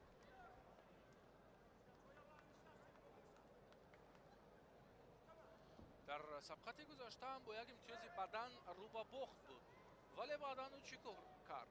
як паҳлӯ гирифт, як имтиёзи бадан ва дар 2 сонияи охир рақибро душона ба замин зад.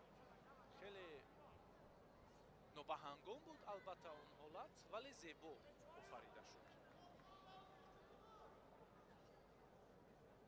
дар гилаги рақами 2 варзишгарони бо изофаи 78 килограмм бояктаки сафед намояндаи федератсияи россия дария владимирова бояктаки саф намояндаи ҷумҳурии моғулистон ганбол эрехана.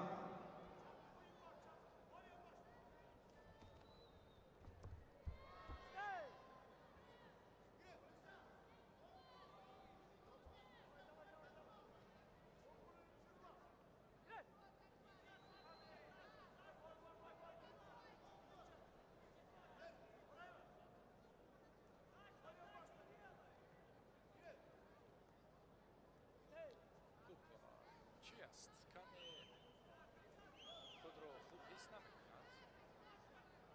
на эътироз нисбат ба рақиб надорад. ӯ худ шояд дасташ ба истилоҳ мушакҳояш ҷафз шуд, рак кашид, аз ин лиҳоз якам дард ҳам мекашид. боз як партофти дигар тариқи усули сари китф. ҳамин усул буд ки дар даври гузашта варзишгарвони британиро як имтиёз оварда буд.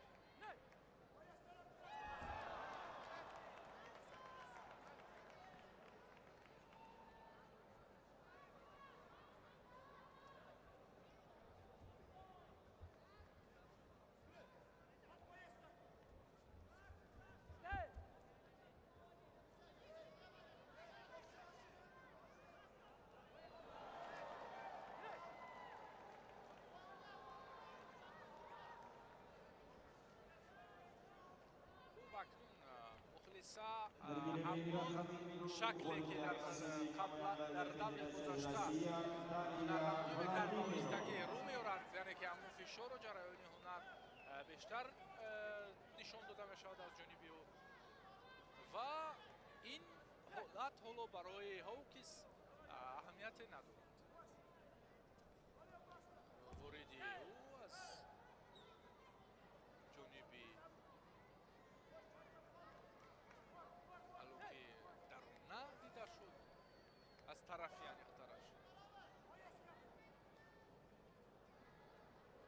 در گلوی رقمی 2 تیاری بین ورزشکاران وزن با اضافه 78 کیلوگرم. усули сари китф барояш он қадар самара намебахшад. 40 сонияи дигар ҳол он қадар бохти вазнин нест барои мухлиса ки ноумед бошад ҳамагӣ як имтиёз намерасад барои ҳадиақал баробар намудани таносуб ки пайи ҳамин имтиёз ҳоло як кӯшишро ба харҷ дод.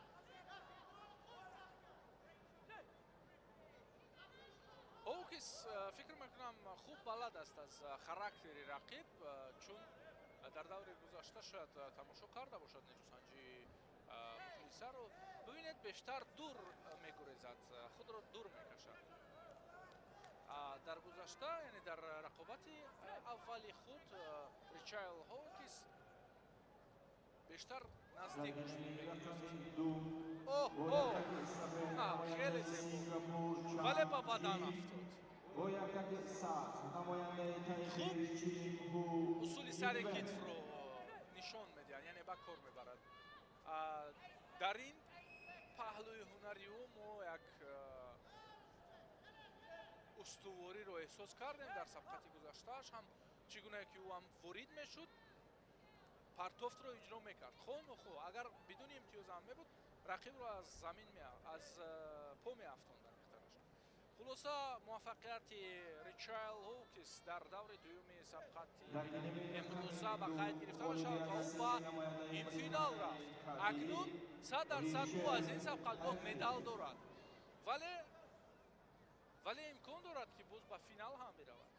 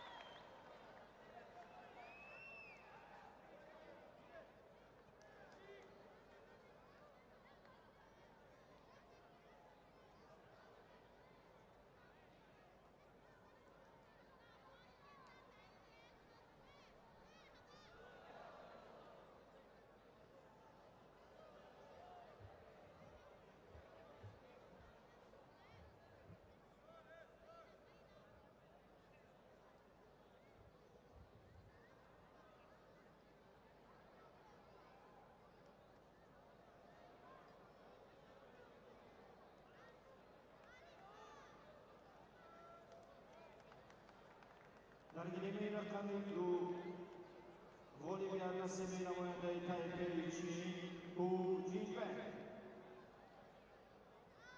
акнун дӯстони аз як рақобати шиддатнокеро хоҳем дид. ребенношко юлия варзишгарбону аз украина муқобили паҳлавони эронӣ ҳанифа элвази шарабиянӣ. 14 сония лозим омад барои ҳанифа дар даври аввали рақобат ки рақибро таслим созад, яъне ноком бигардонад.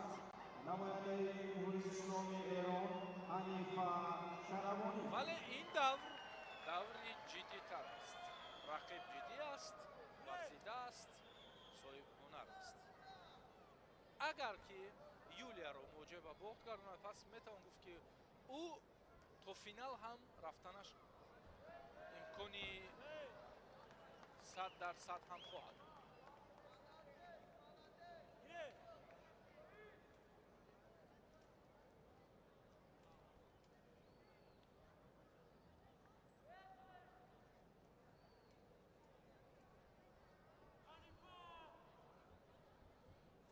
набояд пушти гиребон бидиҳад ҳанифа, вале бубинед ки устувор паси сабқа. агар аз пушти гиребон бидорад юлия, пас ҳалоки дарона хуб меравад. ин қудратро дорад, вале ҳанифа ҳоло ҳунари хуби дифоиро нишон дод.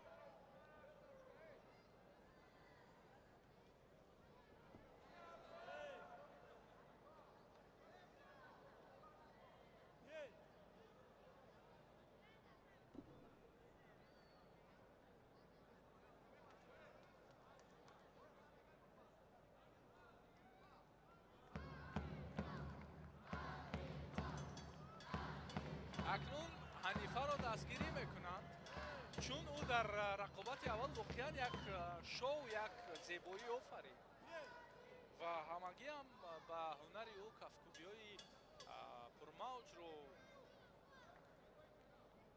албатта бахшиданд ва дар даври дуюм ки ӯ як рақиби муваффақ дорад, Dargirimi raqami du boyaqdagi safed namoyandayi Ozarbayjon Sudova булакҳои вазнинро ҳам boyaqdagi saf тавонист ки namoyandayi паси сар намояд. Italiya пас барояш дастгириҳо Eleonora равона гардиданд.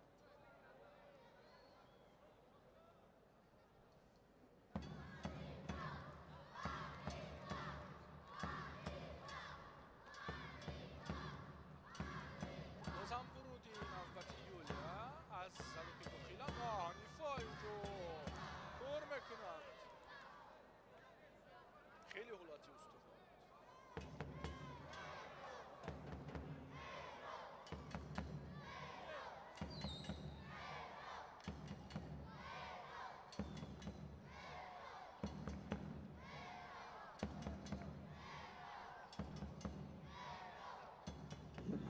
du.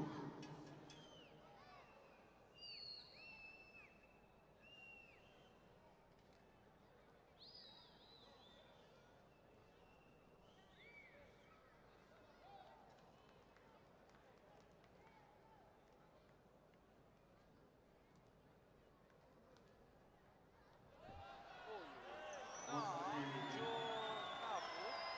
хеле хуб гузашта кард. Равшан шояд бадан нишон медиҳад, вале ҳоло ҳолат бозбинӣ намешавад. хуб, на, бадан барои ҳанифа.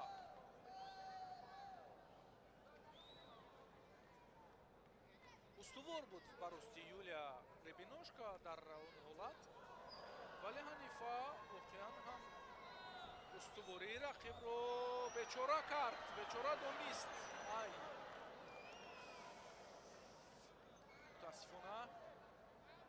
мутаассифона акнун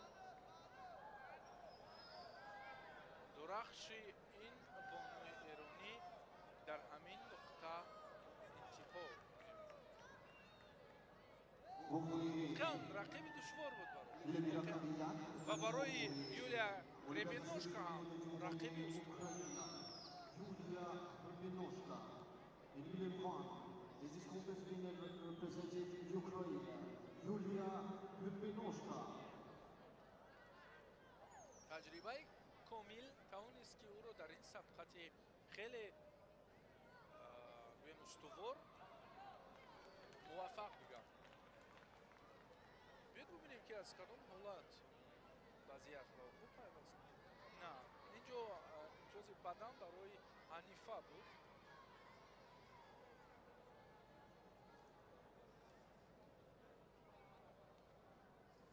бале воқеан инҷо хуб кор кардааст ҳанифа. рости мо диққатамон ба ҳамлаи Юлия буд дар он ҳолат. акнун бубинед ки ин ҳолате ки имтиёзи ҳалло барои Юлия омад, ҳаллоки дохила. гарчанде вазнин буд, аммо аз одаи кор баромад бонуи украинӣ.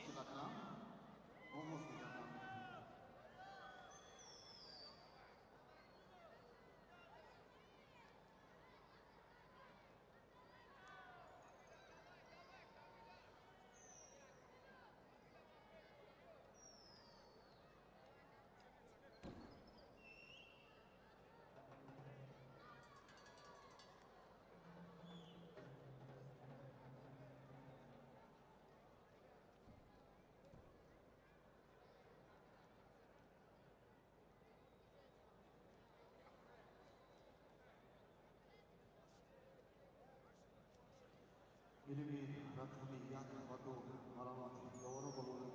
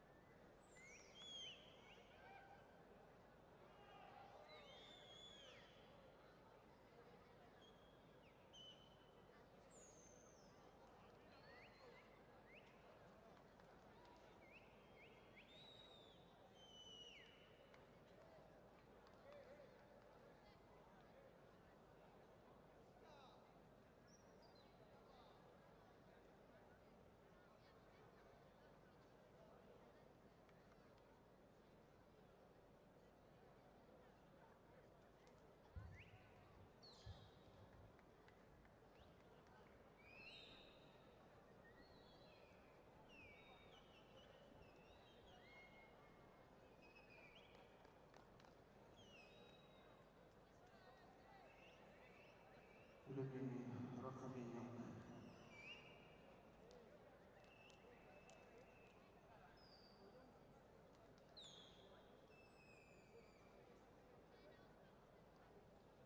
علمی رقمی دو و یکتکی سفید آماده جمهوری ترکمنستان سابینا کدیرова و یکتکی سبز آماده جمهوری ازبکستان چارلز عبداللایeva در علمی رقمی یک و یکتکی سفید آماده فدراسیون روسیه کامیلا بادورова و یکتکی سبز آماده جمهوری ترکمنستان نیکسیجین دوشنبekova.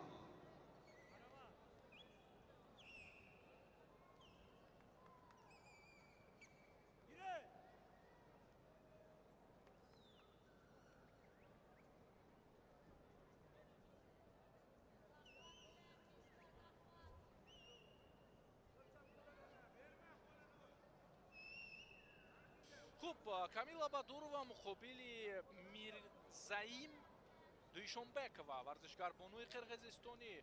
акнун камила бадурова дар рақобати дуюм якам ангезаи дигар дорад, якам ҷаззоб аст корҳояш ва аз воридшавии ӯ ба майдон ки албатта худро таҳаррук медод, ангеза мебахшид, маълум буд ки акнун гӯем ки боварӣ бештар дорад.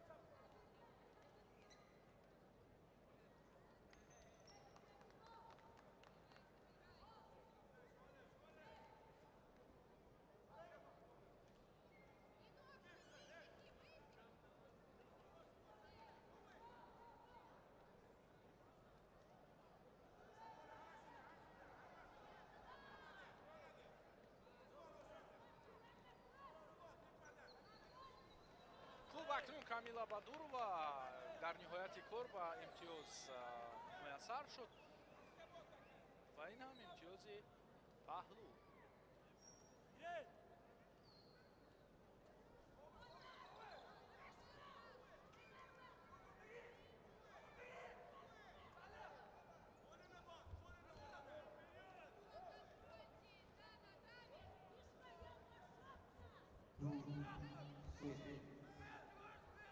ва як корбарии дигар аз ҷониби камила метавонист ки ин ҳам ҳадди ақал имтиёзи паҳлӯ бошад, чун устувор буд даромад, аммо мираим каме канортар монд.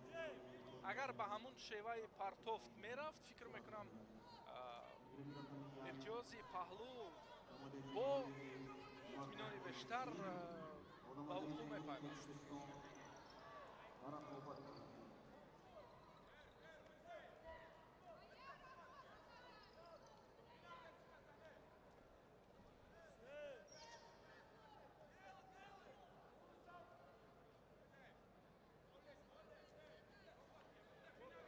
дуруст ҳам арзёбӣ мекунад камфаъолии варзишгарбонии қирғизистониро хусрав шошоев ва муҷозот барои бино ба камтар дурахшидан бахшида мешавад.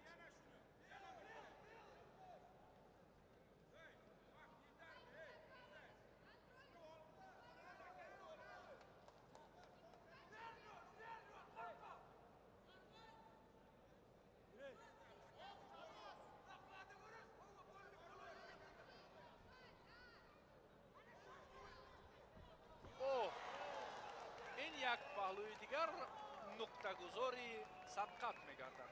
камила бадурова ба даври нимниҳоӣ роҳ ёфт. хеле партофти хуб буд, ду бор партофт кард ва ду бор муваффақ шуд роҳи худро ҳамин гуна бо ҷилои зиёд ба нимфинал рост мекунад. акнун дар нимфинал غالب جفت میجونا سفرو و جا دندان مقابل کامیلا بادورو و سمخفرونی میکنند.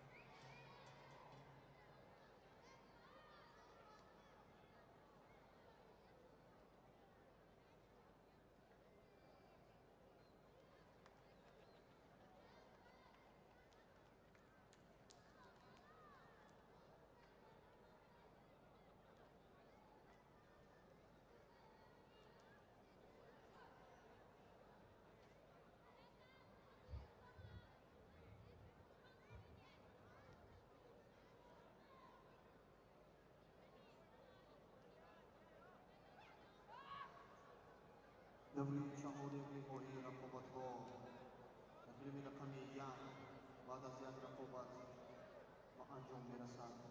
تفريم رقمي دو بعد از یک دوره رقابت بخوری‌های دوره مقدماتی وزن با اضافه 95 کیلوگرم برگزار خواهد گردید. Central referee representing Tajikistan Bahorul Halimov. Side referee representing Turkmenistan Ilnara Razifulova. And side referee representing Kyrgyzstan Uluchbek Tyukhanov.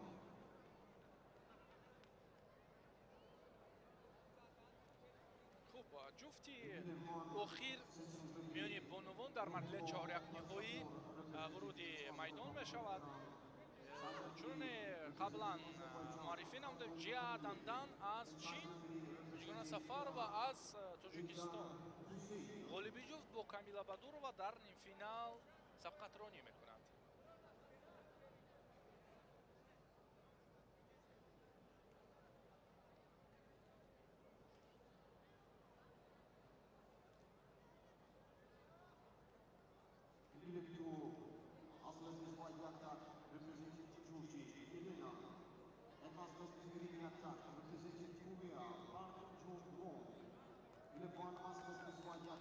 Representing China, Jia Dandan. In Oslo, Skriniak, representing Tajikistan, Mijgona Safarova.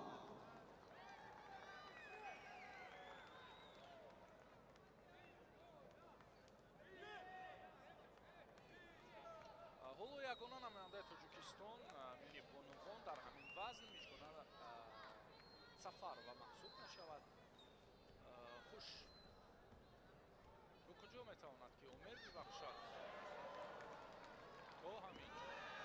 мутаассифона кори миҷгона сафарова омад накард ва дар фурсати хеле кам дар рақобати мазкур муҷеб ва бохшуд. ҷия дандан бо камила бадурова дар нимфинал ба ҳам меоянд.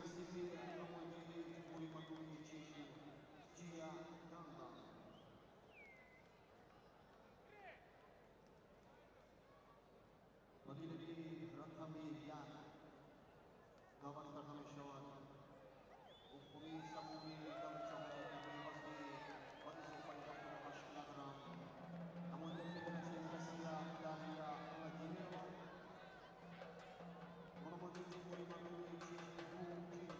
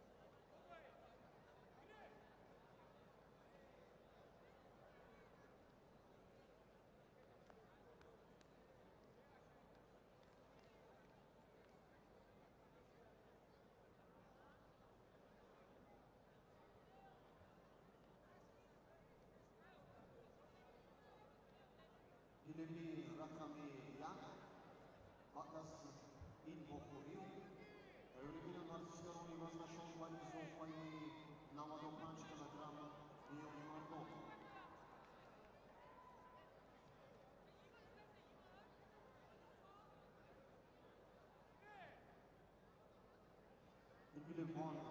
Central referee, representing Afghanistan, Singapore diplomat. Side referee, representing Azerbaijan, Khaltoum Aliyev. And side referee, representing Islamic Republic of Iran, Ruhullah Arsapur.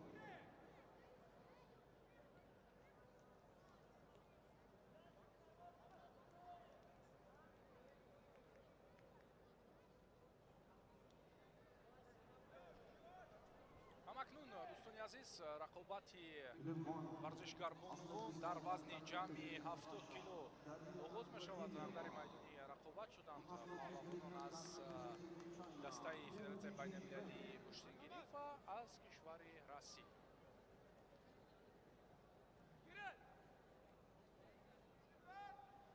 Дарья Владимирова дар рақобати гузашта хуб ҳунарнамоӣ карда буд. Акнун дар рақобати чоряхниҳоӣ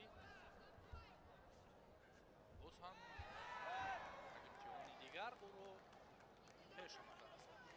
Ху Ҷинвен паҳлавон аз Чин дар ин марҳила ӯро рақиб аст. хеле гӯем ки ҳунарнамоии хуб ҳам дошт дар марҳилаи пешин ва албатта инҷо як ҳолати партофтовар аз ҷониби Мафсуф ба назар расид.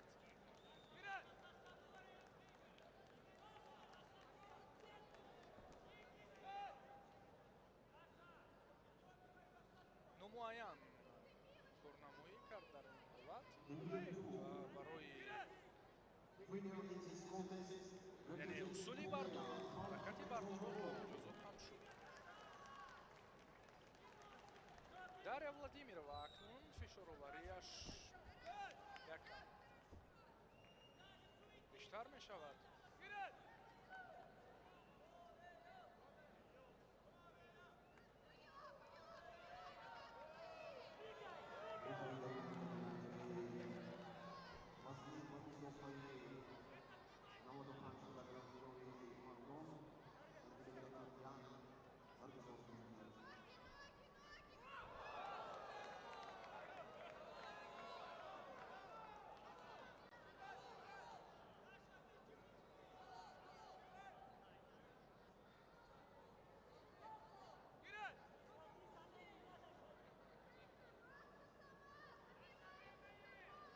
барои Дарья Владимирова акнун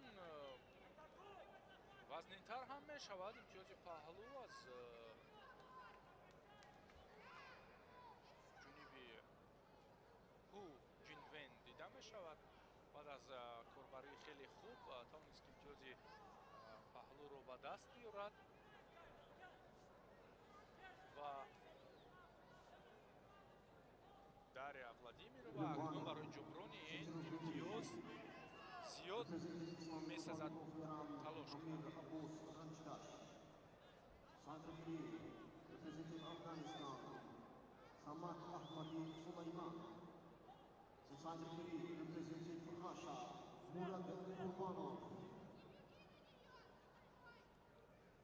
بخوری دور مقدماتی وزنی و اضافه 95 کیلوگرم دیون مردان و بی‌نظیر رقم یک دعوت کرده می‌شود.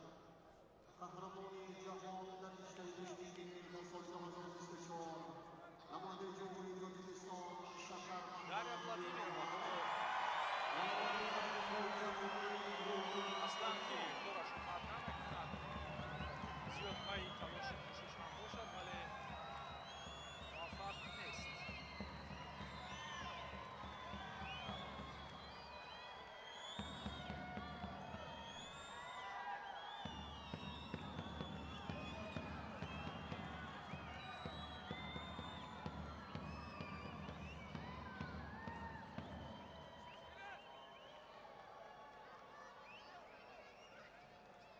اولیتکی صفحه نماینده جمهوری تاجیکستان شکر محمد بن احمد اولیتکی صفحه نماینده جمهوری رومان انتون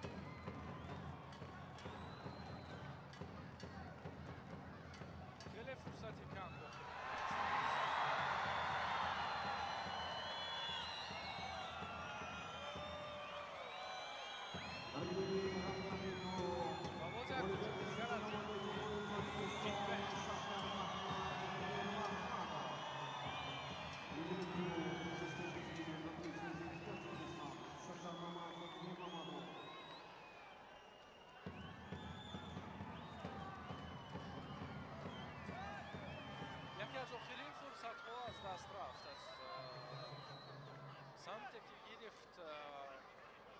Қадар қулай набуд Дарья Владимирова.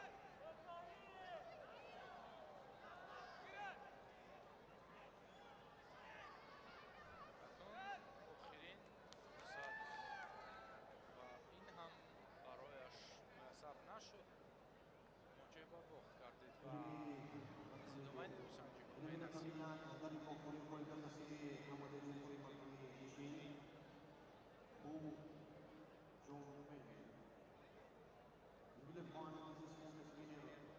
Representing China, Hu Jinwen.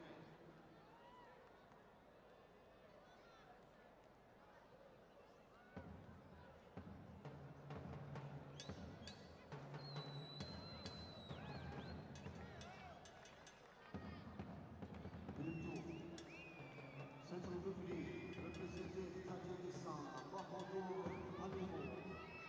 South referee, representing Turkmenistan, Dinara Rosikova. And South referee, representing Georgia, David Abdelite.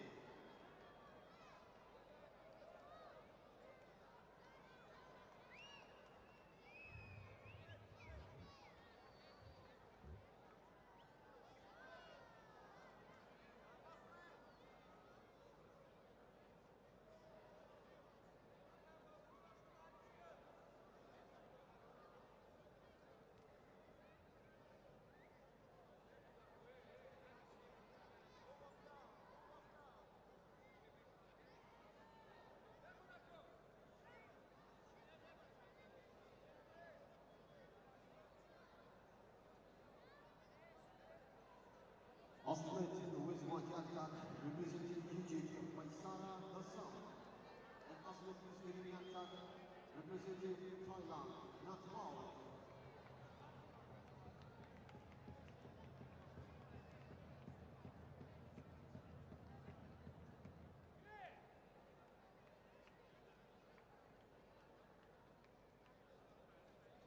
зурозмои бонупаҳлавонон аз вазни ҷамъи 70 кило манзури мост. ду тан аз варзишгоҳи бунвон, яке аз Италия, дигаре аз Эрон барои рақобат ба ҳам меоянд. албатта ин марҳилаи бисёр муҳим аст ки агар гузашта карданд, пас метавон гуфт ки онҳо аллакай медал доранд, чун марҳилаи нимниҳое ки барои варзишгарату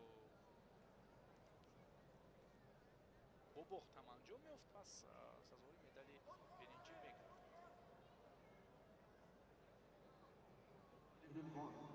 Central referee representing Tajikistan, Nurmali Sharipov. Side referee representing Turkmenistan, Zamina Safarova. And side referee representing Azerbaijan, Khaldun Aliyev.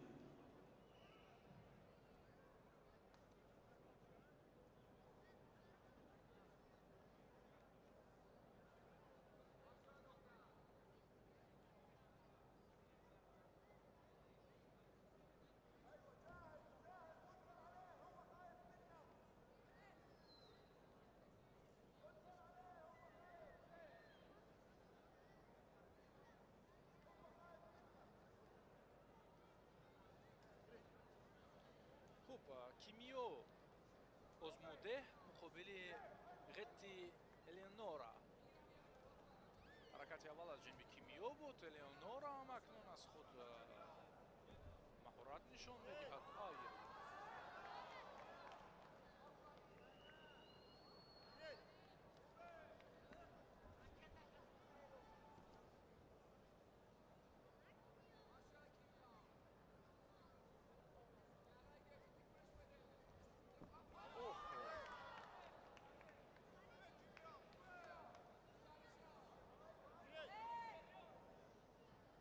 метавонад ки албатта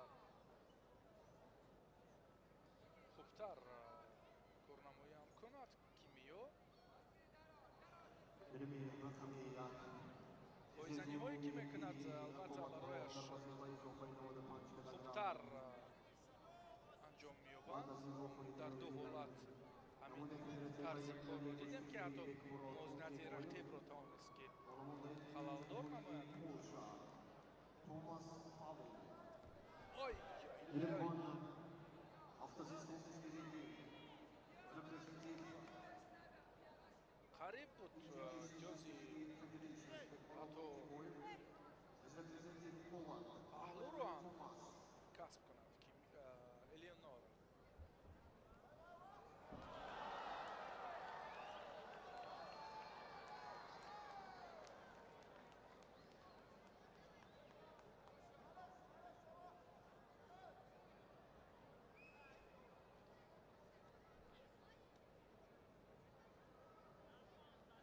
ҳамин як тарзи кор метавонад ки Элеонора ба муваффақият ҳам бирасад. ҳамон ҳаллу ки берун ойо каме хато кард, хато уфтод аниқтараш кораш, вале дуруст аст. агар каме дар тайминг тавонад ки пешсафӣ кунад, пас метавонад ки ҳатто ҳалол намояд. бубинед вақте ки пойзанӣ мекунад варзишгарбони иронӣ, пояш дар ҳаво мемонад як муддат, яъне як чанд сония, чанд лаҳзааки кӯтоҳ. ҳамон ҳолат агар аз ҳаллуки беруна кор бигирад зуд, варзишгарбони итолиёӣ пас метавонад ки аслан ба пушт биафтонад.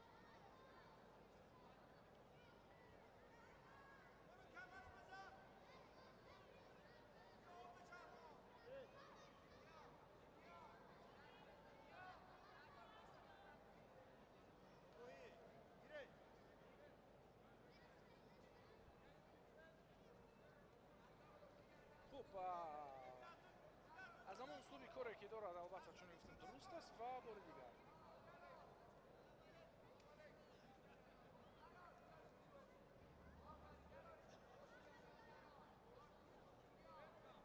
ҷилави кор ба куллӣ дар дасти Жоте Ленор аст.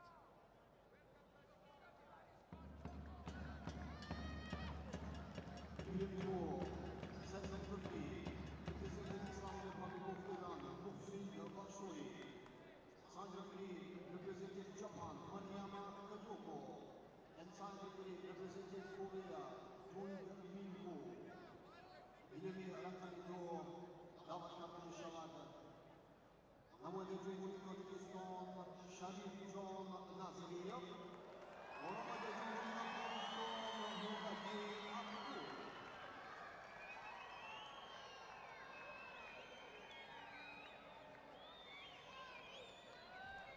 اوه اکنون رسید به همون مقصدی که داشت رسید. ببینید درست کار کرد، درست پیگیری کرد و بالاخره موفق شد. همون نقشه که بالاتر راجع به آن میگفتیم همون نمیرسید برایش و ورزشکاری ایتالیایی اکنون توانست که با امتیاز حلا موفقیت را نایل شود.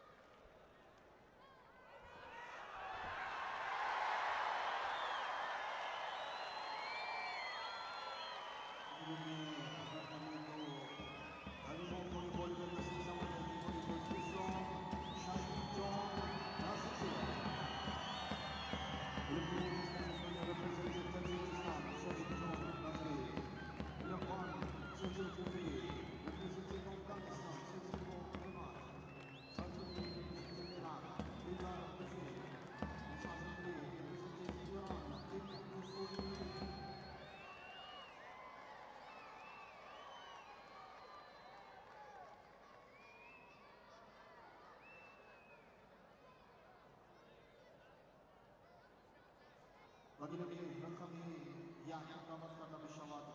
نماینده فدراسیون بین‌المللی کشتی مراد آلتیمویف و نماینده جمهوری پولشا توماس پاول.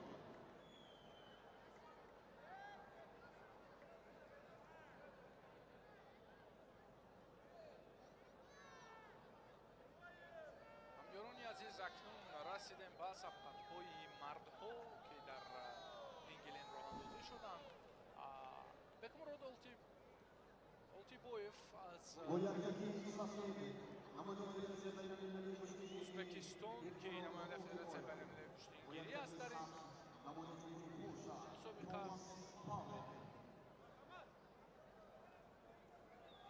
хоби муқобили Томас Павел аз Лаҳистон сабқатронӣ мекунад. дар нерӯсанҷои вазни ҷамъи 95 кило Шарифҷон Назриев ва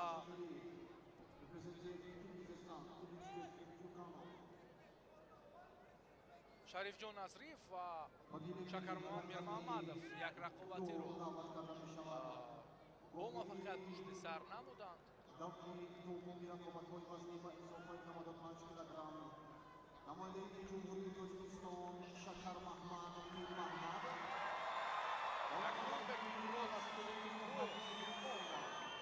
бори дигар аз қисмати берун ҳаракат кардаш.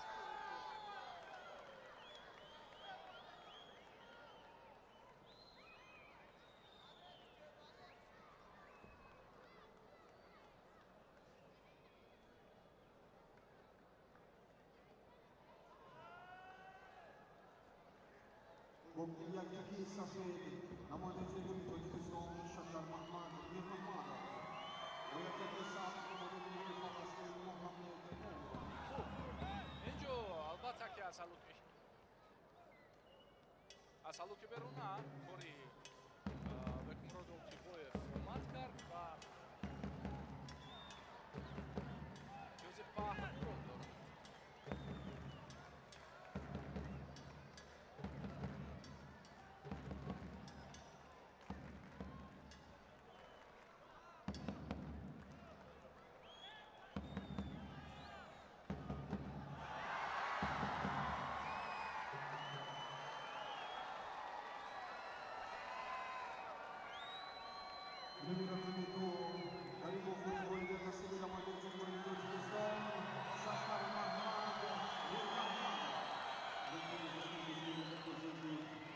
Бекмурод Олтибоев ҳамаги имтиёзи паҳлу дорад. яке аз муддаиён барои роҳиётан ба марҳилаи ниҳоӣ. албатта дар қатори ӯ варзишгарони тоҷик Шакар Маҳмад Мирмаҳмадов, Шарифҷон Назриев, ҳамзамон аз Ӯзбекистон боз ҳаст паҳлавони дигар ки ӯ ҳам муддаӣ маҳсуб мешавад. паҳлавони қавӣ албатта ки имрӯз дар вазни ҷамъи 95 кило ҳунарнамоӣ мекунад. ва ҳоло бубинед ки Бекмурод Олтибоев дар як зидди ҳамла гӯем ки рақибаш тавонист ки ӯро қариб ки ноком бисозад. корбари варзишгар оҳо инҷо хеле ҷиддӣ аст кор.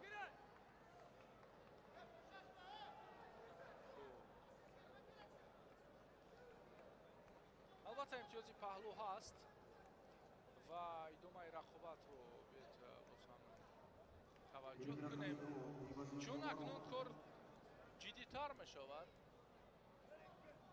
Бекмурод Олтибоев ки ӯро мо варзишгари варзида медонем, дар ин сабқат рақибаш тавонист ки музнатро баробар созад.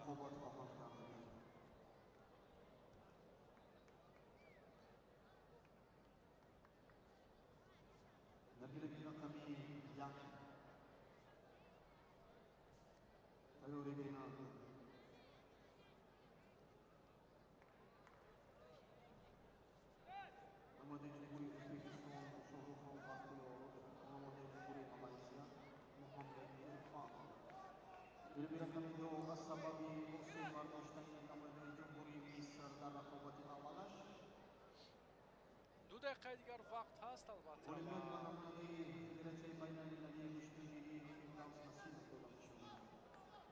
имкон аст ки мо боз ҷаззобияти дигарро ҳам бубинем. вай Павел натавонист ки аз ин ҳолати нобаҳангом худро берун бисозад ва Бекмурод Олтибоев муқотила кори худро кард, муваффақияти худро истиқбол мегирад дар сабқати In the point, аввалини худ. representing international distribution, big world, multi-point.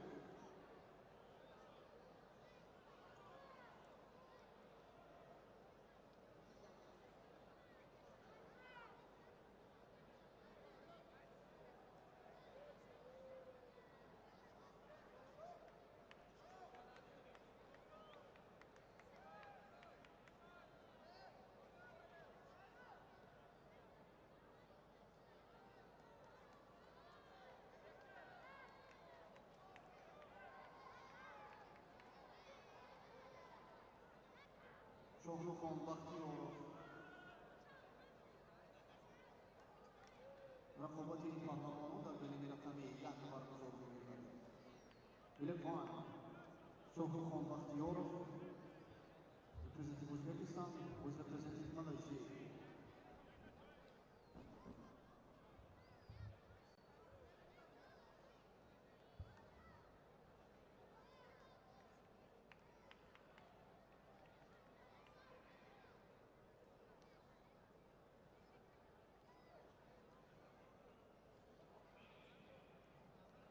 ҷуфти навбатӣ дар вазни ҷамъи 95 кило андари майдони рақобат мешаванд.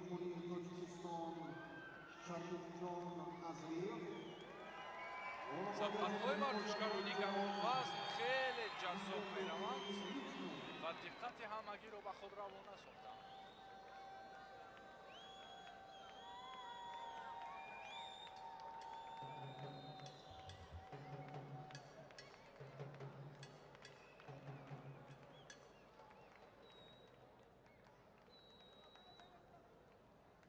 Bilepan Aslet Visvayaktak representing Uzbekistan, Shohrukxon Baxtiyorov. And Aslet Visgrinyatak representing Malaysia, Irfan Muhammad. шуруххон бахтиёров ҳам муддаи мусобиқа дар вазни ҷамъи 95 кило ба ҳисоб Representing Azerbaijan, Mehman Huseynov.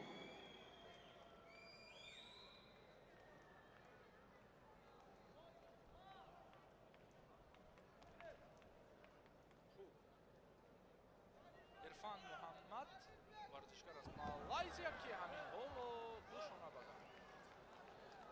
шуруххон бахтиёров чуноне гуфтем варзишгари варзида аст аз кишвари ӯзбекистон ва ҳоло дар рақобати аввалаш ҳамагӣ дар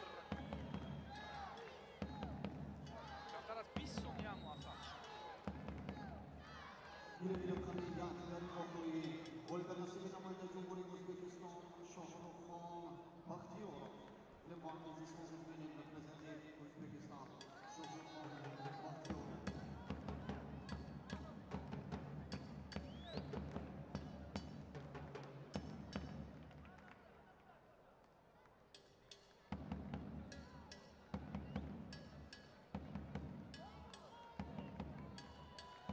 мубинед ҳолат аз блоки беруна оғоз шуд ва то интиҳо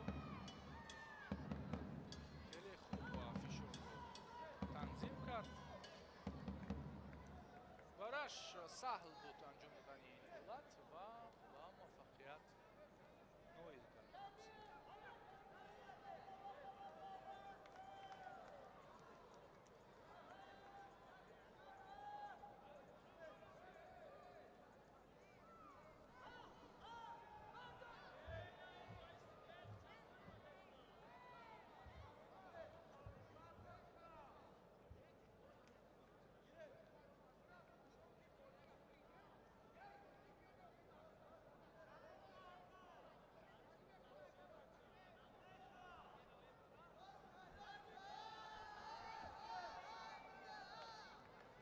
Bilepan representing Afghanistan, Sujatullah Umar.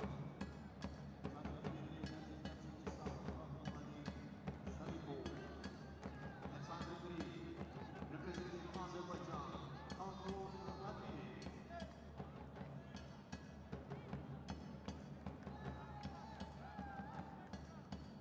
Anyone to Bilepan? Aslet was 95 kg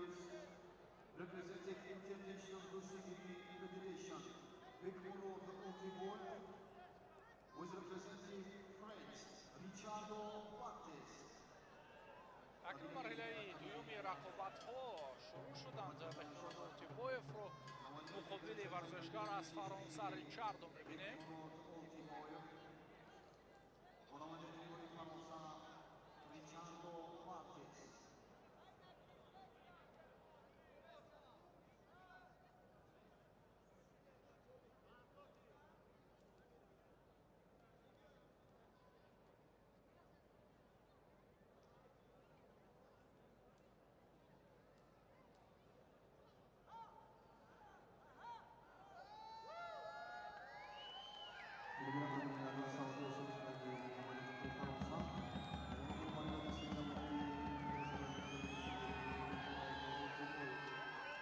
дӯстони азиз, чун эълон гардид бо сабаби лат бардоштани варзишгар аз Фаронса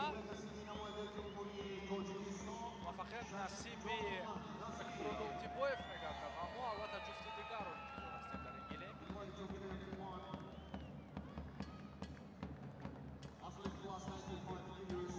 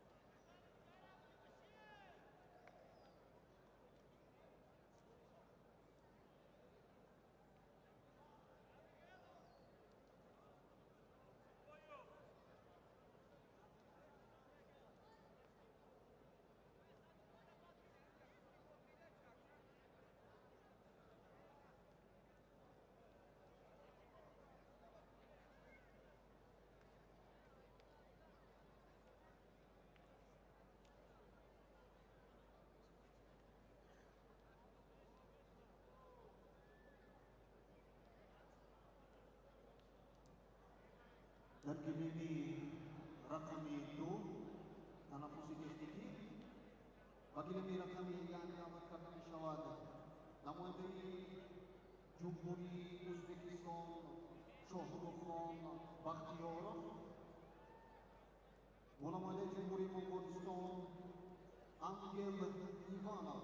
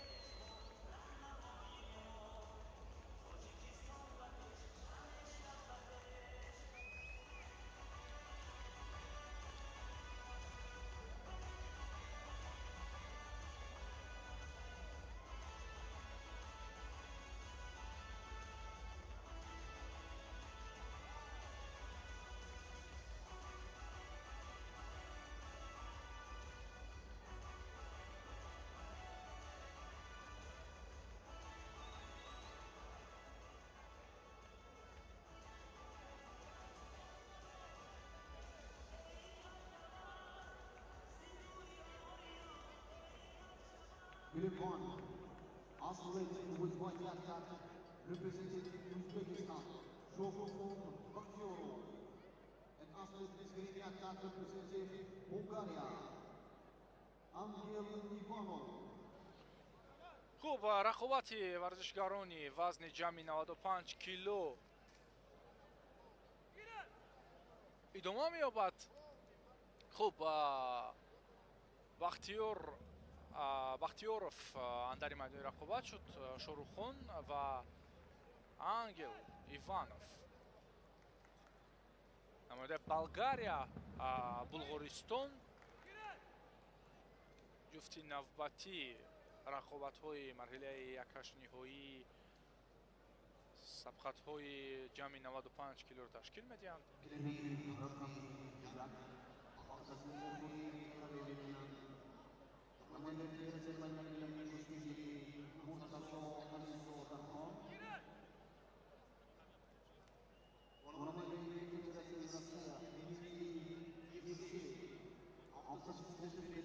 Шорухон Бахтиёров дар рақобати гузашта наздики 20 секунд фурсат дод ба рақиб ва зуд ӯро ноком сохт. ва ҳоло бошад ба ҳамон тарзе ки гирифт аз гиребон ва аз сари остину ҳаллоки беруна мо интизор мешавем такрори ҳолати қаблӣ, яъне қаблан дар рақобати гузаштаашро. аслан ки ҳамин тарзи гирифтан ва ҳамин услуби кориро бештар роҳандозӣ мекунад дар сабқатҳояш паҳлавони ӯзбекистонӣ ва муваффақ ҳам мегардад, гарчанде ки рақибон аллакай медонанд ки кадом усулро ӯ хубтар иҷро мекунад.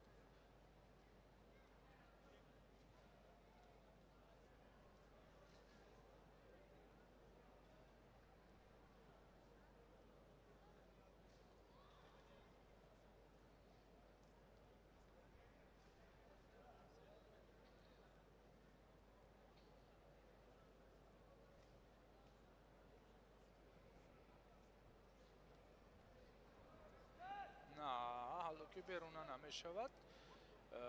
иванов каме рақиби ноқулай аст.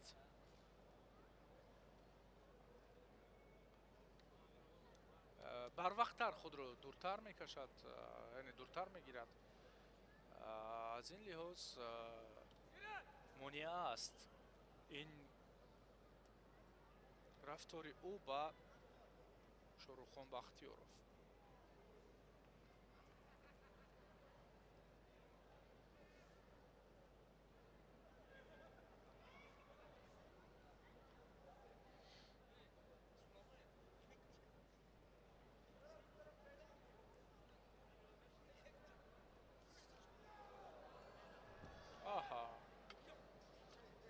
воқеан Иванов хеле талош меварзад ки такрори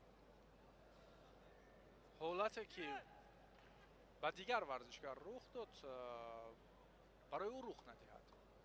аз ин лиҳоз бубинед ҳам остинро мегурезонад, ҳам худро дур мекашад. бубинед боз фосилагирӣ аз ҷониби Ангел Иванов. акнун Шорухонро мебояд паҳлӯи дигари ҳунари худро ифшо намояд.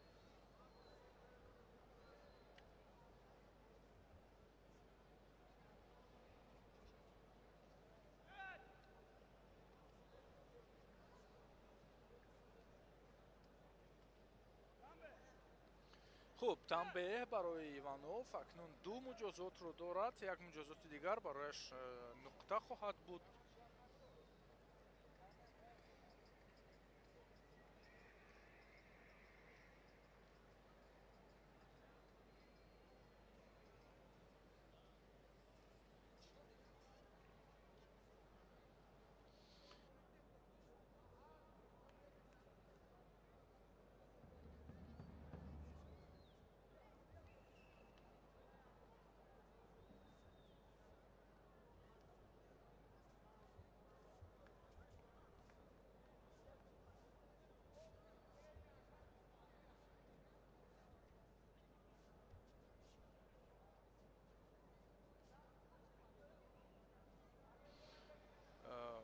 шояд бисёриҳо ба он назар буданд ки Шорухон Бахтиёров ин сабқатро ҳам зуд хотима мебахшад, вале на.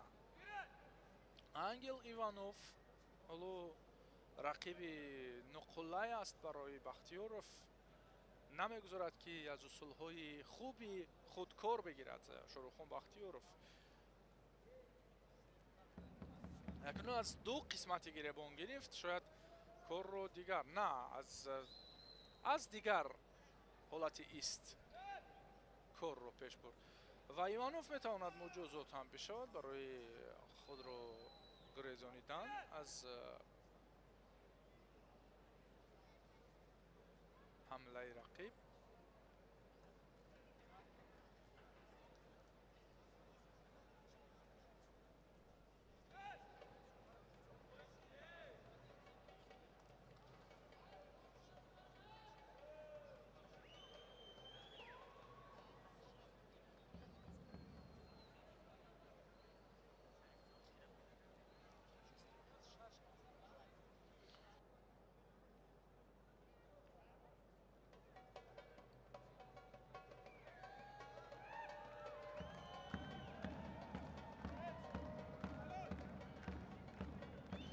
бо ҳамин огоҳӣ танбеҳ ва хориҷ се номгӯи муҷозотҳоро ангел иванов гирифт ва аз идомаи рӯзанҷӣ бенасиб мемонад.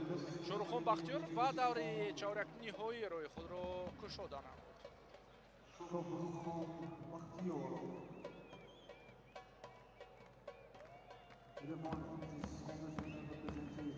O'zbekiston Shohruxxon Baxtiyorov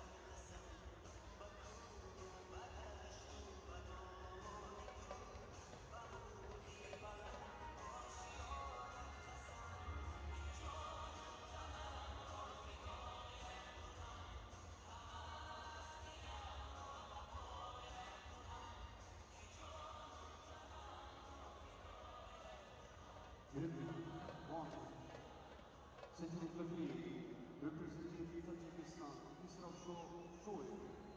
Second referee, representing Iran, Kedar Hussein. And second referee, representing Turkmenistan, Zarina Safarova.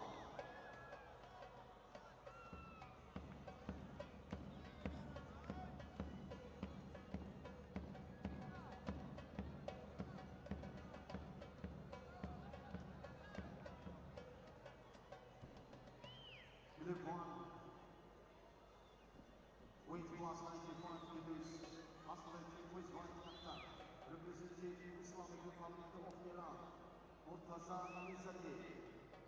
Athletic with attack, representing Russia, Dmitry Yevseyev.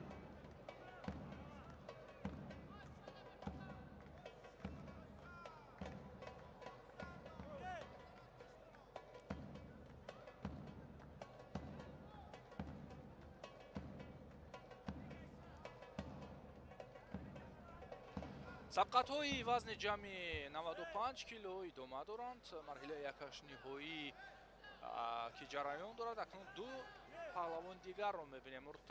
Муртаза ализода муқобили варзишгари дигар Евсеев Дмитрий аз Федератсияи Россия ва Муртазо намояндаи Федератсияи байналмилалии гӯштингирӣ.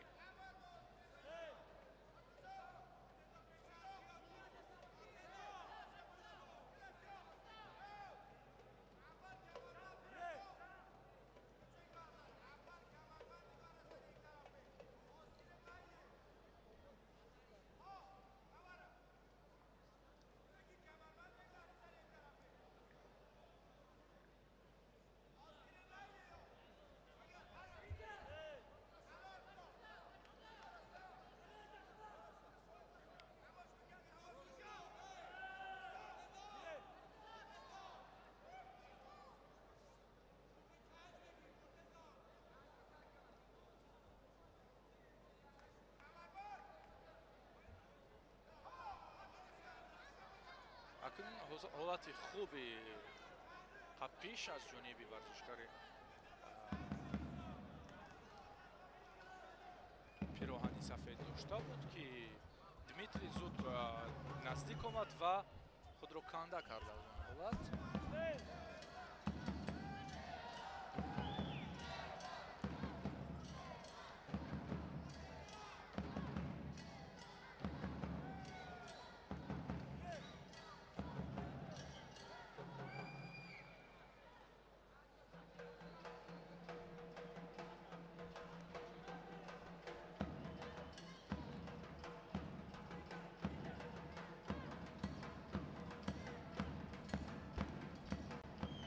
боз аз ҳамон тарзи доштан аз ҷониби Муртаза, вале Дмитрий бубинед ки чӣ гуна саркаш аст дар чунин ҳолатҳо ва зуд худро раҳо месозад.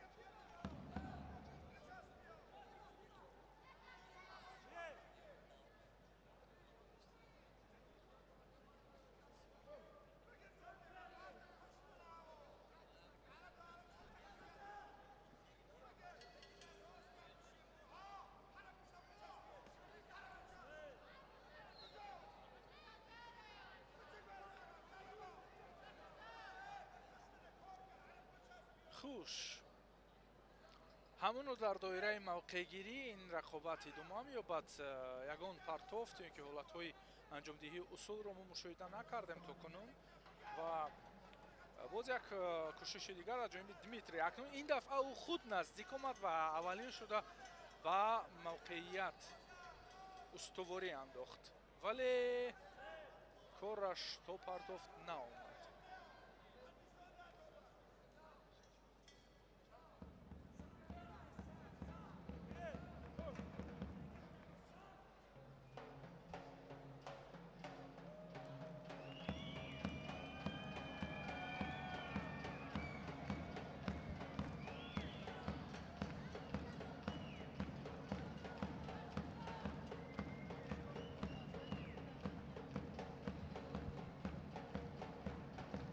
ду дақиқаи дигар монд. Ҳамин миқдор вақт аллакай пушти сар шуд.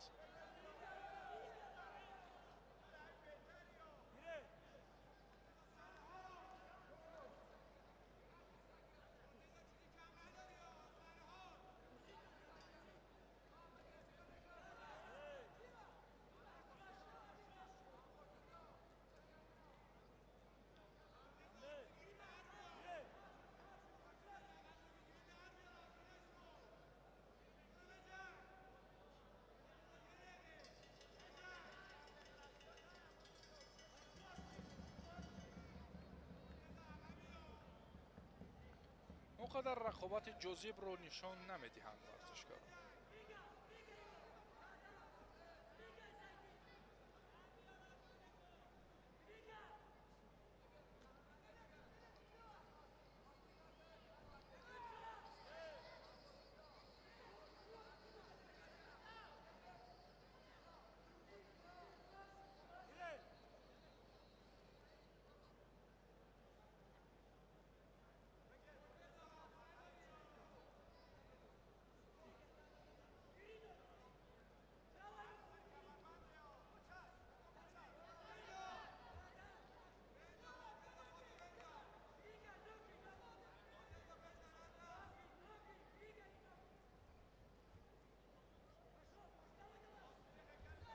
хуш, боз як фишороварӣ аз ҷониби Дмитрий.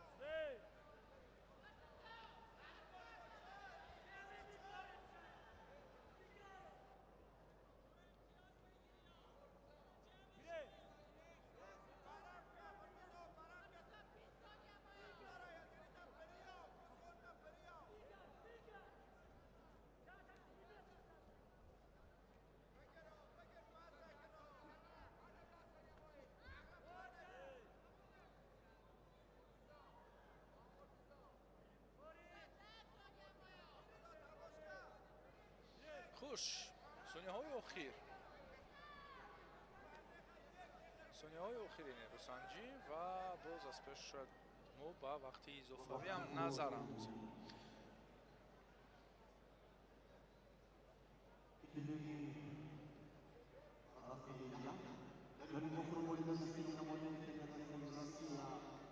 хуб, Дмитрий Евсеев зафар ёфт бо бештари ҷузъотҳо. намояндаи Федератсияи байналмилалии гӯштингирӣ муоҷеҳ ба бохт шуд.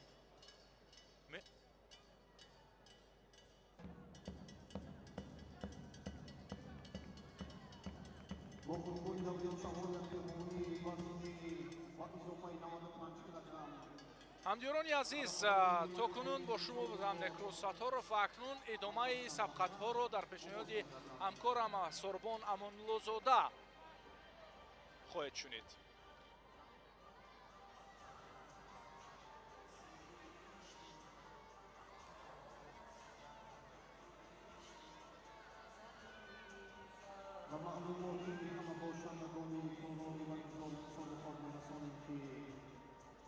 این توفی محتشم را تأمین نسازید و شاهدی رقابت‌های سنگین باشید.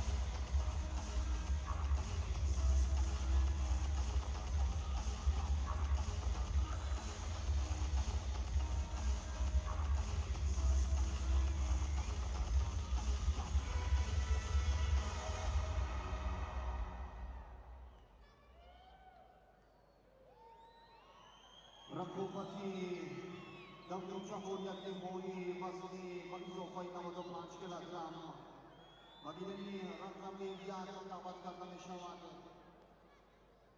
نماینده جمهوری تاجیکستان قهرمان جهانی کشتیگیری در سال 2024 شکر محمد پیر محمد عضو فدراسیون بین‌المللی کشتیگیری فردوس نسیمov.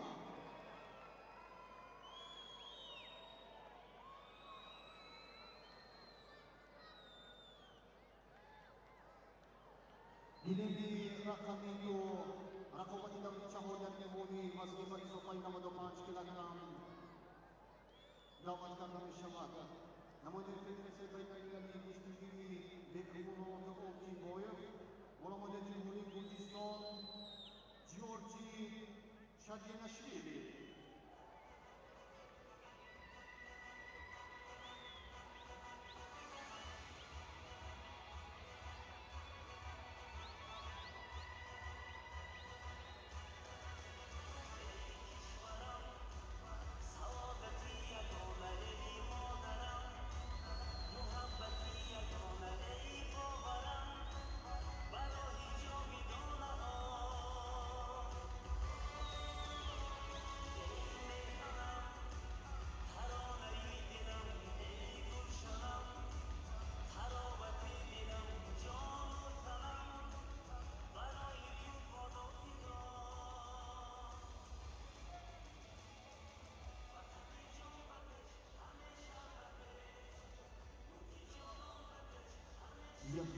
No. England to Central Referee.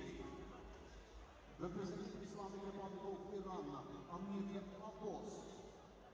Side referee representing Uzbekistan, Sirujin Juriyev.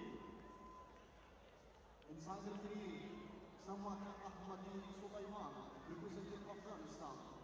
England partner Central Referee. Representing Afghanistan, Siddiqullah Vermat. Side referee, representing Turkmenistan, Zadina Safarova. And side referee, representing Japan, Mariama Kayoko. رقابت دولت جمهوریت نمایی وزنی با اضافه 95 کیلوگرم و بینی رقمی دعوت کرده می شود. نماینده جمهوری تاجیکستان شکر محمد پیر محمد و فردوس نسیمov. Invited to aspect past 95 kilos representing the Turkish Kuştigi Federation, Behramov Oktibor, was representing Georgi Shadinishvili.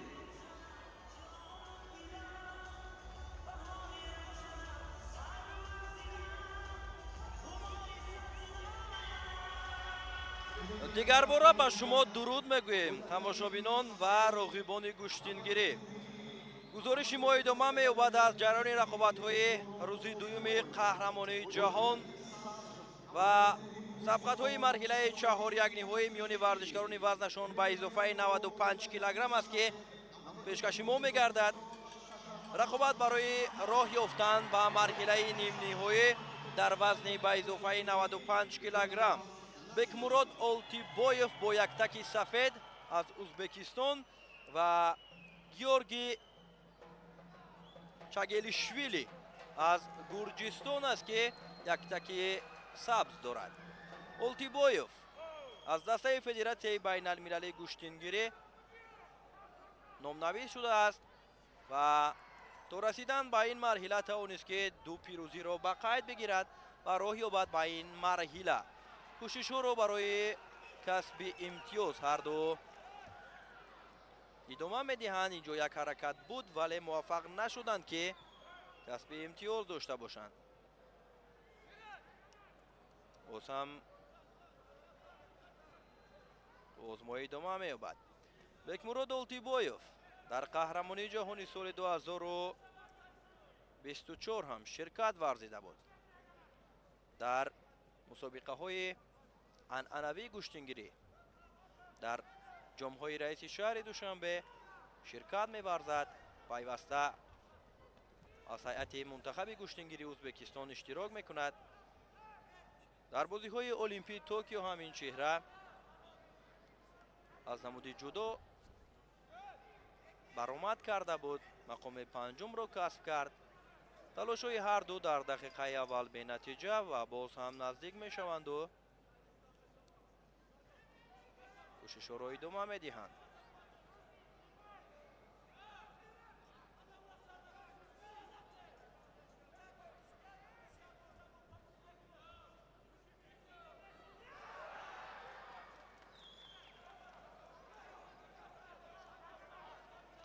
اگر با 5 سال پیشتر نظر افکنیم، تماما هنرنمایی اولتیبویف فرق میکند.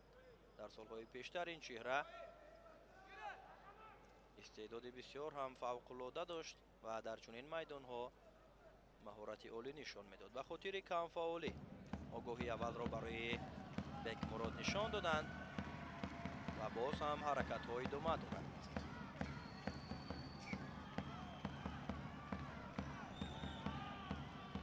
البته در وقت اساسی اگر رقابت بدون نتیجه و نمان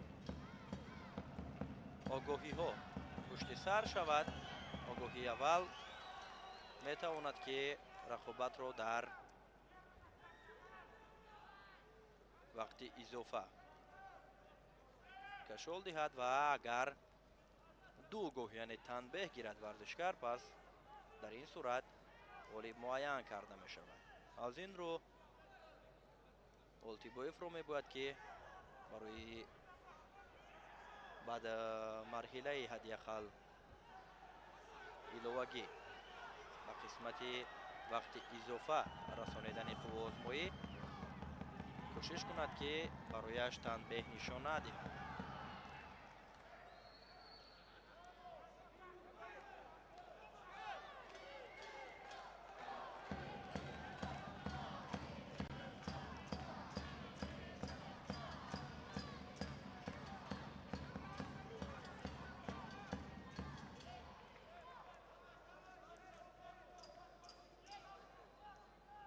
گیورگی هم آگاهی گرفت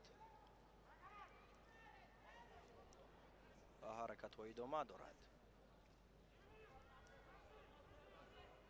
تا انجام وقت اگر یک آگاهی دیگر برای هر دو هم نشان ندهند، وابسته از آن که امتیاز به قید گرفته نشود، پس طریق همان آگاهی دوم غالب معین می شود. اینجا حرکت بسیار خوبی بود از جانب چگلیشویلی، ولی اولتیبویف از این حالت مشکل خود را کنار گرفته توانست.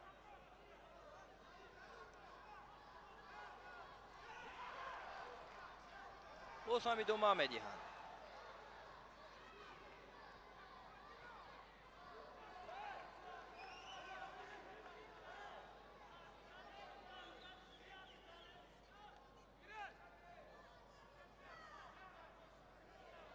ادامه می باید رقابت.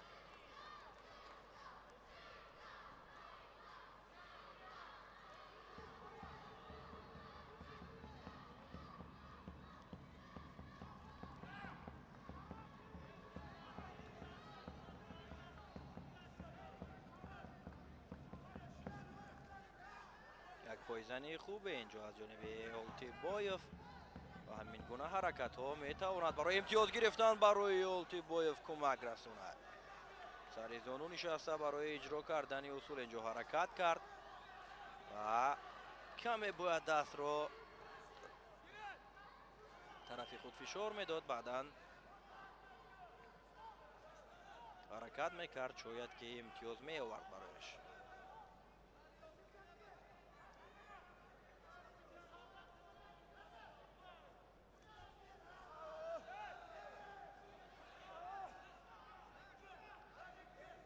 گیورگی کمی اوسه می بردارد و داوری مرکزی اشاره می کند که از جای برخسته رقابت را ادامه دهد. اولتیبویف таҷрибаи иштирок дар чунин мусобиқаҳоро аз намуди куштингирӣ нисбат ба рақиб зиёдтар дидааст дар корномаи варзишӣ ва боз ҳам дар сонияҳои поёнии вақт кӯшишҳо бештар мегардад, вале акнун дар вақти изофа озмоиро идома медиҳанд.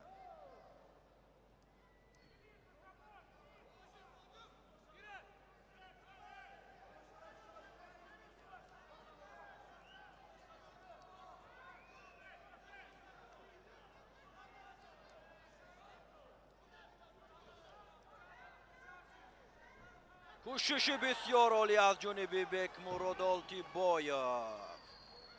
олӣ ҳаракат бисёр ҳам хуб истифода шуд аз ҷониби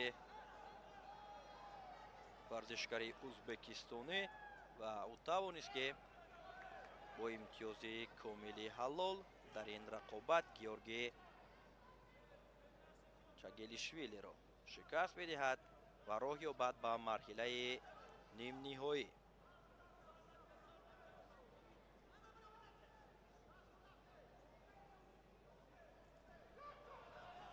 дар нигоҳҳои Олимпиадаи Олтибоев. Бекмурод ба марҳилаи нимниҳоӣ рафт ва ғолиби ҷуфти Шоҳрухон Бахтиёров ва Дмитрий Евсеевро интизор мешавад.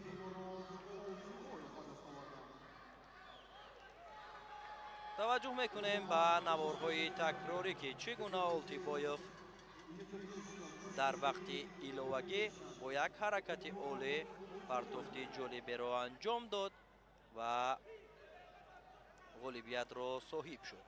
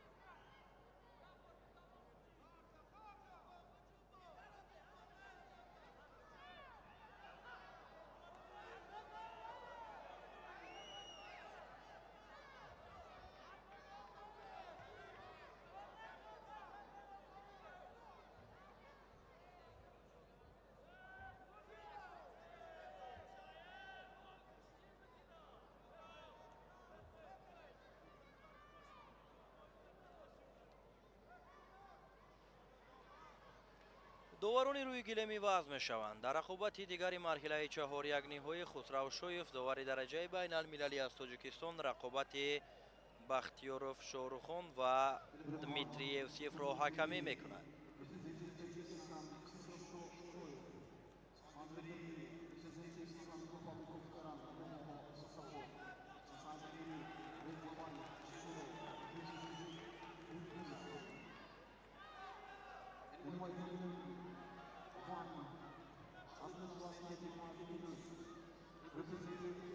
даъват мешаванд.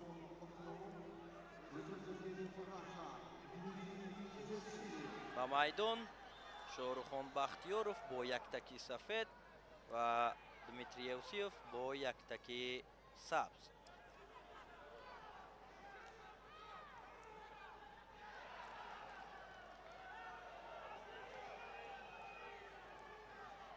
ин чеҳра Шоҳрухон Бахтиёров варзишгари ӯзбекистонӣ ки дар 15-умин қаҳрамонии ҷаҳон оид ба кураш дар соли 2026 дар ана ҳамин макон нишони тиллоро ба даст оварда буд.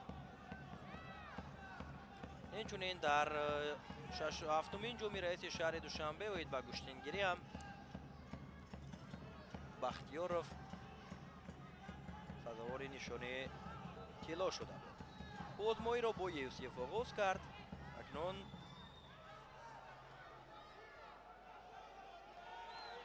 барои роҳ ёфтан ба даври баъд, яъне марҳилаи нимниҳоӣ кӯшишҳоро идома дода истоданд.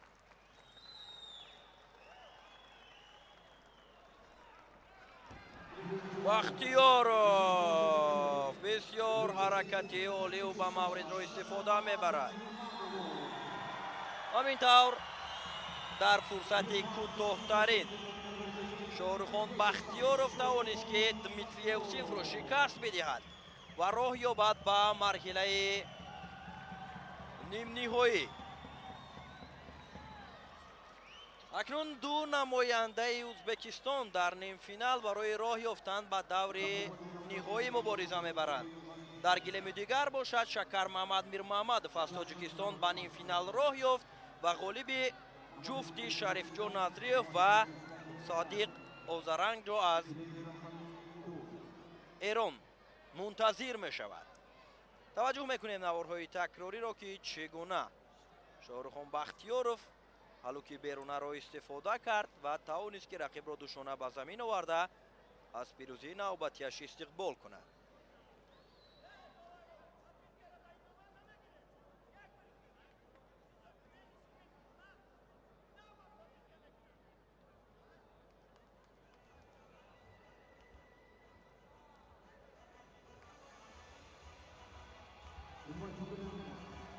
اگر رقمی دو دعوت کردن شود نماینده جمهوری تاجیکستان شریف جان نظریف نماینده جمهوری اسلامی ایران صوفی میرزادان to central referee representative Russia Murat Kurbanov, side referee representative Korea Nurmudinpur, and side referee representing Uzbekistan Sivochudin Yakachudin.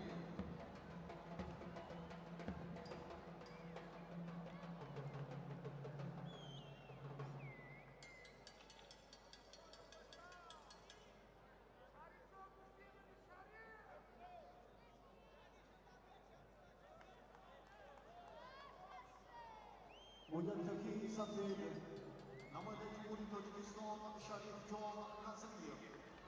Oyundaki safir namaste Cumhuriyet İran Sofi Ozana.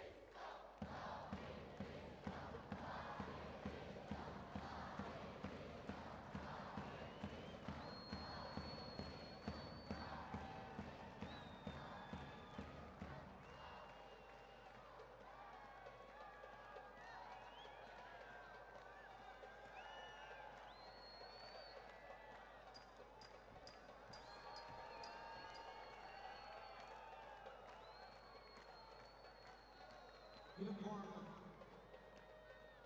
Central Referee, representing Tajikistan, Rahmonali Shakipov. Side referee, representing Nigeria, Riham Muhammad Mustafa.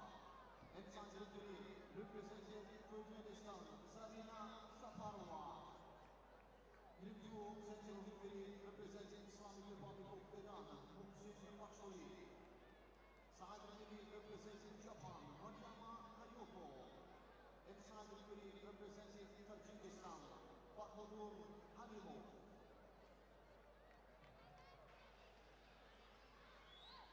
اکنون توجه میکنیم به رقابت مرحله نیم نهایی وزن تا 70 کیلوگرم.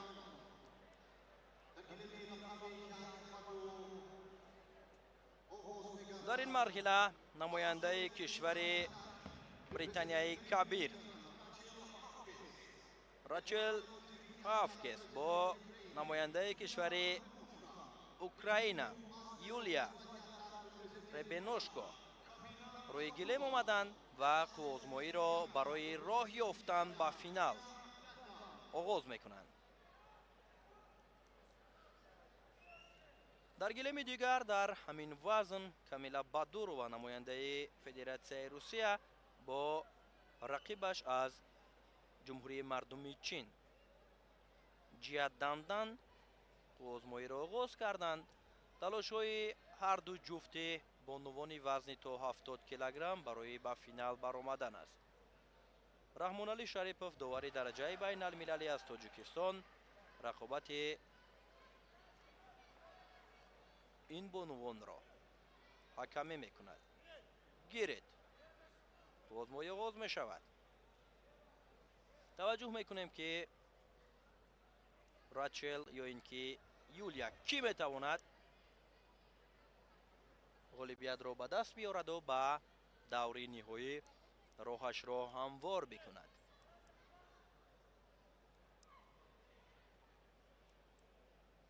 تو رسیدن به این مرحله راچل دور اول نماینده تایپی چین یینگ چنگ را شکست و در مرحله 4 یک نهایی توانست که مخلص توردیه را از ازبکستان از صد راه دور کند و راهی بعد به مرحله نیم نهایی بسیار حمالت خطرناک بسیار حرکتی عالی امتیازی بدن برای یولیا نشان داده می شود.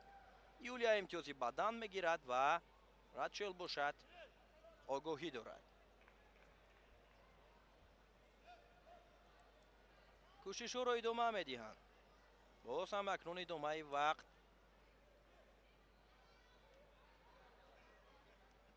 رقابت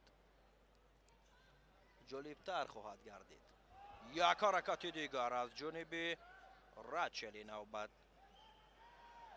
صورت گرفت هرچند امتیاز آور نبود برایش.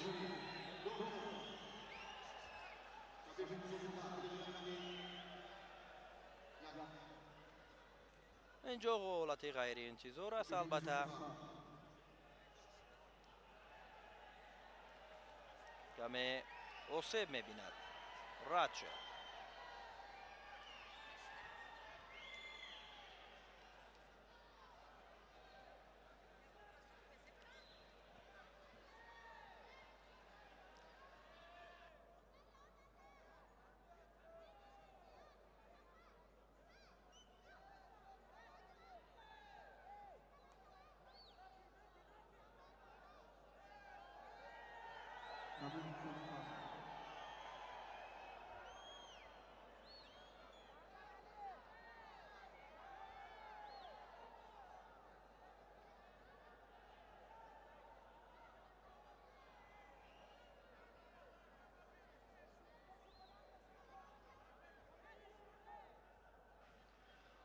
البته اینجا اجرایش اصول از جانب ورزشگر بانوی بریتانیای کبیر راچل بود. از جهت کمی نادرست اجرا کردن اصول کمی آسیب برداشت.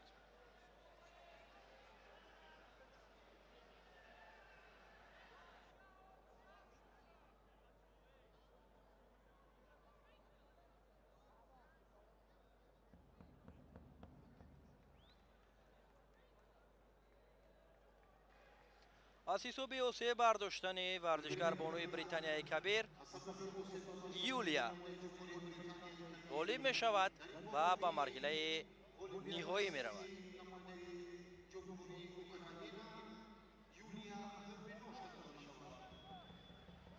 Юлия ба финал рафт ва рад шуд бошад. барандаи нишони биринҷии дуюмин қаҳрамони ҷаҳон оид ба куштингирӣ гардид.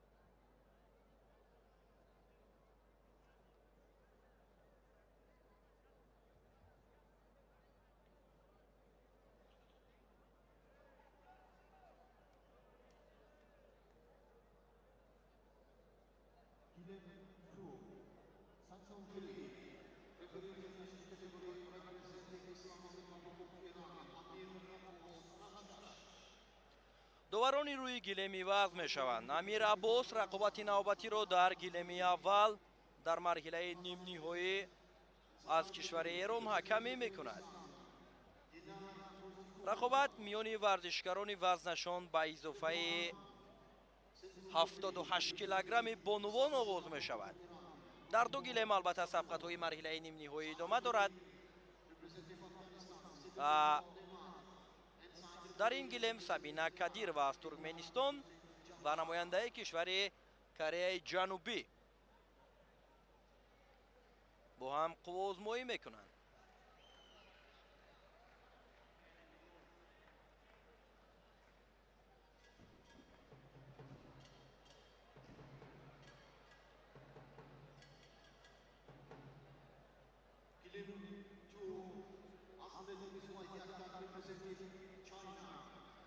ҳунарнамои ҷолибро дар марҳилаҳои қаблии ин чеҳра дар баробари беҳтарин варзишгарони Узбекистон ва дигар рақибонаш нишон дод. қаҳрамони ҷаҳон Гулноза Матниёзова махсусан аз дасти Сабина Кадирова мувоҷиҳи шикаст гардида буд. дар ин қуввоозмоӣ Сабина бо яктаки сафед ва рақибаш аз Кореяи Ҷанубӣ Парк Ҷонгвон бо яктаки сабз рақобатро оғоз карданд. кӯшишҳои ин бонувон ҳам барои роҳ ёфтан ба марҳилаи ниҳоӣ аст.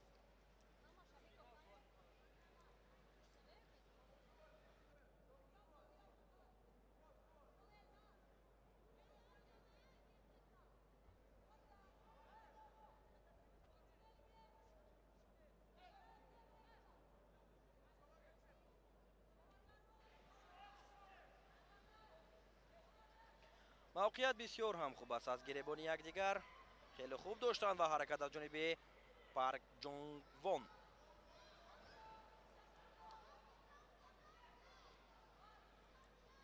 бисёр ба мавриду олӣ аз ҷониби Парк Ҷонгвон, ҳалоки беруна истифода мешаваду рақиб ду шона ба замин меояд. акнун Сабина Кадировае ки қаҳрамони ҷаҳони куштингирӣ Гулноза Матниёзоваро шикаст дода буд, аз дасти намояндаи Кореяи Ҷанубӣ шикаст мехӯрад. бисёр олӣ буд кӯшиши анҷомдодаи Парк Ҷонгвон. таваҷҷӯҳ мекунем бори дигар ба ҳаракати анҷом дода ин чеҳра ки чӣ гуна ҳаллуки берунаро ба таври олӣ анҷом дод ва пирӯз шуд.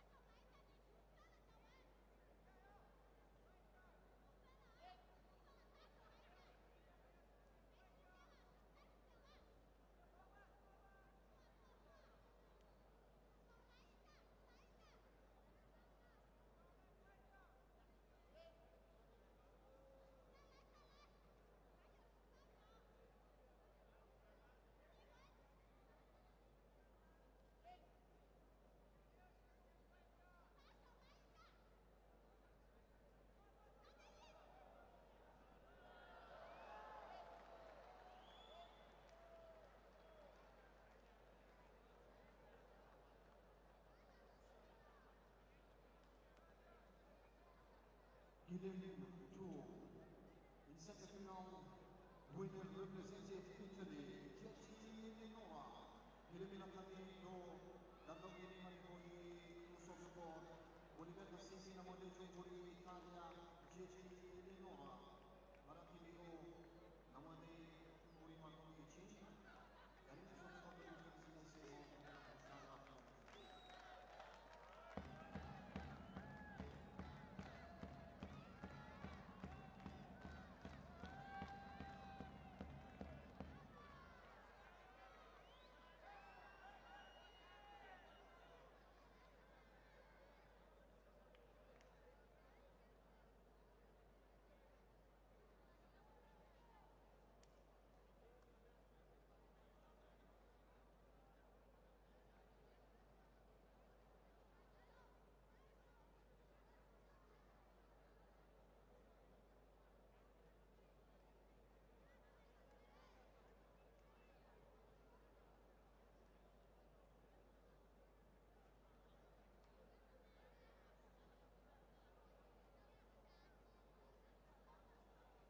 وخوي لمن يهوي وزنيته 86 كيلوغرام.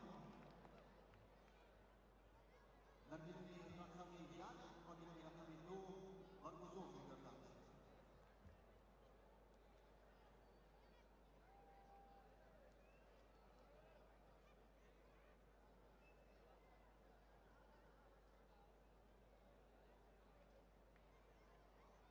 انجلب خان سنترو ريفري representing Tajikistan, Islam Shoyev. Side referee, representing Turkmenistan, Recep Ashirov. And side referee, representing Azerbaijan, Khaldun Aliyev. Filipino central referee, representing Uzbekistan, Sirojudin Turiev. Side referee, representing Japan, Mariama Kayoko. And side referee, representing Korea, Jung Min-ho.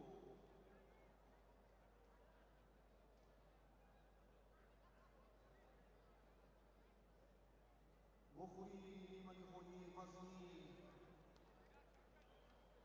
86 كيلوغرام. بقيلي رقمي 2 دقات رقم شوار. نمودي فيدراسيون باينالمللي مشتري توربال تكاي. ونمودي فيدراسيون باينالمللي مشتري حق نزار.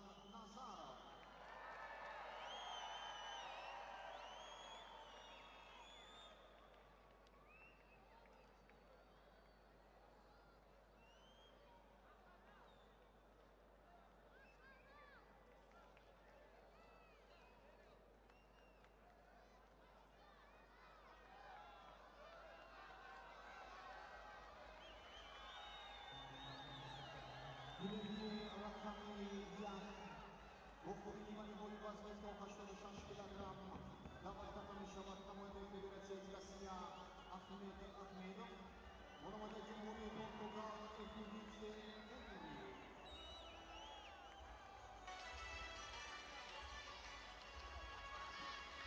ва майдон даъват мешаванд намояндаи федератсияи русия ахмед бо рақибаш аз португалия Экутидзе.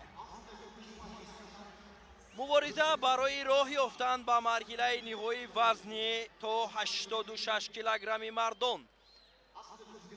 бо яктаки сафед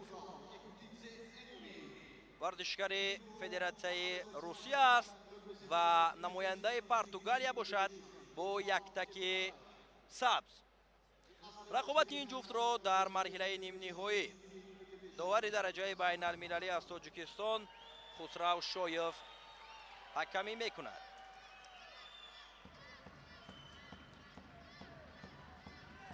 рақобат оғоз мешавад.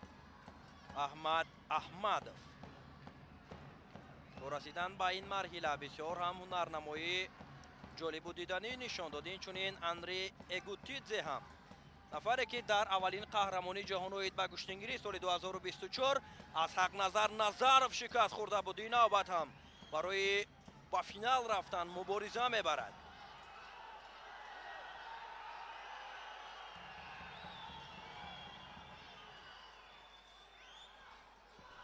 кӯшиш аз ҷониби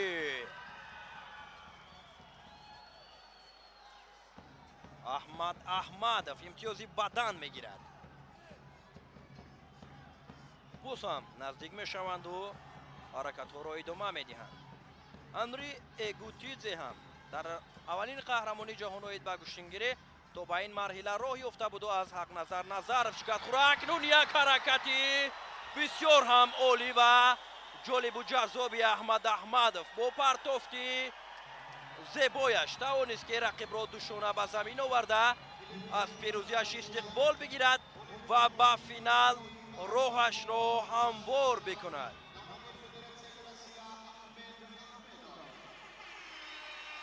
اکنون غالب جفتی تورپال تپکایف و حق نظرف رقیب احمد احمدov در فینال خواهند بود. توجه میکنیم که چگونه عالی استفاده کرد. حالتی به میان اومده رو و توانست که در فرصت کوتاه‌ترین رقیب را شکست داده به فینال راه یابد. نوارهای تکراری پیشکش ما میگردد. حالا که درونه رو ببینید که چگونه زیبا استفاده کرد. احمد احمدov و انری اگوتیدزه باشد برنده نشان برنجی دومین قهرمانی جهان اوید به گشتنگیری گردید.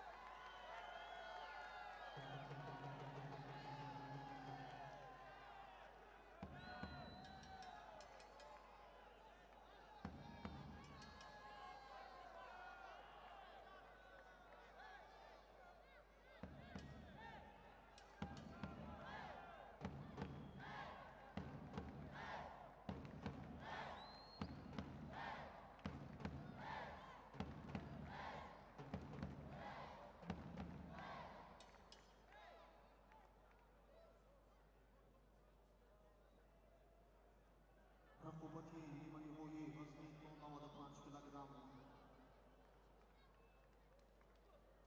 بعد از چند لحظه آغاز خواهد گردید. نماینده جمهوری تاجیکستان با نماینده دیگر جمهوری تاجیکستان در گروه رقمی 1 و نماینده فدراسیون روسیه و نماینده جمهوری ازبکستان در گروه رقمی 2 رقابت می‌نمایند.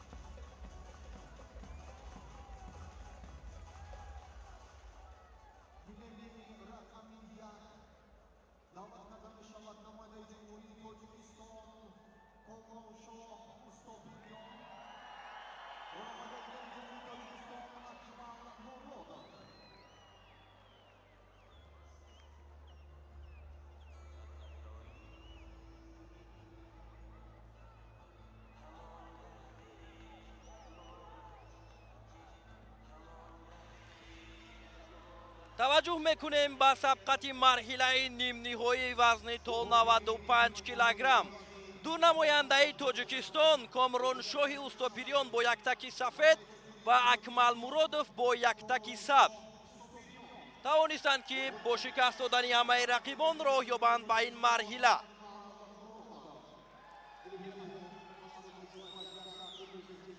دو چهره که در مرحله انتخابی دومین قهرمانی جهان در مرحله نهایی با هم روبرو شده بودند و ادای احترام اکمل مرادوف پیروزی را به کامرانشاه اوستاپیریان تقدیم کرده بود. آزمایی آغاز می شود، یکی به فینال می رود و دیگر برنده نشانی برنجی دومین قهرمانی جهان نوید به گشتینگیری می گردد. کوشش ها بسیار هم خوب است، هر دو تجربه زیاد دارند.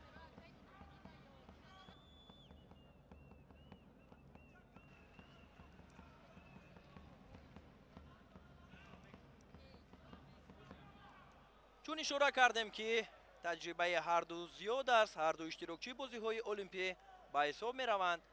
در مسابقه های گشتینگیری هم شروع از میدان های انعنوی تا به مسابقه های جام رئیس شهر دوشنبه هم اکمل و هم کامرانشاه نتیجه های ارزنده را در کارنامه ورزشیشان به قید گرفتند.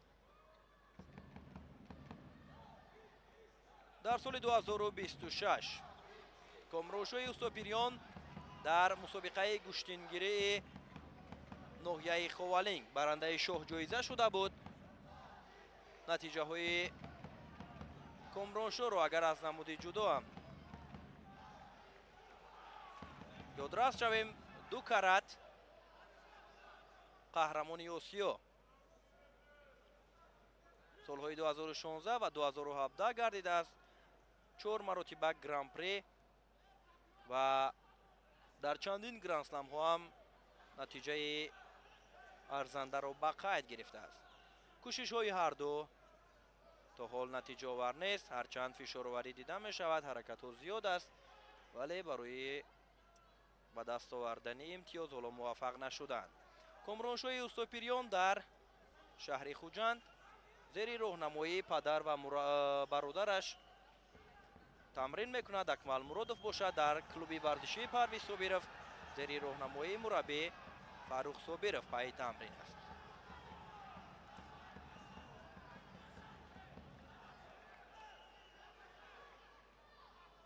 حرکت های هر دو خوب است.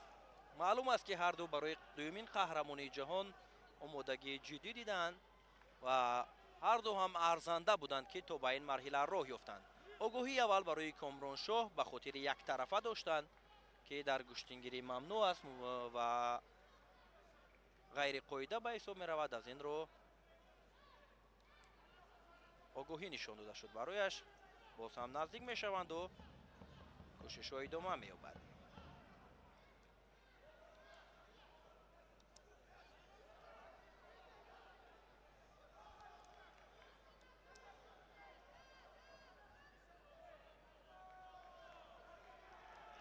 موقعیت بسیار هم در این حالت خوب بود برای اصول اجرا کردن برای کامرانشاه و از نو باز حرکت های ادامه می یابد. کوشش های اکمل مرادوف خیلی خوب است، هر دو فعالانه مبارزه می برند.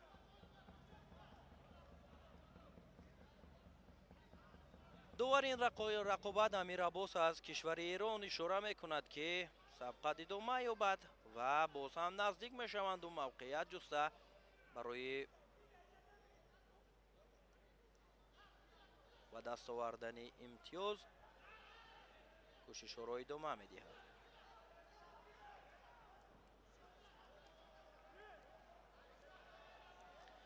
در گشتینگیری رسش اول در زمین استید است، به همین خاطر حالت کار در زمین به قید گرفتن نمی شود.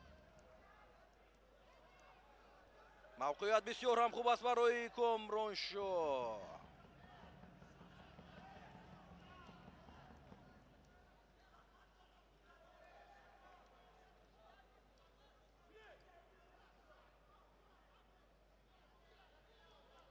ادامه می‌یابد آزمایی.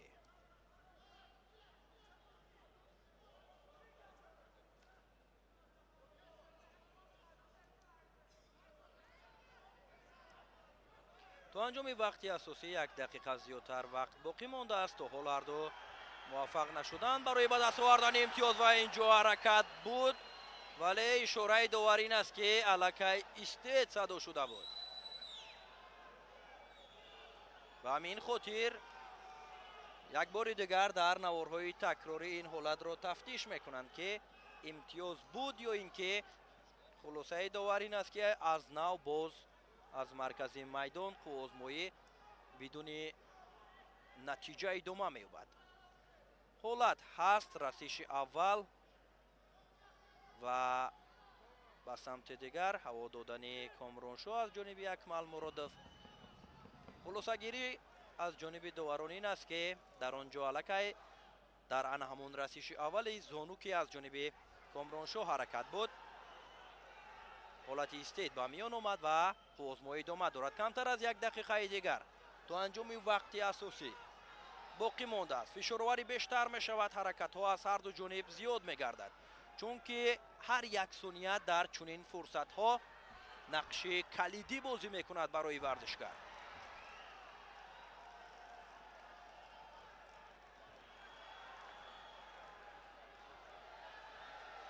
باز هم در این حالت استید است الکی.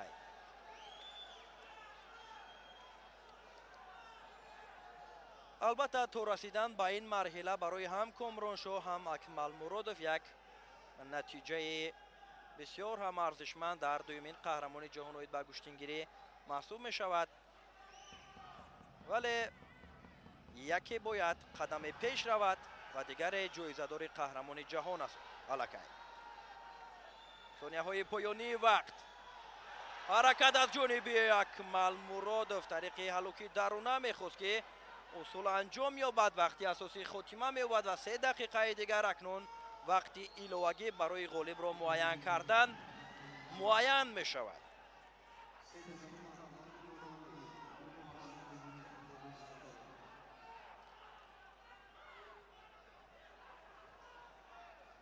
گیرید یعنی رقابت را ادامه دهید. باز هم نزدیک می شود.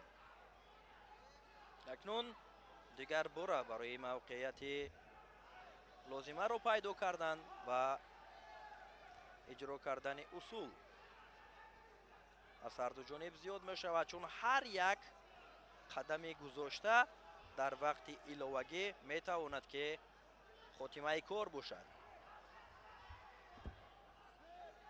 هلوکی بیرونه رو در این حالت اکمل مرادف اجرا کردن خواست ولی موفق نشد.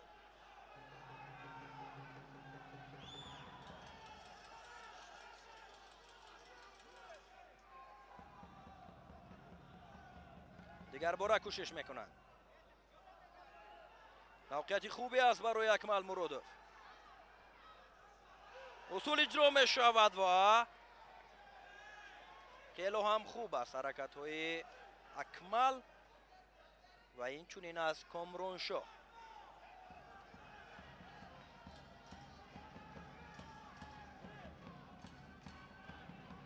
نوبت دیگر باز با هم می آیند و حرکت می کنند که با گرفتن امتیاز موفق شوند. کامرانشو کوشش می کند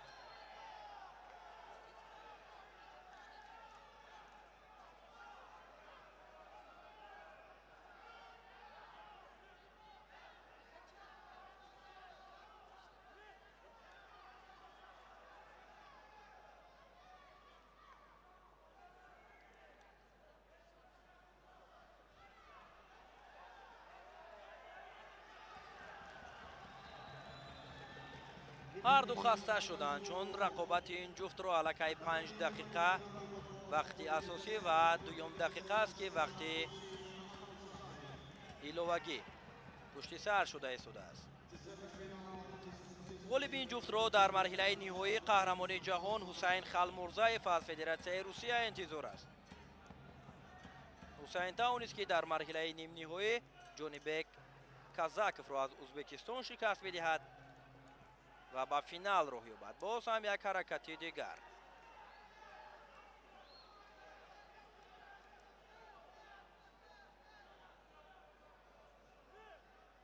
идома медиҳанд қӯзмоиро. акмал муродов ҳам огоҳӣ гирифт. акнун ҳарду огоҳӣ доранд дар сурати хотима ёфтани вақт бидуни натиҷаи алакай аз пирӯзии комроншоҳ дарак медиҳад, чунки огоҳии охир тақдири рақобатро ҳал хоҳад кард. агар рафту дар ба даст овардани имтиёзҳо муваффақ нашаванд ё ин ки огоҳии навбатӣ ба касе нишон дода нашавад. гиред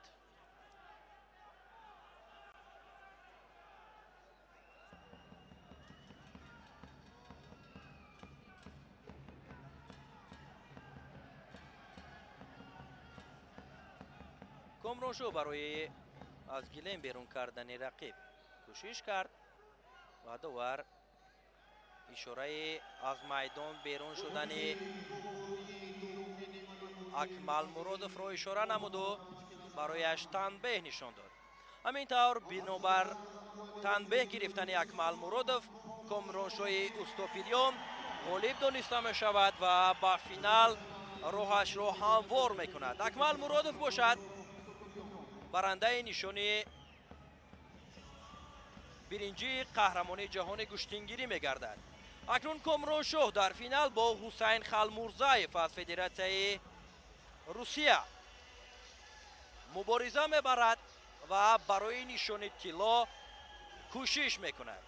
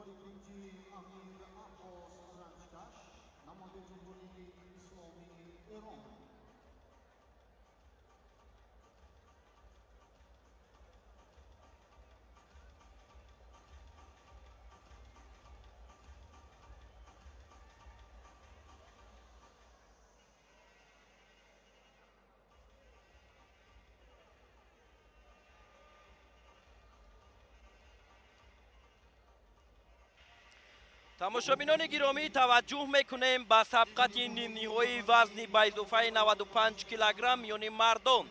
ду намояндаи Тоҷикистон дар гилеми аввал аст ва ду намояндаи кишвари Ӯзбекистон дар гилеми дуюм.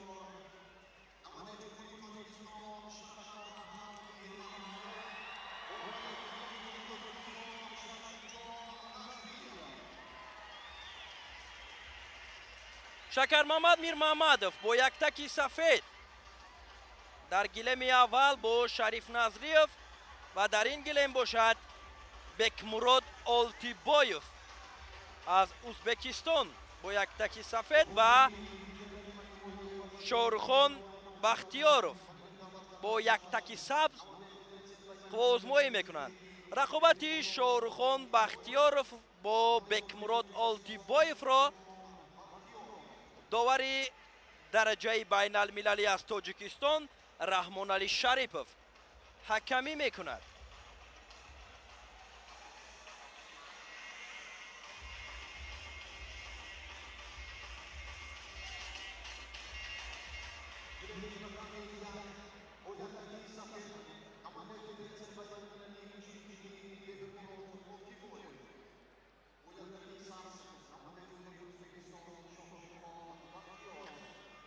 дар ин қаҳрамонии ҷаҳон Бекмурод Олтибоев аз дастаи Федератсияи байналмилалии куштингирӣ ва Шоҳрухон Бахтиёров аз дастаи мунтахаби куштингирии Ӯзбекистон рақобат мекунанд.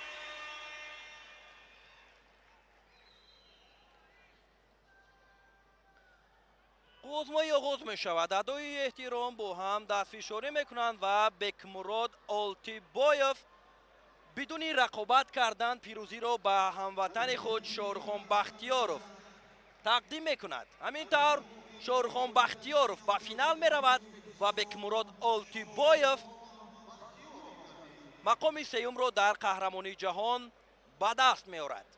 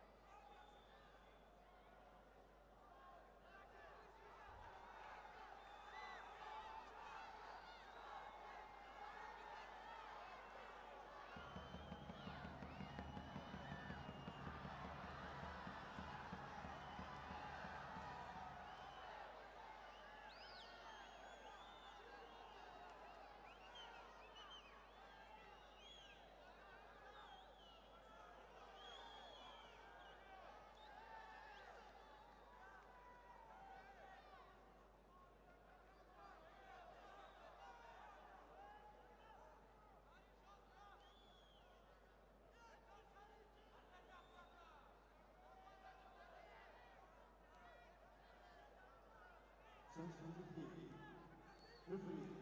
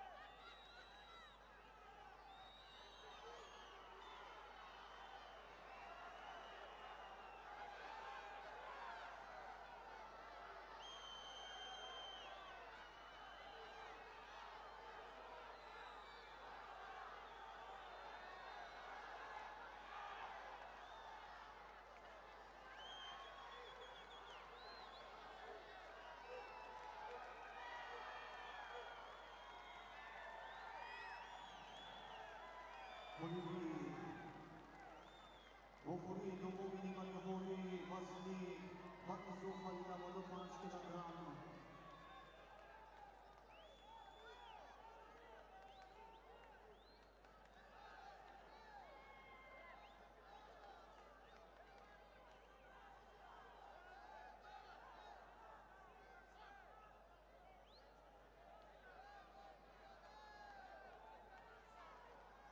Olivier Domini Bofuri manihori vasni tona modo 5 kilogram. Jamki na modo 5 kilogram.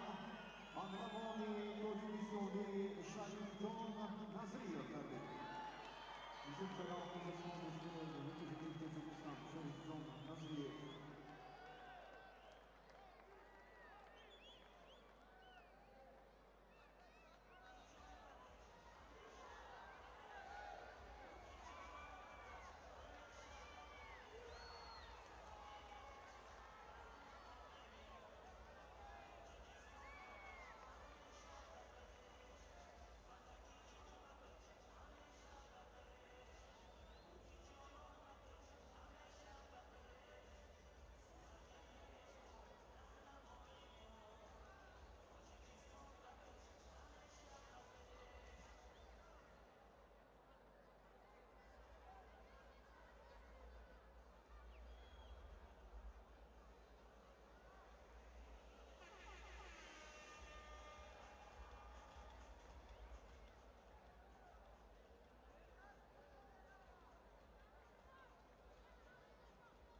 بعد 16 دقيقة تنافس تكنيكي در قلبی رقمی تو رقابت های لیگ های مسابقاتی دومین چمپیونات جهان در رشته گشتندگی برگزار خواهد گردید. بخوری نهایی وزنی تا 70 کیلوگرم میان بانوان بعد از 5 دقیقه آغاز می‌گردد.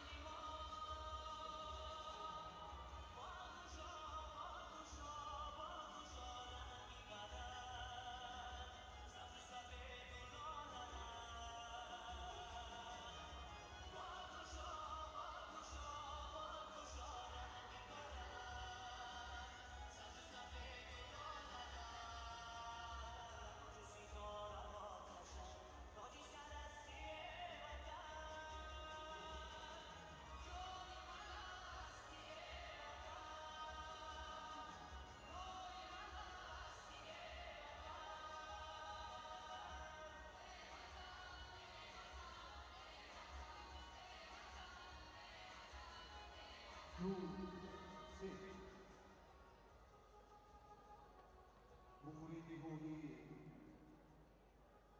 دوستان عزتمند مزیدین گرامی قدر بریده در کدومی